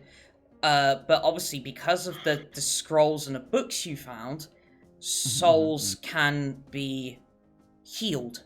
Salvaged. Yeah, salvation, if you will. Right.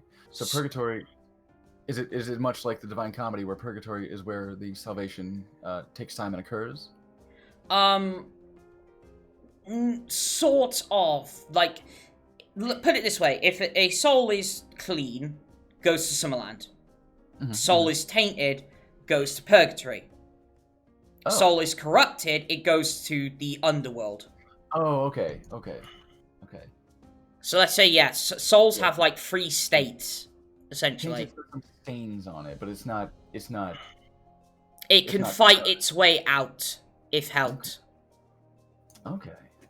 But the problem is obviously if he's powerful enough to amass an army, he could start killing. And obviously it would be considered brutal death. And all those souls get fed to purgatory, where obviously somehow he's feasting upon them. It's a old country buffet over there. Yeah. Let's see. Okay, great. Good to know. Speaking of which, what do I have on me? Do I have the? No, I give the.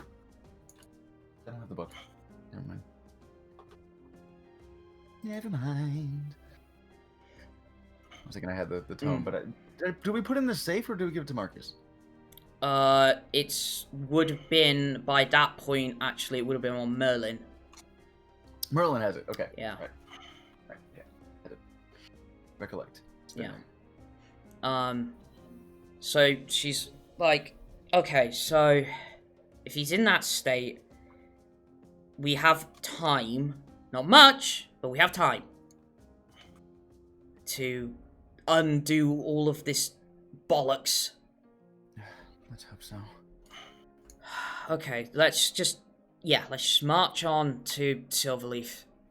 What is done cannot be undone, but we must stop this. Yeah, exactly. Speaking of marching, 100 fucking miles. So yeah, you know, so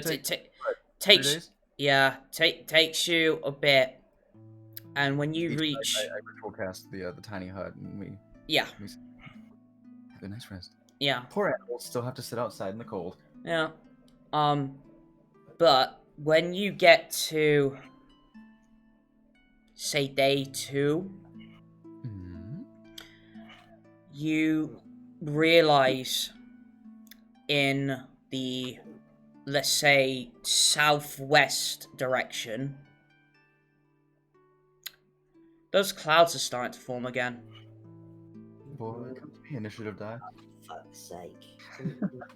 But the thing is, you're southwest. That's the direction of Dull Dawn. Mm-hmm. Because Silvercrest is in the very northeastern. It's like I said, it's like kind of like southwest direction Dull Dawn is from Silvercrest. Yeah. It's a southwesterly storm. It's perfectly natural. And especially you, Katterina, it's like, oh fuck no. Oh yeah. Familiar, eh? Yeah, because obviously Katterina saw them before. The sort of lightning. Yeah, because Katterina flew up in the clouds. Yeah. Yeah, I was just gonna say, didn't you? Yeah, fly up above the clouds. The light too. We're sitting around the fire and munching on some juicy ham because I definitely packed the ham. Mm-hmm. Rum ham. Yeah. That sounds so good.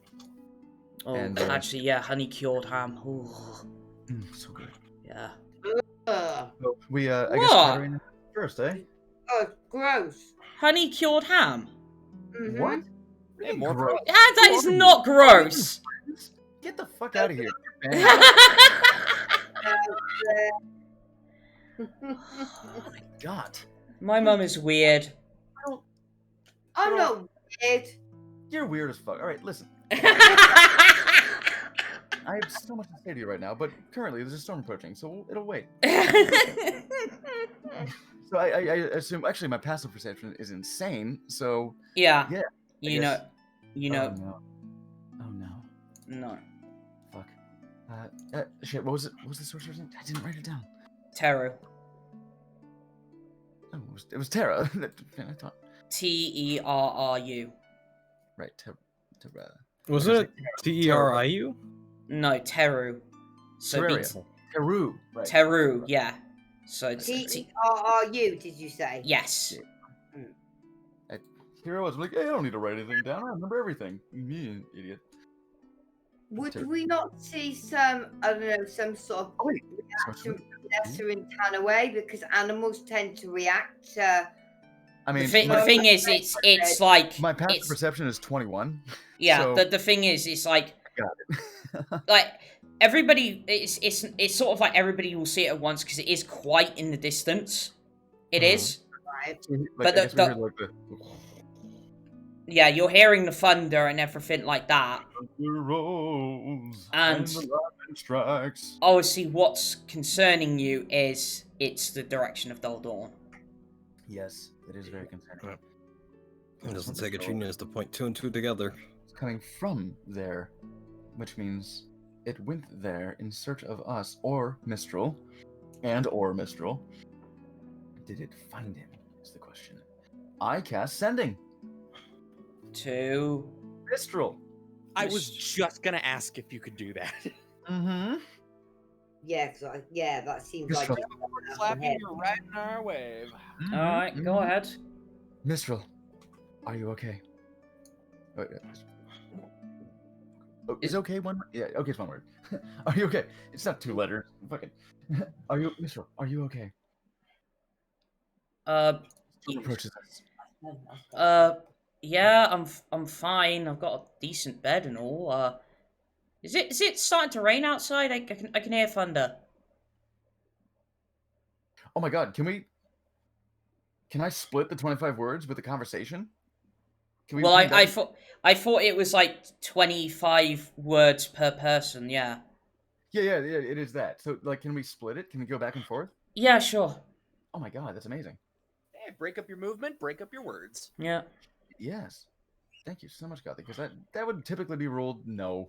No, don't be an idiot. It's stupid. Well, no, because the whole point of a DM is always say yes. If you can. Yes, such good yes and. Such good improv. Mistral, are you okay? There's it's starting to rain. I mean, is Sending not a cantrip? No, Sending a 3rd level spell. Jesus. Message is a cantrip, and that's within, I think, 60 feet or 120 feet, maybe? I think 60. Message is 120 feet. 120, yeah. So, yeah, Message is a cantrip. Sending is a 3rd level spell. And you can cast it in dimensions. Message does actually have a little bit of a thing going on where you actually don't have to worry about the distance if you know exactly where someone is within reason of. Oh shit! I didn't know it's that. blocked by the usual things like an inch thick of lead, a 2-foot wall made of honey-cured ham, stuff like that. But yeah, he just says just like, oh yeah, is it raining outside? I hear thunder.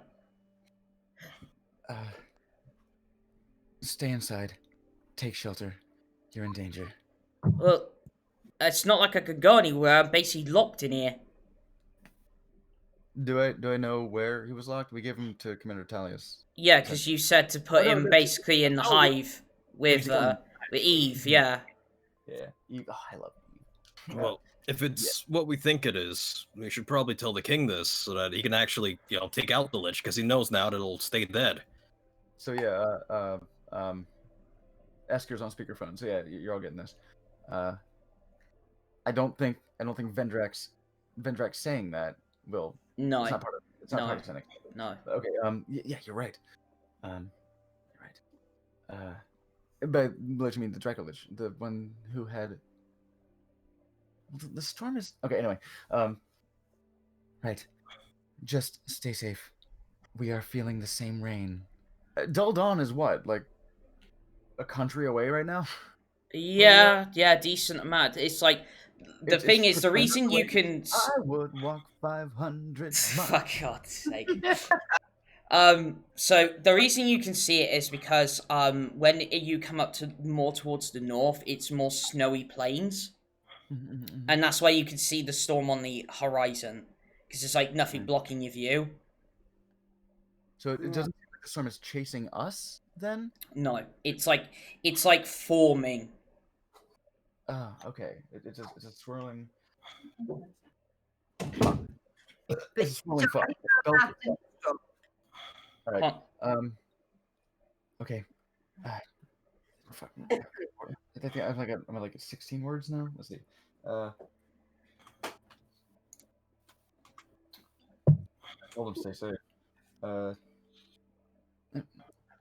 We are seeing the storm. Something is coming for you. Oh. Sure. Okay. I'll try to. Katterina pipes up. Someone tell Bobby to prepare for battle. So I cast Sending. That was the end of your word limit? I'm sorry. So I would volunteer for that, obviously, but I can't. Yeah. Oh, I see you. Okay. Oh yeah, because it's been 2 days travel. Let me get my spells back. All right. Yeah. Check those off real quick. All right. Two sendings. Yep. Apologies. Bobby, strap on. That's it. That's all I say. What? I don't need one of those. No, I don't say that. I do say that, but I say, danger is coming. Strap on for battle. You might have to face an undead dragon.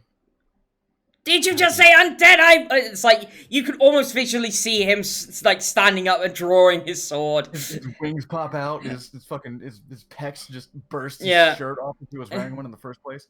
Along with any blood vessels he has. This dude gets vascular suddenly. And it just says, "Oh, I promise you, it'll stay dead this time." Yes. Yes. I pull a full M Bison. Yes. Yes. This is delicious. Yes. Make sure Mistral is safe and fuck that Dracolich up. Who's Mistral? Don't tell him. Whatever. Keep the city safe. Will do. Good man. If I can high five through sending, then I will do it. I just imagine you putting your hand up to Esker's mouth, like beak. And Bobby's hand comes out of his mouth. I just imagine Esker's face just like widening as like a full fist goes through it. Just. Oh, Esker's such a good boy. And if we've still got like 2 word spray, as much as like now he thinks all hell's gonna break loose, I'm gonna like just say like so, hey sweetie. Well, the problem is it's sending and your voice doesn't go through. No, I'm Vulen. Oh. That's from me. And Nick says hi.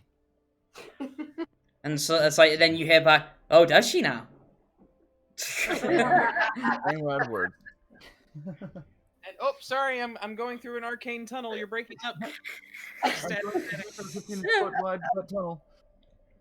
All right. I refuse to be the delivery boy here. All right. Yeah, we don't want something else coming through us. No. And that, No. And we'll see you next week, everyone. Good night, everybody. Oh my god. Everybody. Just fucking Rob Paulson coming in. Good night, everybody. Moving on. Okay, so Right. is that it for sending? Yes. Okay. Bobby is aware. Mistral's lazy. Okay, that's fine. this is certainly sending me. We're gonna send it. Yes, Bobby knows. Bobby knows to strap on for battle. Commander Tully's like, where the fuck are you going? Because he's running out into the streets in his PJs. Mm. Oh God. He's going. Boy's on. Yeah. All right. I love it. So yes, the storm is just it's so far away, but it's a profound arcane magical storm. So yeah, all right. Got it. Yeah. It's And like looking from South Dakota to Texas. And you see that it does have a blue hue to it. So it's growing. It's definitely bigger than Dalton. It's a massive storm surrounding. So apparently, yes, Carfax is back. We didn't check the Carfax. And then you hear Teru say, "Oh shit." Okay, so Right. I mean, Teru, heard the speakerphone. So, if Carfax is back, enough. obviously, like I said, destroying that phylactery Didn't to, do a fucking to thing. the point we did didn't work. As If- I understand, Well, it would not stop its revival. Yeah. If No. the revival was in process already. Yeah. But now that the phylactery is destroyed, it can be ultimately killed. Yeah. yeah, that's what I was just gonna say. So if we now kill him Oh, now, okay. he Right. can come You're back again. well. The problem is you're way too far away. Oh yeah, so it's up to Bobby. It's up Yeah. to Bobby and Eve. So I wanna see what you can do. as long as they kill Carfax this time, we're not seeing him again. Never know. I was hoping that trying to fall like would stop it. Vulen was hoping this at least. In the interim, that seems to be the conjecture because phylactery went kablooey. Yeah. So I was hoping it would stop its revival, but putting two and two together, it's either Cobb personally showing up at Daldon, or That's and I'm not hoping good. it's the latter. Yeah, because Okay, that well, was that's been very quick for Carfax to have like revived, wouldn't Yeah. it? So yeah, could it possibly be Cobb himself? This fucking hope not. In fact, I say this to Teru. I asked this to Teru. Do you think it couldn't be Cobb personally, could it? I doubt it. I would hope not. He I trust Bobby with my life. put it this way: when we faced him, he didn't ever leave his lair. Huh. He sent everybody else out to kill and murder. True. Yeah, what a nerd. As in, you're saying staying in Castle Craven, Yep. Cobb's a neat, turns out. or the That neat fact life. in the beginning when we encountered him in And then you, And then you just, and then you just hear a voice in this, and I am no fucking nerd. How dare you? I work out. Hey, why don't you tell me that to my right bicep? Why don't you tell it to my right bicep? You feel a pinch in your butt. Oh, that was me, sorry. Someone's getting lucky tonight. No, it's more of a painful pitch in the right buttock for Vendrak. That's the tender one. Cobb's getting a tad familiar. No, not again. Definitely. But no, retcon that. Wonder- Yeah. No, I'm not guilty this time. It's a fucking But change. all right. So yeah, All right. as you say, Teru's like, all right. Teru mentions that Cobb fucking delegates. Yeah. Cobb doesn't get his hands dirty. No. He's too good for this shit, man. I don't do my work myself. Lead by example, Cobb. Don't be a bitch. But actually, no. Please, actually, don't. Please, because I cast sending to cut. No, I don't. And that's when you get mind crushed. Yeah. Mind crush. He just reverse engineers the spell and doxes the shit out of me. Yeah. I cast sending. Come at me, scrub lord. I'm ripped. Disconnect. You've been blocked on this channel. Oh fuck yeah. So yeah, it's like you see the cloud form in the distance over Dol Dawn. Obviously Teru is basically saying, yeah, that's Carfax. That's Carfax. You can tell by the fucking blue hue. So yes, you have much experience with this. How long has Carfax been mobile? Been active, even while Cobb was, what's the word? Banished? Dispelled? What do we call it? Probably when it's more like exile. Ah, I see. But no, he hasn't been active. Right, it's only since Cobb's revival that Carfax has been rampaging. Hmm. I hope that Glennon Vale is fine, because it was pursuing Mistral, and it seems to be doing the same now. Hmm. So Bobby, as you heard, you heard his enthusiasm. To Yeah. Esker on the head. You heard his enthusiasm. He will handle it. I trust Bobby with my life. Let's As long as it's hope. not Cobb personally. Cobb is kind of the only entity that I think could ever best Bobby. Besides Commander, well, besides Nyx. Sorry, I missed that then. I just heard Nick. Uh, Well, I heard Bobby and then something next. there aren't many entities who could top Bobby. God. Oh, okay, yeah, just got that. Yeah, there you Oh, never again, mate. Who knew Bobby would be bottom? go. He's a pro. I don't know. For Nyx? Nyx takes charge, it seems. Beth, Bobby's fucking cute around Nyx. So I imagine. Nothing. if you're watching, this is canon now. Yeah. Oh yeah. We're recording this, right? Yeah. Yeah. I mean, who knows? Maybe Bobby's a Nintendo product, a Switch. I was like, Power Glove? No. No, what Power Glove? Ooh, He's so bad. Oh, I got the wrong fucking image of that. Oh, I mean, it is a glove that fits over a fist. no, storm off in the distance. Anyway, yes. Yeah. Teru, ejaculated fuck, and Does Taro actually know that Bobby is the king of Doldon? No. Just Teru said that we're famous. Yeah, but it's like That he's talking about, but Bobby. Just a Bobby for like everything that happened. Bobby obviously wasn't with you most of the time. He wasn't there. He found us after Tentacola's. Mm. He bounced because he was on the run from Madrat when Madrat was still alive. Yeah. The first time. Yeah. And he bounced. So yeah, he wasn't there for the summoning. No. So if the gossip is all about the goings on about that, then yeah, Teru didn't have the details of what made Cobb reappear. No. All that Teru knows is that Cobb's back. Mm-hmm. That is clear. So yeah, I guess Bobby wouldn't be in her purview. No.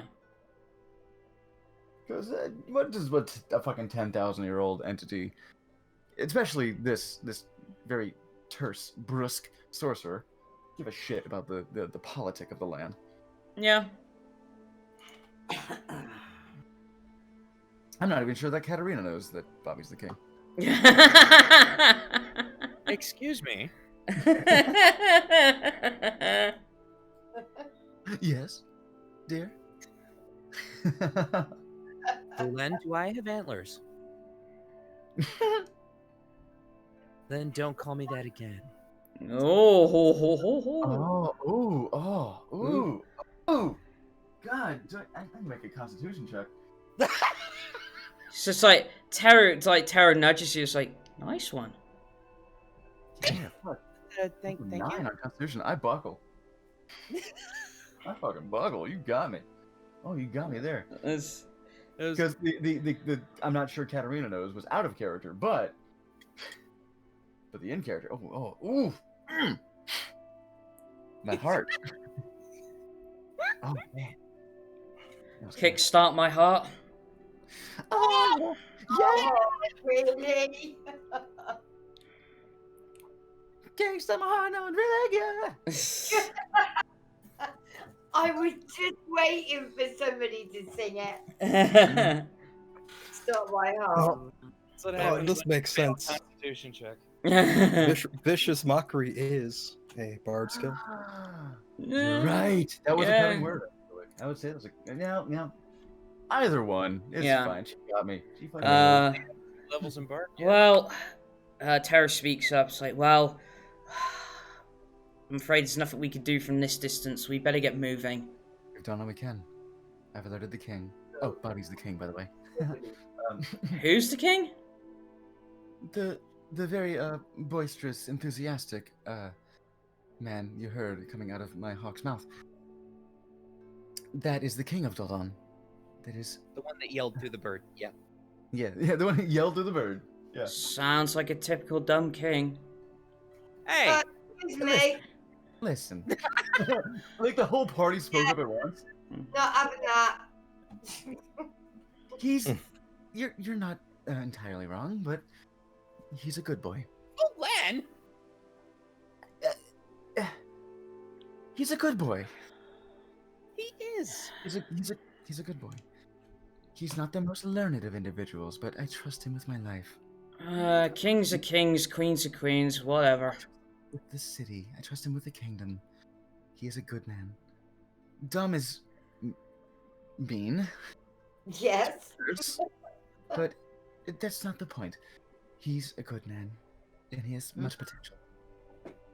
I'm not doubting that he's good. It's just I don't I'm care. going into middle distance again, like getting into teacher mode. Like, oh, he needs to do more homework. He needs to research the taxation of his kingdom and learn more about the economics of. And the... up ahead, For muttering, I'm gone. I'm gone. Yeah. I'm talking to myself. Even though she's like probably just like a foot or two ahead of you, you just hear Katterina. It's like not making any forward progress, backpedaling like that.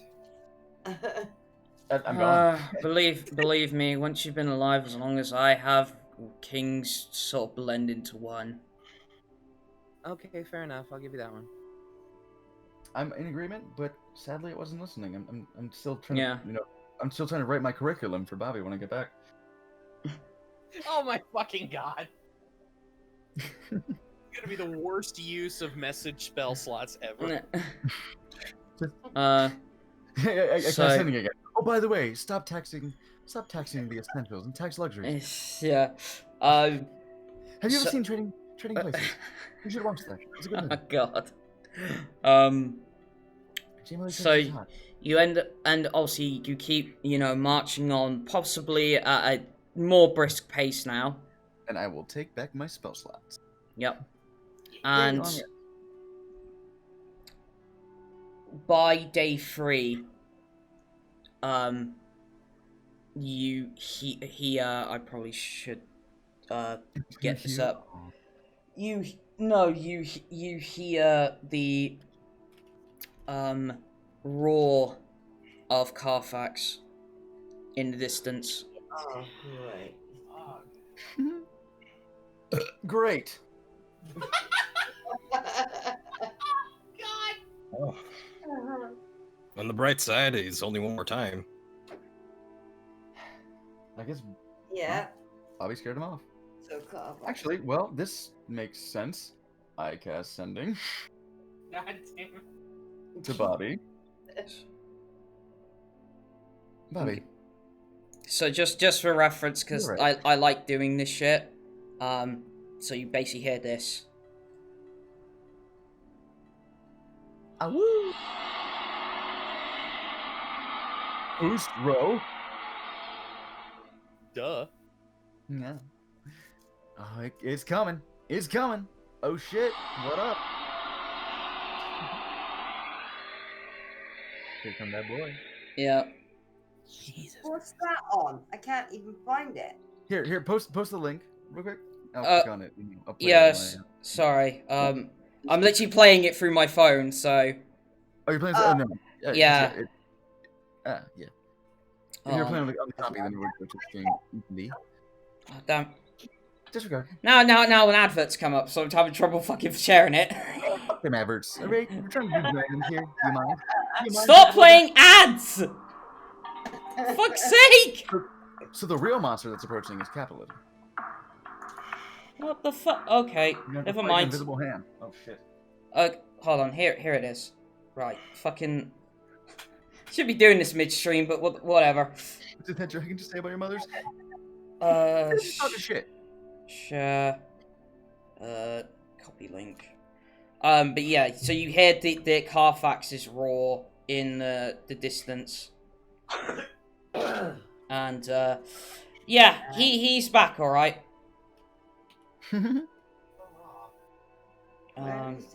Hold on, I'm just about to post the link. Give me a sec. Oh, okay. There. Yeah. Ah. Oh wow. So yeah. And Somewhere else. Nice. actually, does just so people can hear it, can one of the mods drop the link, please? In chat. Yeah. Here. Wait, copy. A pasta. There we go. That. So that is approaching us. So I cast sending. Oh no, it's not approaching you. What? We just hear. No, you just hear it in the distance. That's how loud it is. From a country away. Yep. Pretty Oh, impressive for something without lungs. Because I don't cast sending. If it doesn't sound like it's coming for us, No, it's in distance. Holy shit. God, everyone in the fucking city of Daldon make a Constitution saving throw, or else you're deaf for the rest of your life. And okay, so can you make me perception checks, please? Whatever. Yeah. 21, if that helps. All right. For once, I'll give you your 21. All right. Yay! My ludicrous big numbers. Fuck. 18. Okay. What? My perception. Yeah. Huh? Because in this case, I'm not trying to actively listen for something. This Yeah. is something that's coming at us. That is a 10 for Katterina. Katterina is very invested in that great man. All right. That's 11. Okay. Anybody that got above a 15, when you last saw Carfax, because you start to see like a silhouette in this thunderstorm, even from this distance. This is confusing. How far away is Silvercrest from Daldon? If it's 500 miles away, like that, there's no way this should be visible. I'm sorry. I'm trying to reconcile this. Well, hang on. Can it? How? When we were in when we were at Merlin's place, he said to get from where we were in the forest of Pan to here, he said it was like month and a half, 2 months on foot. Right. So, right. How? Magic bullshit. Okay, got it. Perfect. Anyway, go on. Magic. I'm just trying to create shit. It's fine. I'm there. I'm with you. It's okay. So basically, anybody that got above a 15, you see the silhouette, and you swear that it's bigger than last time. You know what? Let's just say we're seeing this psychically, right? It's thrumming. It's thrumming with power. It's arcane bullshit. So yes, we see this in the back of our eyelids. Because fuck physical distance. Fuck it. Fuck it. I'm just really trying to create the scene. I didn't really think about distance. I want this. I'm thirsty for it. Just yeah. But yeah, you swear like Bigger, basically. A lot yeah. Bigger. Stronger. Okay. So will we Then still? I do in fact cast sending at Bobby. Yeah. Bobby, are you alright? This is dangerous. Let's get dangerous. I see it. It's going to take everything. Get the city out your back. It's huge. Are you excited? Shut up. Oh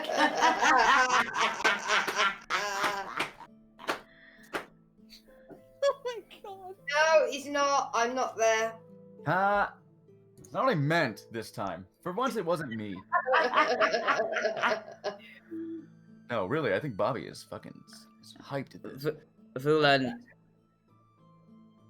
the size, it's blocking out the sunlight. Yeah, much like I'm not saying this over the sending and spending words on this, but yeah, like because there's the tree, there's Yggdrasil, Yeah. that most of the dawn. Like, The motherfucker is apparently like Carfax could make a nest in Yggdrasil right now. Like, bitch is big. So yikes.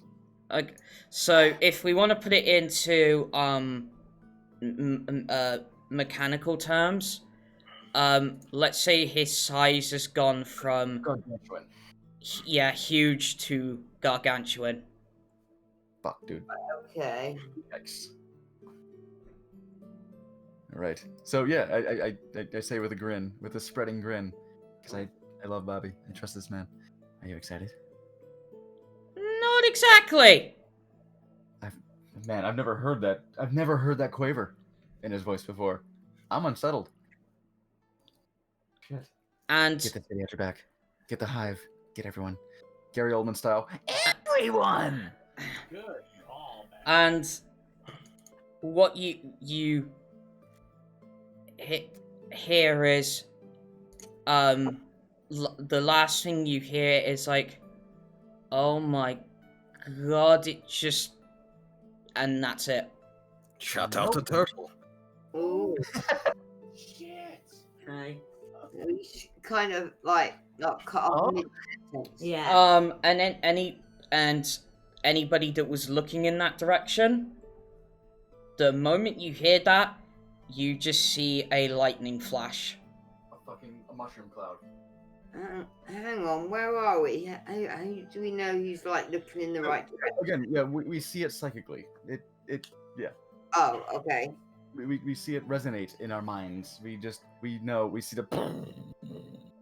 So are we assuming Dordawn's been destroyed? No, I don't think. I mean, do you assume that? Then yes. he's coming after us, though, isn't he? Vulen is not. No. No.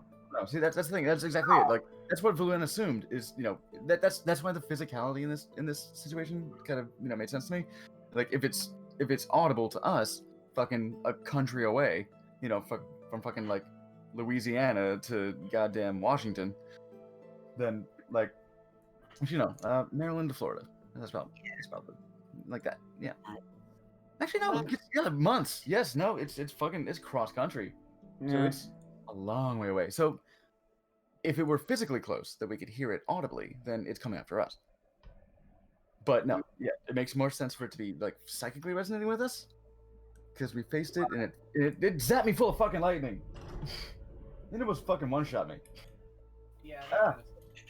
So, yeah, like it's not a terrible assumption to make that Doldon is completely gone. Goodbye, home. No, I hope not. Oh, If we're pessimists, then yes, it's destroyed. Vulen's like, because Esker's on speaker. Mm-hmm. He's our friend. He's the king. He's got this, right? He's got this. I'm looking at Katterina. I'm looking at Vendrak, actually. I'm looking at Vendrak. Hopefully. He's got this, right? Knowing him, I mean, he's a paladin after all, right? It'll take more than just one Oh, yes. undead sack of bones to bring him down, I'm sure. Yeah. He's a Yes, you're right. Of course. This is exactly his realm. And 1d4 dies from 1d4 excitement damage. I'm pretty sure he's stronger than the castle he sits in. So, I'm not too worried about him. Right. Of course. Why am I worried? The castle itself, though, I don't know. That might be, So, just gonna roll something real quick. Spend that slot. roll Good. something. Mm-hmm. Can I just counterspell that entire interaction?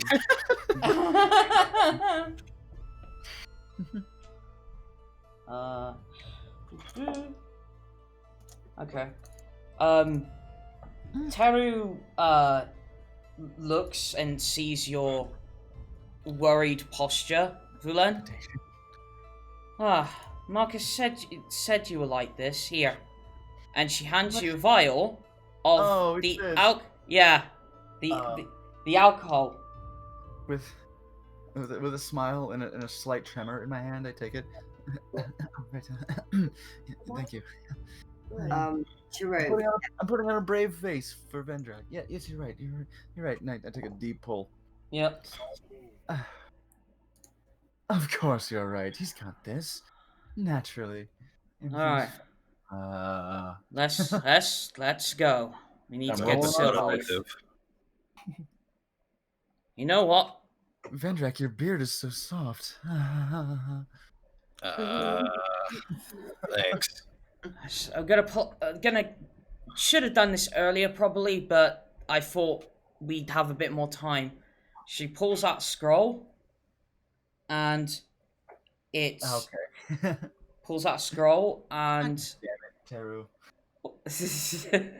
and I don't know if this is an actual spell, but fuck it, DM. She casts Go to college. The spell. She casts mass haste. Oh, nice. Okay. Cool. On all of you. I'm down. Oh yeah, mass haste. Oh god. Okay. So it's more like a expeditious retreat, or no? long stride, I guess. 'Cause Yeah. haste, it makes you exhausted after a minute. It's basically like doing a fucking line and cook. Yeah. Not that I know what that's like. It's just like she just needs to get everybody moving faster. Let's go. Fucking DM nudge. Yeah. Yeah. Get moving, players. Stop bullshitting around about cooking rum ham.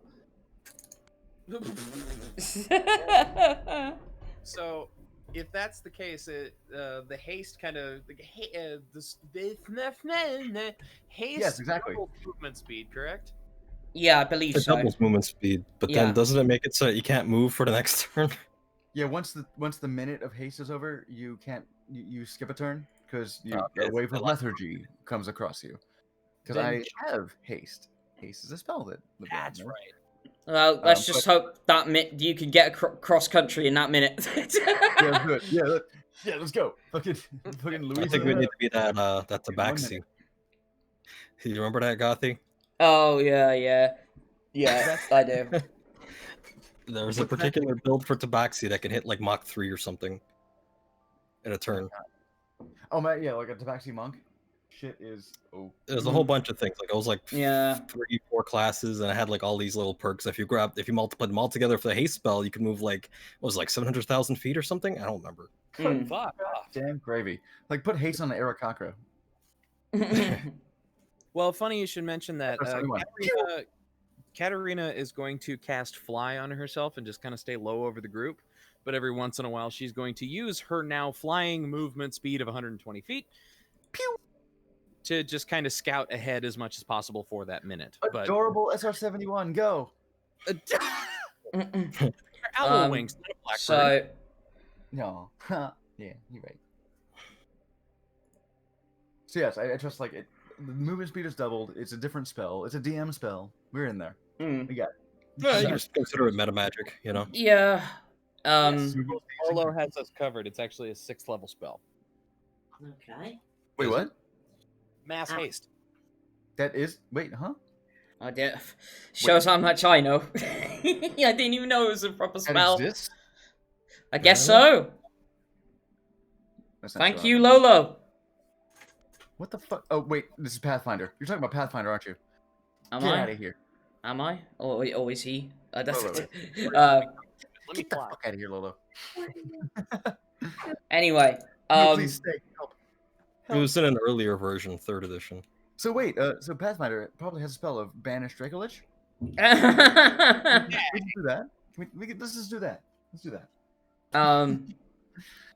So with the mass haste, you are able to, basically haul ass towards Silverleaf, and in about maybe 10 minutes, you're actually able to encroach upon the snowy topped trees.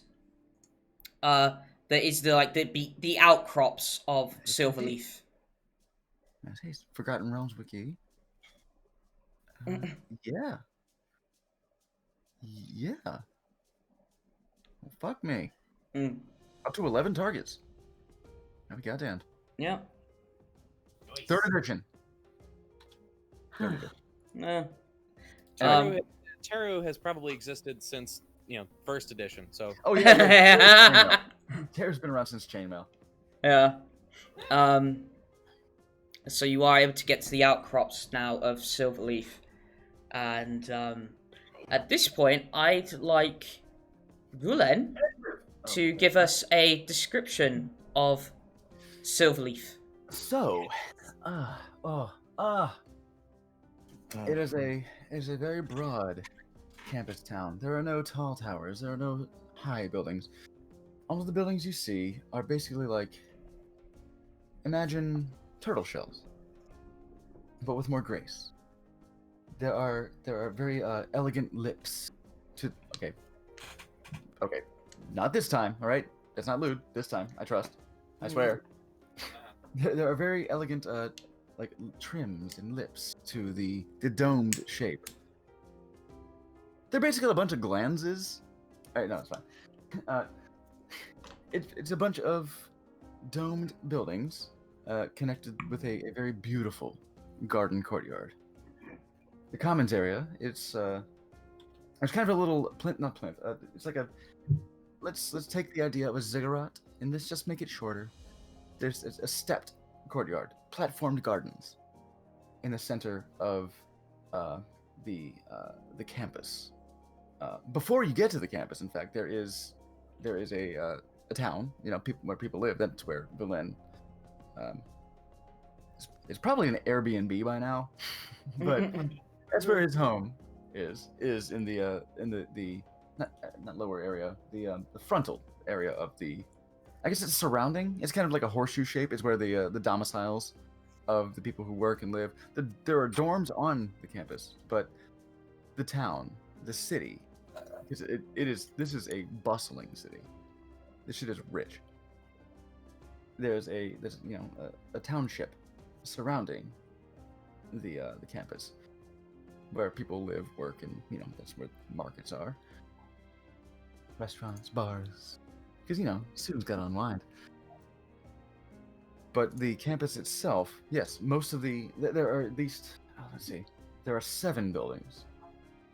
One central one, which is where most of the bigger classes take place. The prereqs, the general studies. But it's broken off into other buildings that have more specialized classes. Yeah. But all of them. So Morrowind, right? The Telvanni? No, not Telvanni. The shit.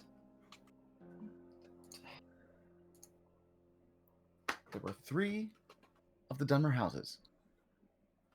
Fuck, it's not Telvanni. Telvanni is the one that lives in fucking mushrooms.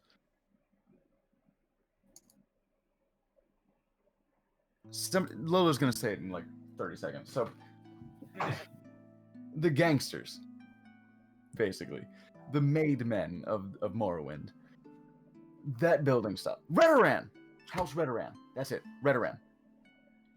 Imagine those buildings, but slightly more around here. Yeah. Ooh, she's my little Redoran. Oh my god.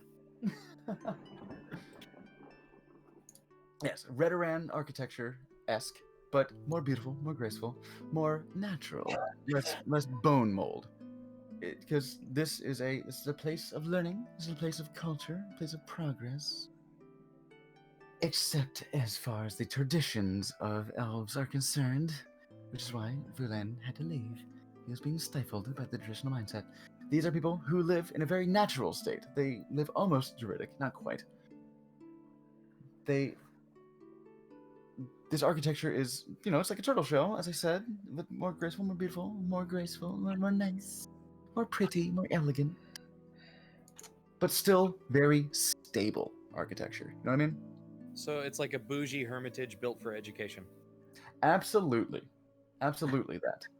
That's beautiful, actually. Katterina is 60 feet in the air, flapping her iridescent wings. She's like, "Wow, this is beautiful." That's Eon Elves for you.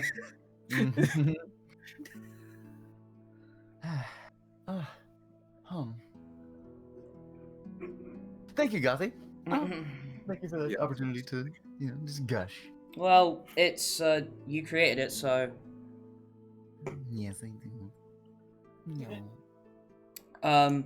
So when you get to more of the town area of Silverleaf, obviously it is bustling. It's almost like they don't know of the incoming danger. Well, they probably don't know. These are insulated motherfuckers. I mean, okay, I'll keep my opinions to myself for now. I was gonna say, did you say insulated or insular? The former. Okay. And obviously they have no idea of what's coming. It's just like normal day sort of thing. You're just getting through everybody to get to the actual campus of Silverleaf Academy. Which would be the building that would more than likely house your mentor? Probably the central building. Central building, okay. So that's probably where the faculty has offices. Because I'd imagine by this point it's Vulen sort of leading charge, because obviously this is Silverleaf. Indeed. And marching knowingly through the town. Mm. I do And take a moment to pause and smile at the surroundings. Just, it's been 5 decades. And I slowly like pad down into the snow and let the wings go away right behind him. Mm. You just flump into the. No, Yeah. man, no. Oh, you flump again? Oh no, she's a flump. Flump in the snow. I help you up.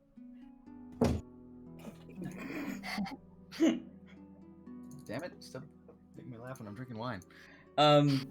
So you go straight to the campus. You go straight to the central building,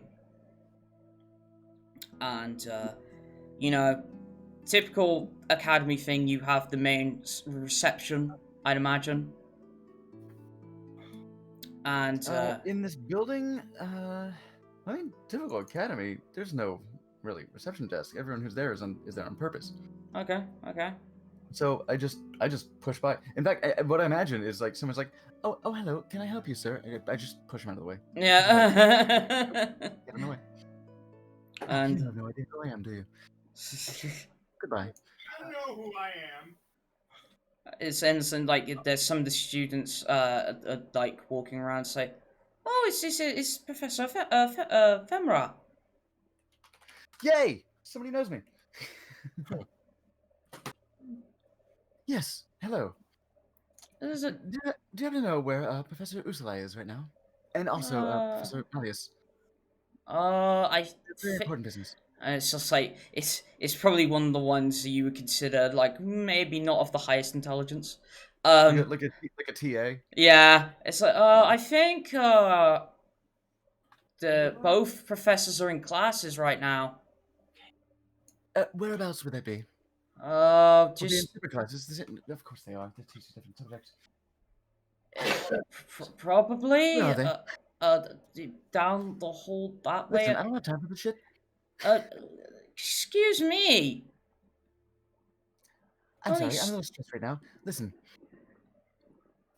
there's some really difficult stuff going on right now. Our lives may be in very danger.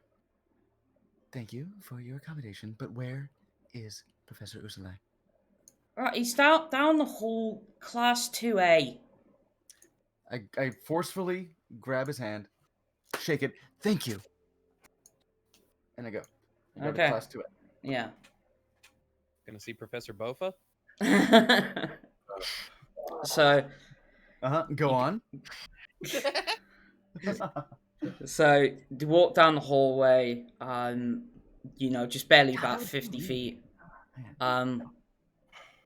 Walk up a staircase, second level, and you see the like plaque that sticks out for class 2A. I think I felt the urging of Teru is why I got so fucking nervous. Yeah, it's shit's real right now. Yeah, and doors closed, but you can also hear the common classroom chatter behind the door. Man, they're the classroom's talking while the professor's speaking. Rude. I burst into the room. Okay. I look around. Is Ursula there? Yeah, he's at the other end of the room, and he begins to say, "Do you? Oh!" I come in for a hug. I go in on this man. Hug. Professor Ferra, please.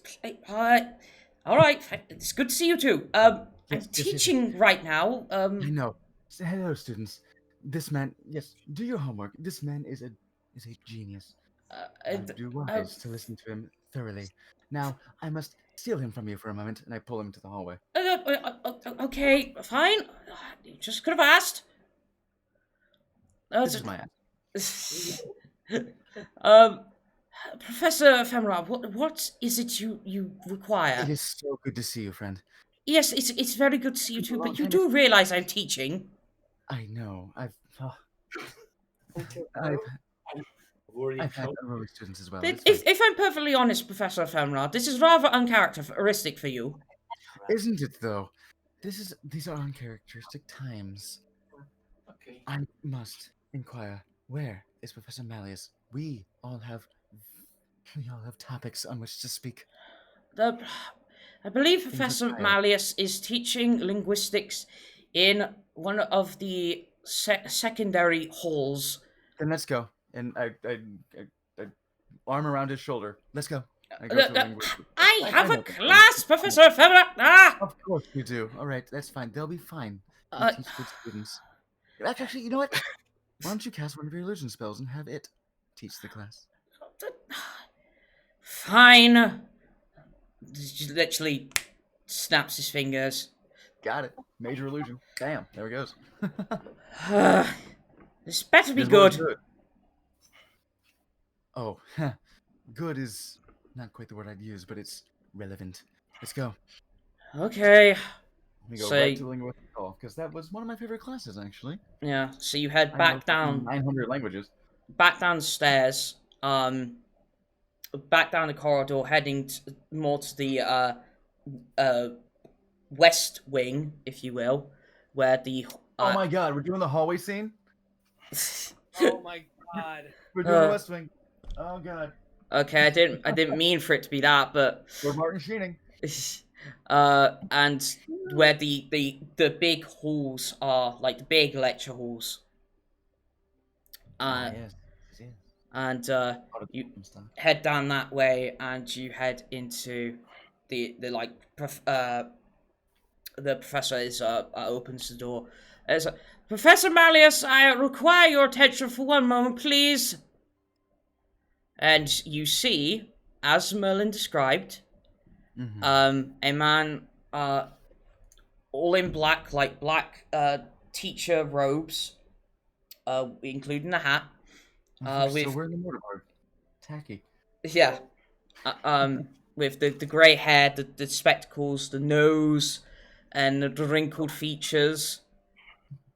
And you also notice that his smile's kind of eerie since he has quite large teeth. Yikes. Yeah. It's got So he looks like Wario, is what you're saying. Probably more Waluigi. No mustache. No facial hair. That's even worse. Yikes. Yeah, clean shaven Waluigi? Oh, I'm scared. Oh. I need to make a constitution saving throw. Well, Oh. I know at the very least that if it was more like Wario, he has no lips. Grey Oh hair. no. Oh god. Oh god. Okay. So yeah, how does he respond to Usalai's summons? Oh, Professor Usalai. One moment, students. And he, gets down from the oh god, what do you call them? Like the no, it's Oh yeah, the lectern remix. Yes. It was writing on a chalkboard, I guess. yeah. So you're talking about a platform, a subterranean platform. Plinth, I guess. Plinth, something like that. Yeah. But he comes down from that and he, comes out into the hallway and it's like, how may I assist you? That's good, because I was about to invoke his real name. Hello, Professor Malleus. It's been a long time. Indeed, it has been, Professor Ephemera. It's so good to see you, and I gently, I forcefully, reach out and take his hand, but I do it, the professional handshake. It's so good to see you once again. Yes, I'm afraid I have dire tidings. Oh. What is it?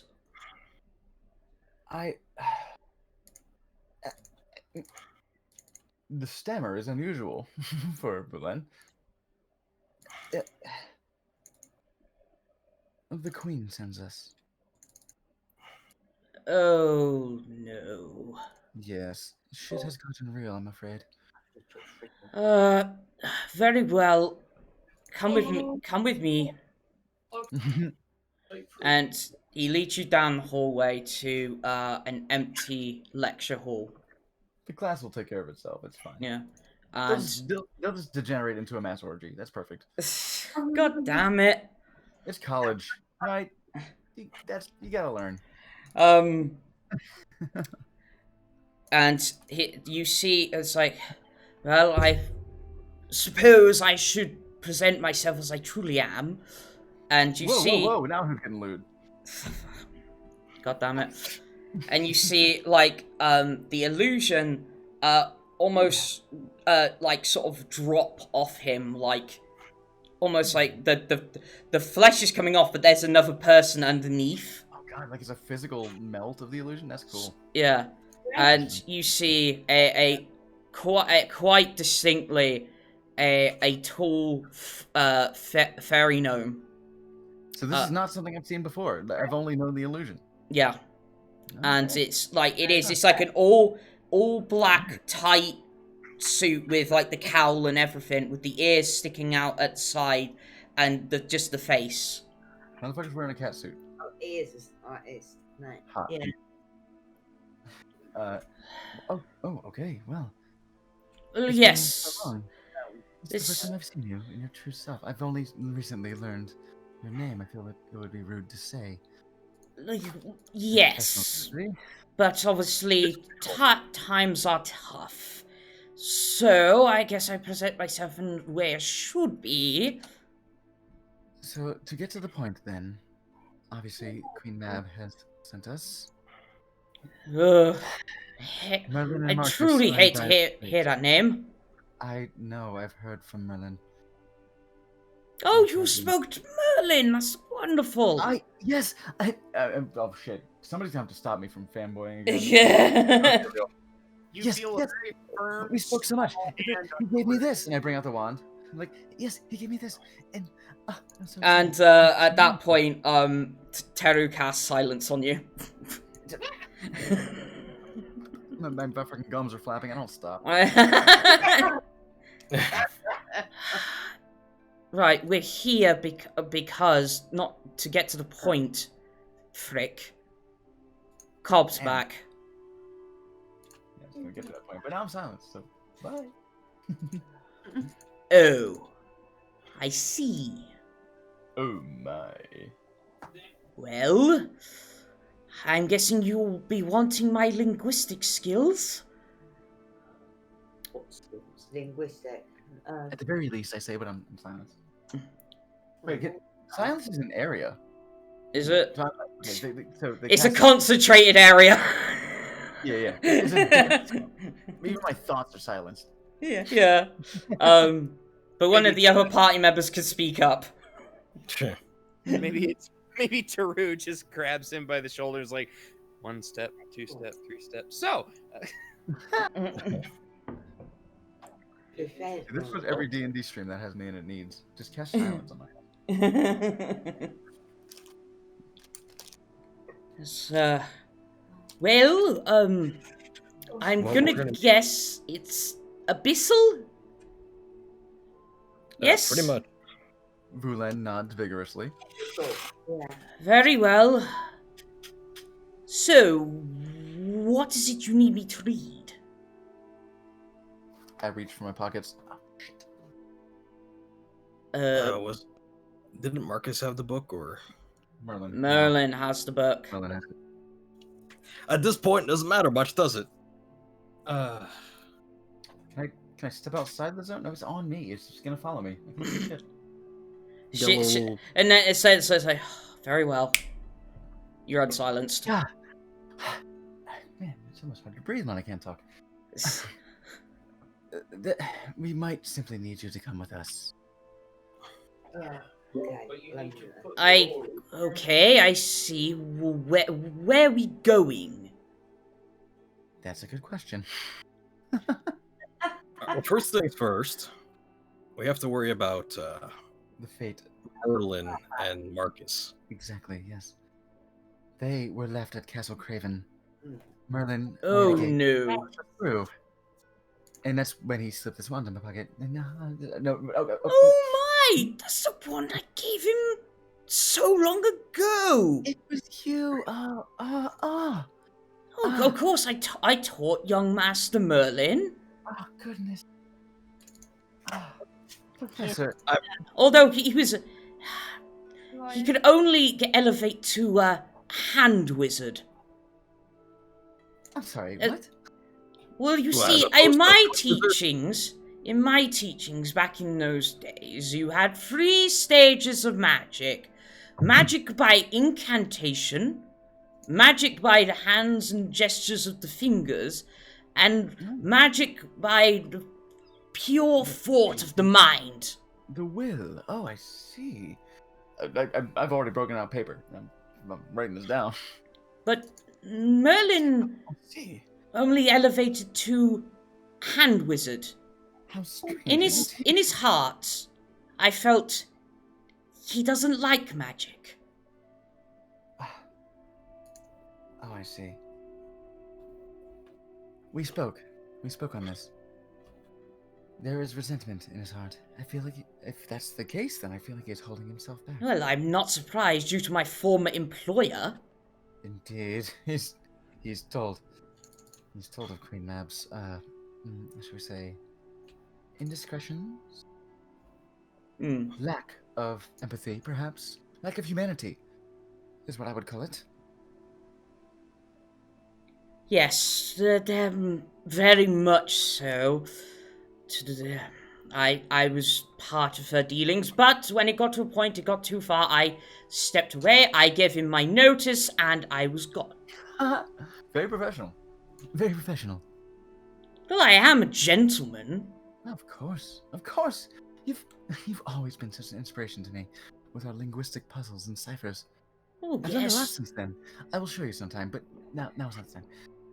I had no idea. I would never have any idea that you were of such legend. This is insane. My world has been turned inside out, to be quite frank about it.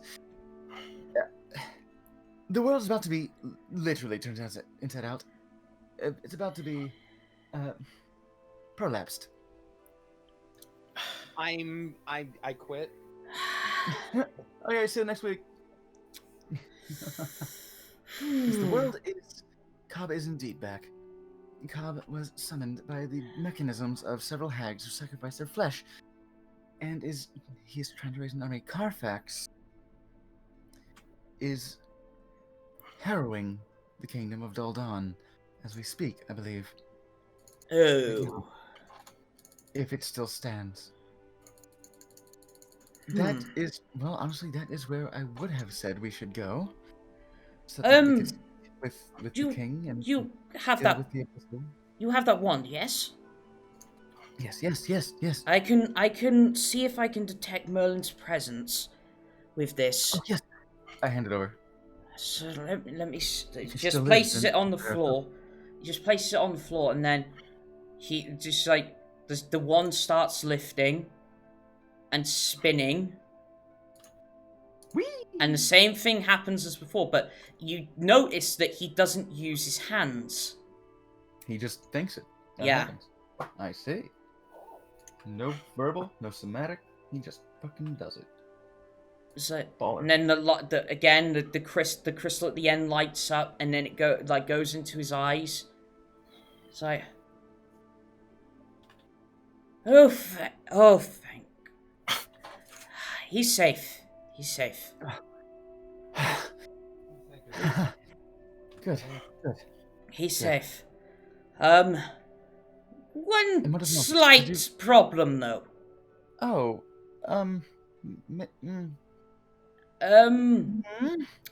From where? Well, the vision I got.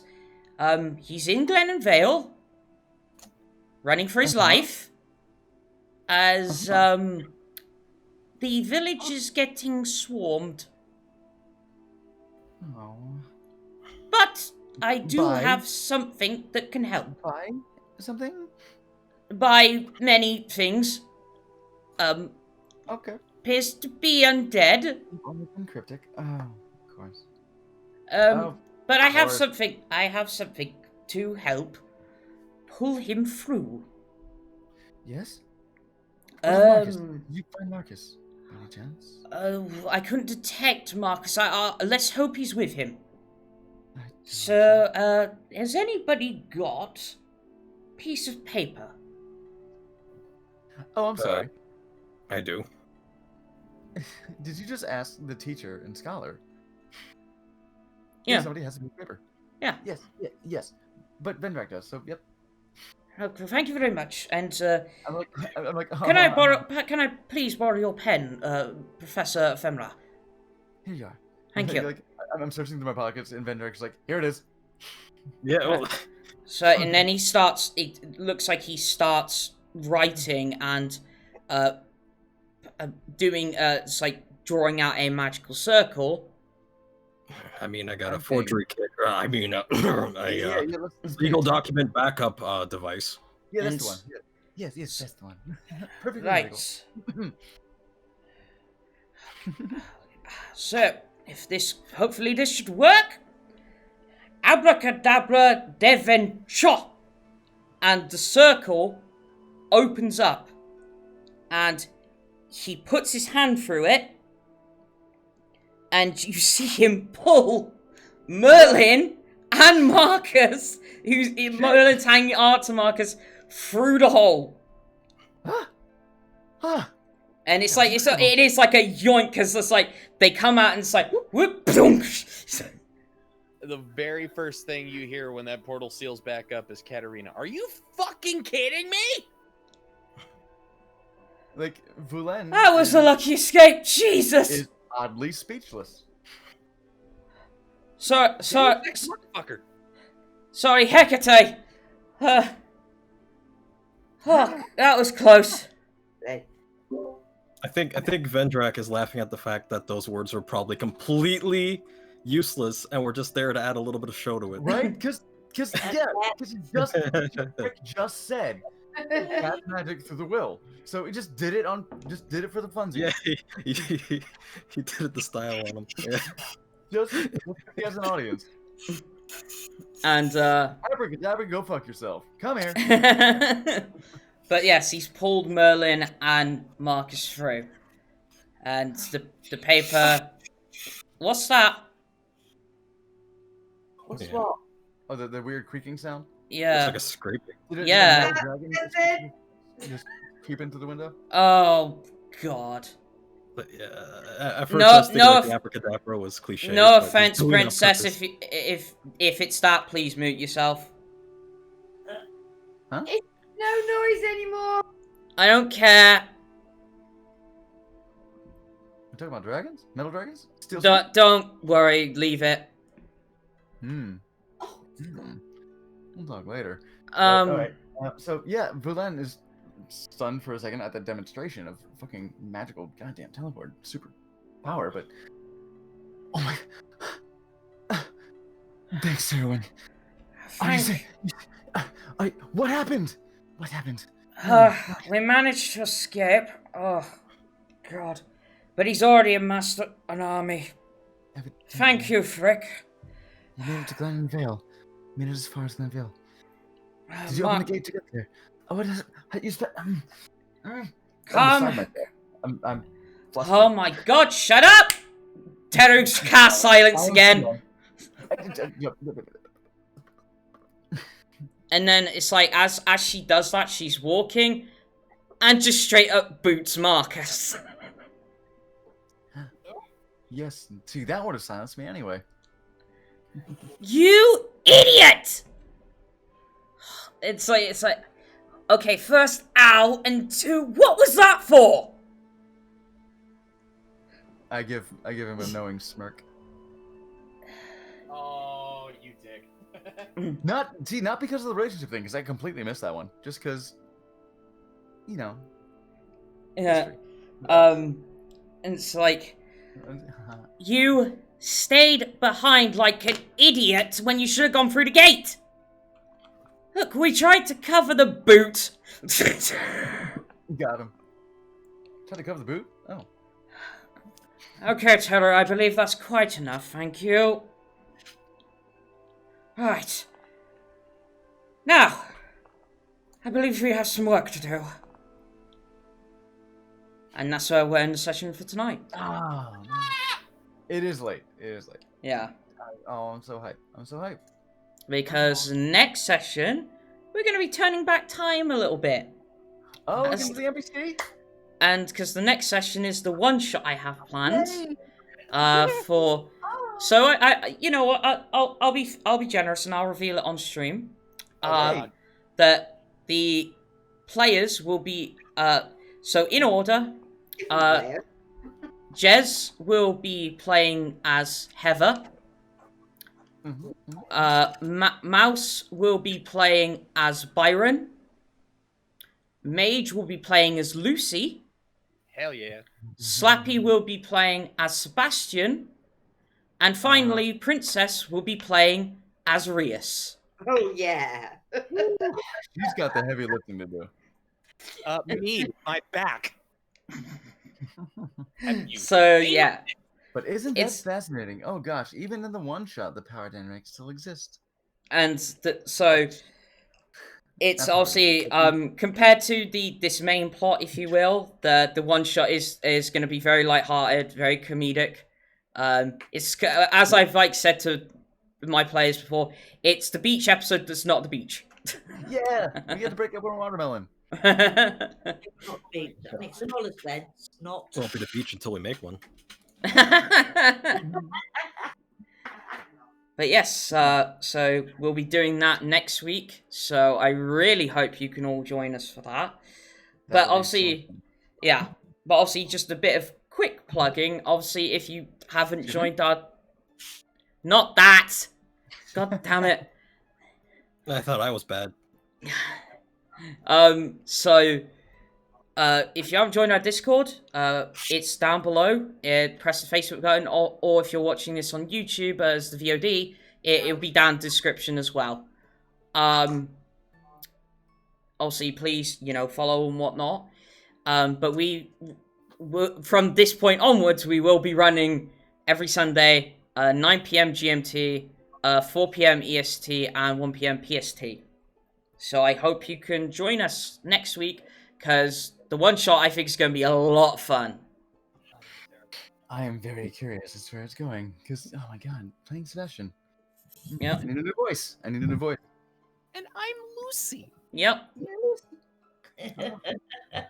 So fuck, Lucy's still called, well, not master, but boss. I'm your supervisor. Yep. But obviously, we don't want to reveal everything. We want to keep some surprises. So on that note, we'll see you guys next week. Bye, everyone. Mwah. I love you so much. Thank you for hanging around and watching this. See you, peeps. Watching me. Bye. Bye. Oh, now I can take this shirt off.